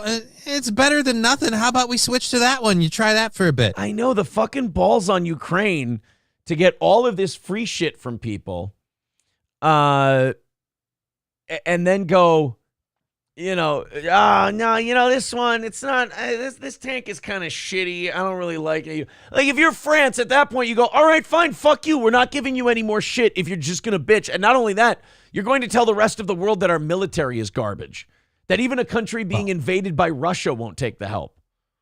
No offense, man, but the French military is garbage. Right. It is kind of oxymoronical, isn't it? Katie Kidney says, Aaron told Hobo chili recipe to stay on Rumble because his comments are spicy. Then he shuts down the Rumble stream early. Why does Aaron hate his chat? Look, guys, I'm really trying to fucking put this all together. I'm sorry. I can't apologize more. It's a fucking shitty time. We're coming off the suspension. The restream wasn't working right today. We're really trying hard to fix all this stuff, guys, and I'm very sorry, and I will be working on it today. Hobo chili recipe with $4.99 says, what happened to Rumble? We just got liquidated like the Warsaw Ghetto. I know it's a Disney story with... right, Hobo. Fuck. Wow, man. 165 away from today's goal, and we got to rattle the cans now, guys. We got to see if we can circle the wagons and knock the rest of this out. Throw in a couple of bucks to Steel Toe, guys, because we got 5 minutes to go. And we're going to come up short today if we don't go on the biggest rally we've had all day. Thank you, Hobo. We appreciate that. 165 away from today's goal. Carlos Cameo says, you're doing great in spite of everything going on. Yeah, no, I know. Johnny and I are doing great work today. The show's gone by really, really quick. It's just we've been bombarded by shit on the technical end of things. All right, 165 away. Can rattling, e-begging, asking you to keep me employed. That's basically what this is, and keeping Johnny and April employed is what we do at the end of every show. Thank you very much to Bridget for $20. Appreciate that. We're 145 away from today's goal. Thank you very much. Super chats count as well. Memberships, gifted memberships, Streamlabs, and PayPal. Vic Cheney with $5. Thank you. Kyle W. with $20 says, for my favorite song. There you go. We're rallying now. We are rallying. Boy, if we can knock it out on a day where we've had shitty tech and the fucking day after a holiday, I'm going to feel invincible. But it's been a slog getting there because of all these issues we've had to deal with. Dr. Climate Abortion says, for a bunch of no-talent hacks, you're doing pretty good. Hang in there, guys. Thank you, Dr. Climate Abortion. All right, $130 away from hitting it today. Help us get there. We got 4 minutes left before it is time to wrap or add the overtime. Oh. Dime Card being I'm going to get rid of Dime Card. He's just kind of an asshole. Dime Card, we had great numbers today. It's not my fault that the tech couldn't match, the amount of people that showed up. Curly Adam with $5. Thank you very much, guys. We are 125 away from today's goal. So we've got a chance. Magic 8 Ball says, if we meet the goal, will you untie April? She keeps me tied up. I don't know what you guys are talking about. She's the one who's into the rope bondage, man. I'm the one who gets abused. All right, guys. Hulkamash, don't worry. Don't ever feel bad about not being able to contribute to this show. We will do what we have to do and see where it goes from there. Don't you worry. Kyle W. with $10. Thank you. We are 120 away from today's goal. We could maybe get there. There is a chance now after that nice rally. We've got 3 minutes to go. 3 minutes left in today's e-begging segment to get that 120 down inside of 50 and then maybe down to 0. Let's see if we can do it. Holiday Wednesday, bad tech. Had to cut the Rumble thing loose so our KBS could go back up.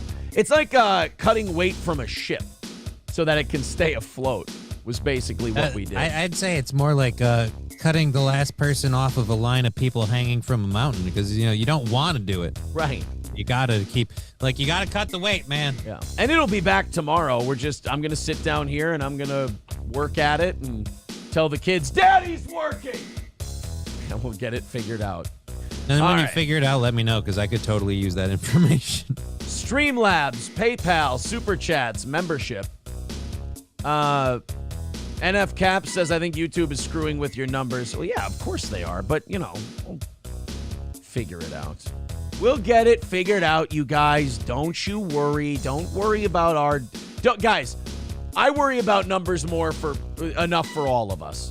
Thank you very much to The Mood for $15 over on PayPal. Union Jack with 5 gifted memberships. Thank you. And now we're $95 away. We're close, boys and girls. We've got a minute and 45 seconds left. And we are inside of $100. Can we rally to knock out the rest? 95 away. We are getting damn close to being able to hammer it out this morning.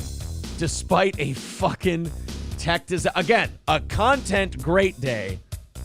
A fucking tech disaster day for Steel Toe.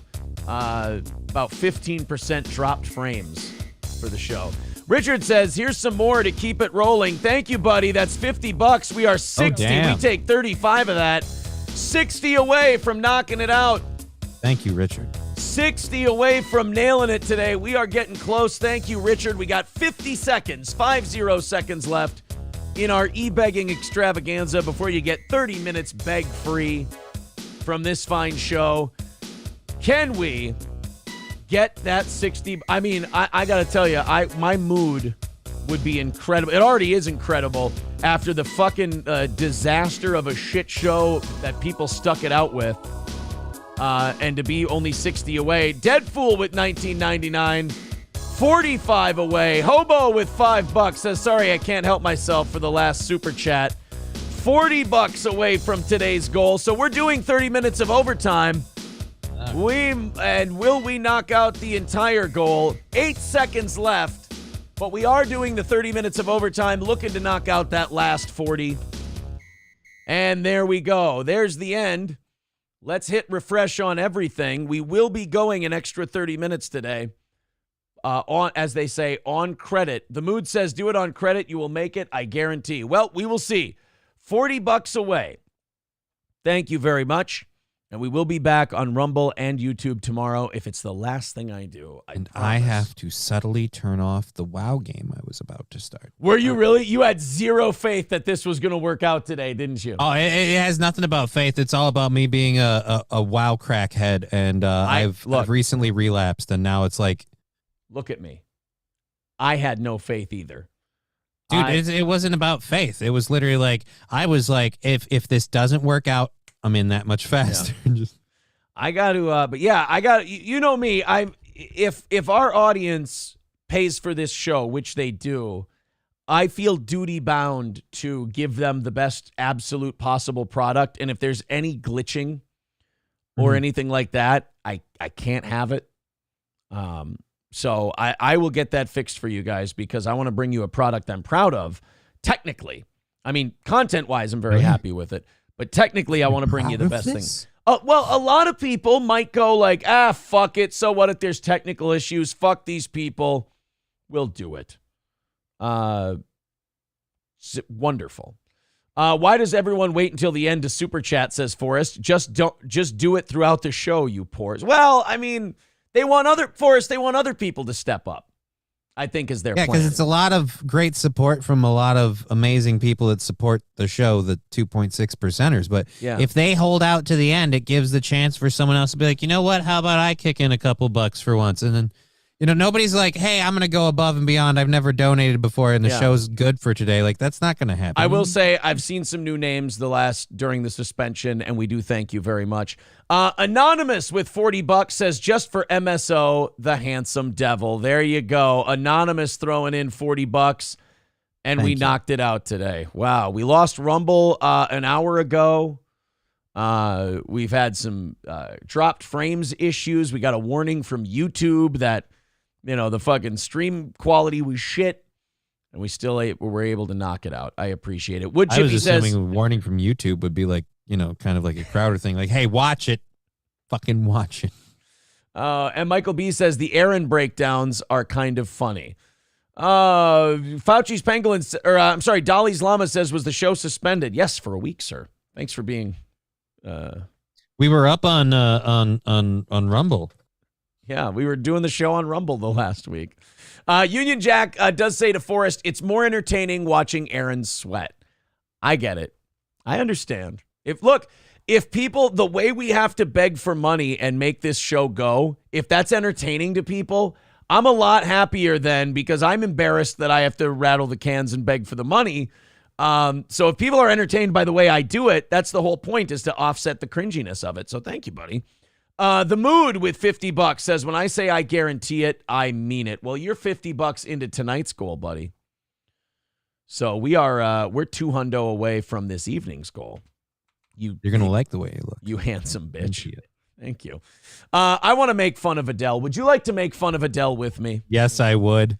Need Trump says, what happened to Rumble? We just had to cut Rumble loose because they were having, for today. Yeah, there were some tech issues. We cut them loose for today. We were really happy with the numbers there. We were at like high 5s at one point while we were at high 4s on YouTube the day after the 4th, which is, to me, the day after the 4th is an iffy, should you even be on the air day?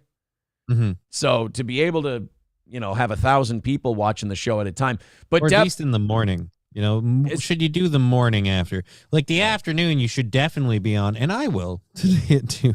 At 2 o'clock, Johnny will be on at Just Kidding LLC on YouTube, Twitch, and Rumble. Now, did you say that you've been having KBS issues too? I've been having Rumble? KBS issues too, but then, like I said, for me, I'm doing it all out of Streamlabs, so all 3 are coming out of the same app. So I'm not running a second app. That's why I'm saying I don't think it's an OBS thing.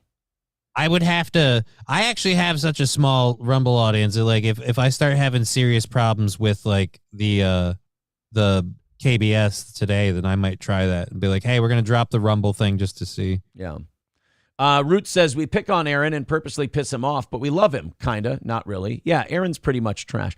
Yeah, Roots, I know the difference between, you guys just fucking with me and stuff and somebody who needs to be cut loose because they just fucking hate my guts for some, I don't know. I am a really engaging personality. People really fucking either love this show or they're like, I'm invested in hating this guy. And as an old school wrestling fan, I enjoy both. I enjoy both. What are you so busy with in your life that you can't, find something that makes you happy? I do. I make them happy. But they're angry. Sid with $9.99 says another little bit. Thank you. Matthew says you make e-begging fun, unlike DSP. Yeah, exactly. If you're a worthless piece of shit who lives from e-begging on your stream, then be the worthless piece of shit that you are. D. Gulag says, it's because you're so humble. Yeah, Kyle W. says, Aaron plays the heel role well. Yes. Wood Chippy says, Rumble CEO admits his platform has issues. Their user interface has improved, but still needs major work. Well, they've been very good about upgrading and improving their show, especially when they brought on like Crowder and other people. And it's just, like I said, there's just apparently still some kinks to work out. Yeah. They've done a great job of improving. Rusty Grammer says, Aaron makes me happy even though he ignores me. I would never hate you, sir. How dare you? All right, let's make fun of Adele. So, these female singers that have been going on stage lately, and now there's this rash breakout of like people throwing shit at them? Has it gotten to Adele? Well, I think it's going to pretty soon. Because she's like, no offense, nobody deserves anything like that. But if there's ever anyone who has instigated it with their fans, I feel like Adele's one of them. Right. Well, Adele has decided to comment on the fans throwing shit at people craze that's broken out because Bebe Rexha, somebody I think threw a phone at her because they wanted her to take a picture with her phone, and they just clocked her in the fucking head with a camera and swelled her eye shut. Then there was a second chick. Somebody threw a phone at her, hit her in the face. And then another artist had someone come up behind him and smack him in the head before security could get to them. Well, now Adele is needlessly dragged. So there's mentally ill psychopaths out there who are throwing shit at female performers. The last thing I would do if I were a female supporter is fucking pipe up about it. Again, instigating. Yes. One thing this is a problem. You know what I'm going to do? Stick my neck in it. Yeah. There's a reason, like, when people when people who hate the show wanted to, like, try to get something on us because they can't attack the content. The show is good. They went with the April and I argument we had on the air thing. There's a reason I can go, guys, I'm going to fuck on camera. I can show you I'm good. You don't need to prove anything to these retards. They're just trying to rile you up. So you lean into it and you go, oh, yeah, get it. I can't fuck. Because you don't land. If you look like me, look, I know my appearance. If you look like me, you don't land something like that, not being able to fuck. So you let them have their little thing and you either lean into it or you just downplay it, and they got to find something else to entertain themselves eventually. The problem with Adele is she went and took the opposite tact of what you're supposed to do, and that was threatened the people throwing things. You don't, look, they're not throwing things on stage because they're good people, and they're reasonable, and they react the way you and, this is what I always tell people, you got to think the way the other person thinks, not the way you think. You got to think the way an internet person thinks. You got to be sad. You got to be angry. You got to have nothing going in your life. You would extremely self-obsessed. Yes, you would love it if someone got angry at something you did and tried to defend themselves. You would think that's hilarious. What you wouldn't think was hilarious and what would put you on tilt is if they either ignore you or play along with what you're doing. So Adele was thinking like a reasonable, professional human being, like going, hey, guys, you fucking throw that at me, I'll kick the shit out of you. Now, a normal, rational person goes, well, it's not worth getting the shit kicked out of me to throw something on a stage. But if you're a dipshit, retard internet person, you go, I bet you they won't. I'm going to go viral. Yeah, I bet you they won't. And even if they do, I'm going to go viral and sue her. And then you chuck something on the stage at Adele. Well, the British pop superstar, although Lucas from the Bind did say, I wish somebody would throw a pork pie at her. Why? She'd catch it with her mouth. She's not really that big anymore. She lost a lot of weight. Oh, that's right. I forgot. Adele's like not. Yeah, because not hot. Remember, but she's like decent this is now. one of the funny things where, like I said, Adele, and I liked this about Adele originally. Adele was one of the people. It's like she got discovered. She was a bigger lady, and everyone's like, "Oh my God, she can sing! Oh, she's such a big, beautiful person living her truth." And as soon as she's got successful and could have like trainers and shit, and just slowly got like didn't do anything massive, but got herself down to a healthy way. Like, "Oh, you're betraying yourself." And she's like, "Ah, fuck off! I'm happy." Right. They did that. Remember they did that with Lizzo when she said she was going to lose weight. So then Lizzo and it worked with Lizzo. They guilted Lizzo back into the buffet trough. Yeah, Lizzo goes, I'm going to get in shape and I'm going to lose weight and this and that. She goes, well, you're a traitor to fatness. So then she went and got fatter. And it's like, wow, that is a weak-willed human being. So Adele issued a challenge to fans who might be considering throwing something at her while she's performing on stage in a misguided attempt to go viral or snag some TikTok clout. She said, have you ever noticed how people are forgetting fucking show etiquette at the moment and just throwing shit on stage? Have you seen that? What is she, fucking Leno now? I fucking dare you. I dare you to throw something at me. I'll fucking you. I don't know what you can say on fucking YouTube anymore. I'll fucking end you, basically. She made a death threat on them. That's not going to get the throwing shit at you to stop. That's going to guarantee that more dipshit assholes are going to throw shit at you. People are too busy thinking like adults, thinking like grown-ups. You can't. The whole world now thinks like teenagers. You have to think like a teenager before you say shit. Those of us who are still grown-ups and understand that, you know, most of these people that think they're in control are completely retarded. Mm-hmm. Those of us who understand that don't get ahead by understanding that and continuing on talking the way we talk or thinking the way we think. You understand them, and then you put yourself in their skin, and you do things that you know will upset them. You get inside the machine, and you corrupt it from the inside. You don't say to people who are throwing shit on stage for attention, hey, if you throw shit on stage for attention, I'll give you lots of attention, because that's how they hear it.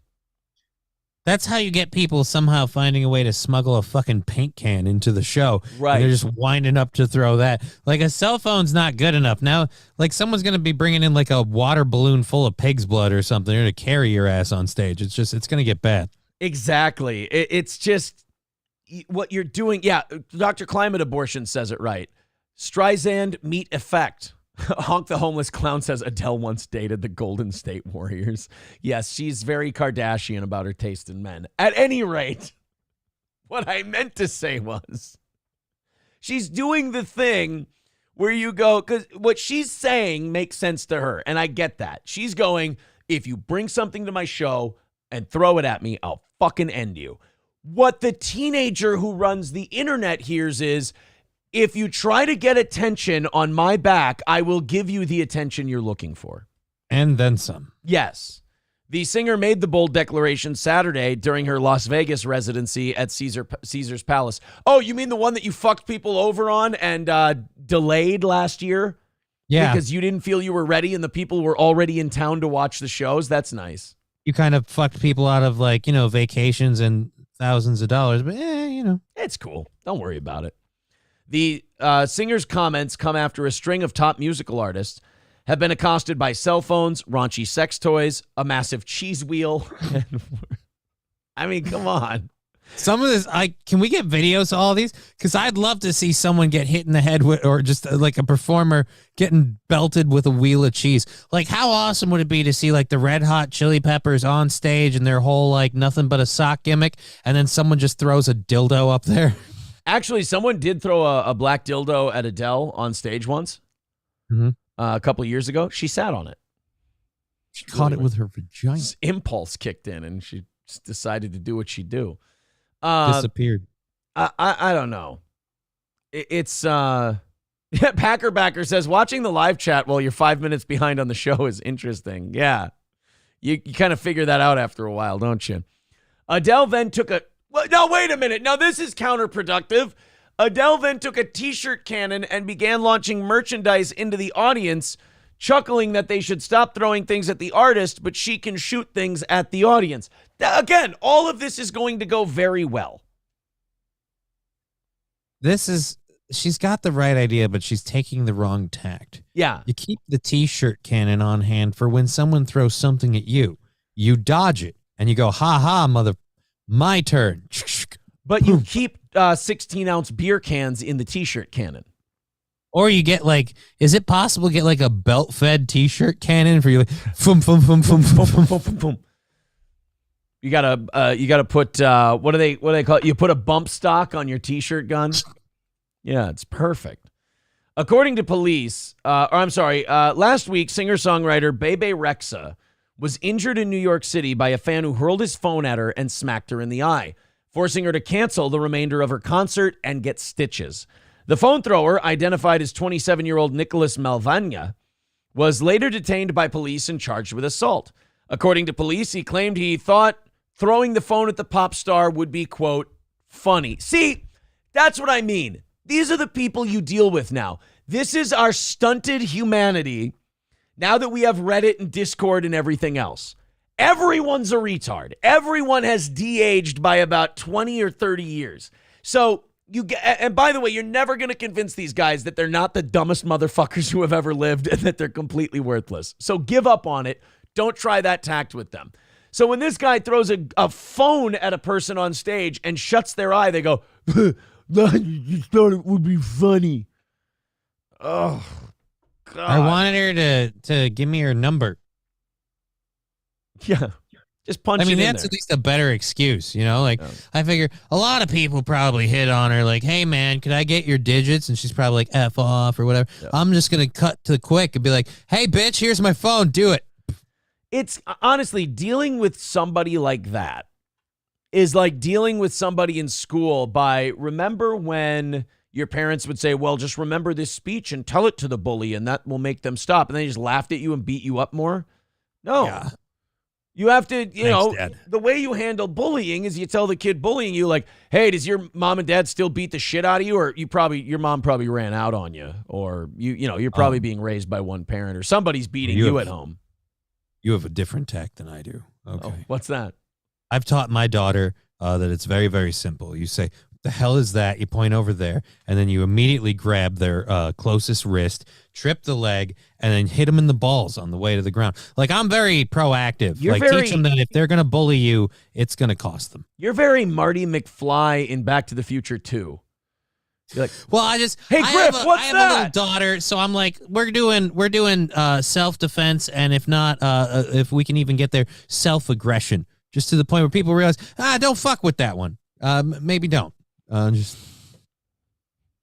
I don't know. I just think that if Adele wants the people throwing shit at people thing to stop, I don't know if giving them attention, threatening them, and yelling at them is the way to go. That's Adele, the internet replied. They said, challenge fucking accepted. Exactly. That's what they're going to do. They're going to go, oh, really? You're going to fucking, end us if we throw some shit on stage. Well, get ready. I wonder how many shows she's had since then.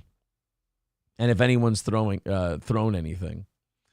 I see, this story makes me nervous. I'm getting a little older, and millennials aren't the generation anymore. The Zoomers are taking over. In terms of the people who dictate what's hip and what's in and what's cool and what's not. And look, we can all agree that Zoomers are worthless, horrible, humorless people. But they get to set trends now, which is remarkably troubling. And now they're saying that if you scroll, it's boomery now to scroll on your phone with your index finger.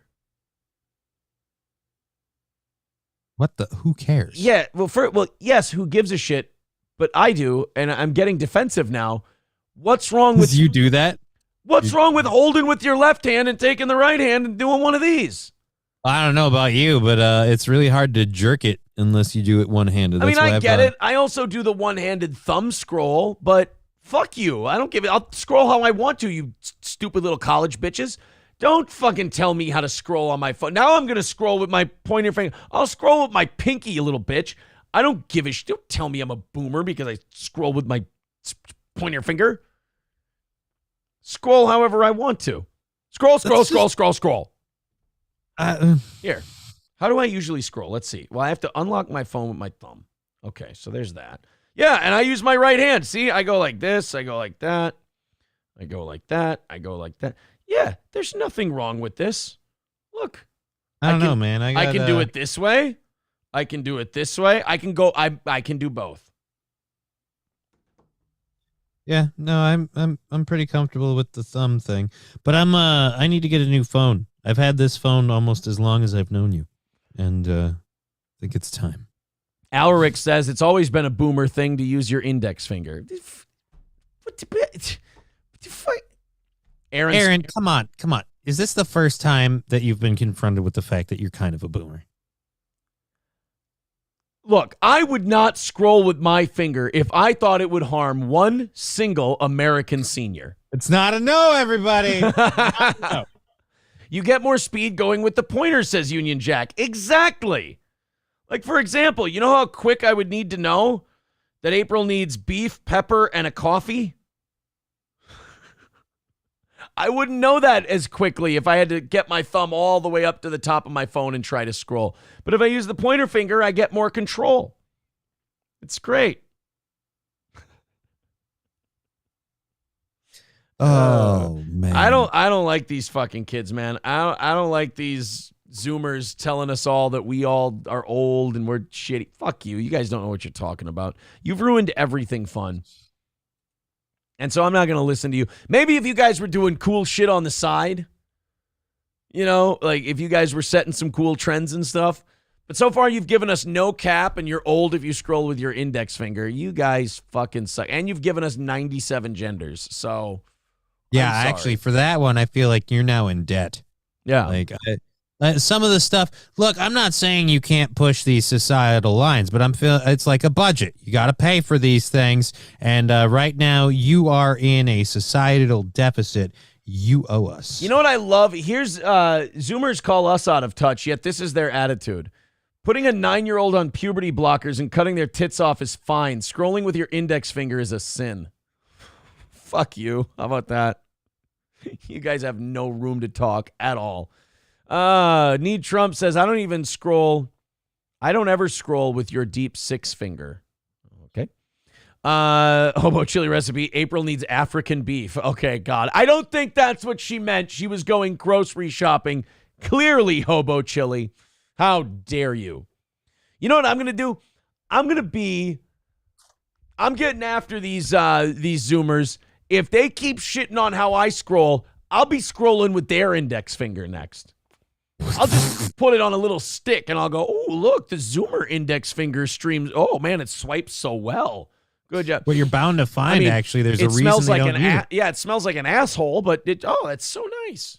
There's a reason they don't use it. Apparently, the index finger for the average American has been getting weaker and weaker, and that's why they don't like, oh, it's such a boomer way to do it. Yeah, that's because you can't get your reps in. What is it, 2 swipes, and you got to take a breather there, Sonny? Sorry, that's right. I hate to have hand strength. Yeah, all these fucking Zoom. They're going to be telling me for the next 20 or 30 years, they're going to be telling me how old I am. And I'm just going to start threatening more and more limbs each time. I'm going to scroll with your finger. If you don't cut the shit there, I'll be using your big toe. It's according to a nationwide poll conducted by the makers of the game Candy Crush. Suck my dick. Wasn't Candy Crush a thing that millennials made cool? They're using our own weapons against us. And isn't Candy Crush just like Bejeweled and all of those fucking 3-match games? Yeah. Who cares? Or not that I would have any of those on my phone. Or like Royal Match. What? Go ahead. I can't believe you Golf Clash and Royal Match. I have Royal Match, Bump Pop, Golf Clash, and Age of Apes. That hobo chili, you quiet. Wait a minute, what? No, it's Age of Apes. It's a fun like society building game. The humans all left good Earth. God, this can't get any better. Wait a minute, what? You're building society? Okay. No, the humans have left the Earth and the apes have taken over. Right. All of the humans went to Mars with Elon Musk, and the apes were left in charge of everything. The apes are in charge in the game. What's wrong with that? So does your society find that ape society maybe is it's a little difficult? It's not quite as civilized as human society was, or do you find things? Do the trains run on time? How do things work in ape society? There's nothing wrong with the game. It's not what you're thinking. It's nothing like that. I'm thinking it's a game. I have questions. How does like, what do you control? Like, do real estate markets matter? Like, do you control like each ape individually? Like, you can set them to like say have different things, like maybe be extra punctual. It's a game where the apes need to rebuild society after all the humans left. What do you mean rebuild it? We left everything here. Right, but they got radiated. The apes got radiated, so now they're more intelligent, and so they can rebuild things. So wait a minute. You're saying apes can't rebuild society unless they get smarter? You're saying apes don't have the mental wherewithal to rebuild society on their own? They're primates. Mr. Approachable says, Age of Apes, is that an old-timey farm simulator? I don't understand what that would mean. I don't know what you're talking about. Let me check the Golf Clash clan, STMS on Golf Clash. Did we get some new people? Here, I'll get Golf Clash and join you just to make you feel better. Let me see the chat. Oh my God, the chat is going fucking crazy. We got Jake as a new member, CJ as a new member, and Dylan is a new member. So join the STMS clan in Golf Clash. There are 24 spots open on the Golf Clash clan. So if I was someone who's never played Golf Clash and I were, say, booting it up right now, how would I join your wonderful little clan? Do I need a uniform, or are those provided? We provide those for you, and they're very clean. Sweet. They're very, very clean. So go to STMS clan in Golf Clash and golf with us. It's a good time. Hit some balls. Yeah. I'll scroll with my pointer finger. Yeah, dude. Which ones do you use? Like different fingers? Do you have like your slicing finger, your wedge finger, your putter? It's all this bad boy right here. Just this guy. Touch. 80% of Gen Zers, those born between 1997 and 2012, use their thumbs to peruse their smartphones. Good for you, kids. This is also the modus operandi for 65% of millennials. I do both. Thank you. I do both. To distance themselves from boomers, those born in 46 and 64, 73% of whom scrolled through their phones while using their index finger. Well, it's because with the boomers, they got their eyesight, so they got to take the one hand, hold the phone closer, and then go like this. They're old. They're all like the youngest boomer is 60 years old. Yeah, dude. You're lucky they know how to operate this shit. Plenty of boomers are like, I just want the phone where it just does this. Why don't they have buttons? Right, exactly. They got to let them catch up. Shift happens. Welcome to our channel. Love to have you here. Everybody hit subscribe. Everybody hit thumbs up. And yes, fuck those stupid Gen Z bitches throwing phones at pop stars, shitting on how we're scrolling through our phones and all this shit. I don't know. Guys, look, we made it.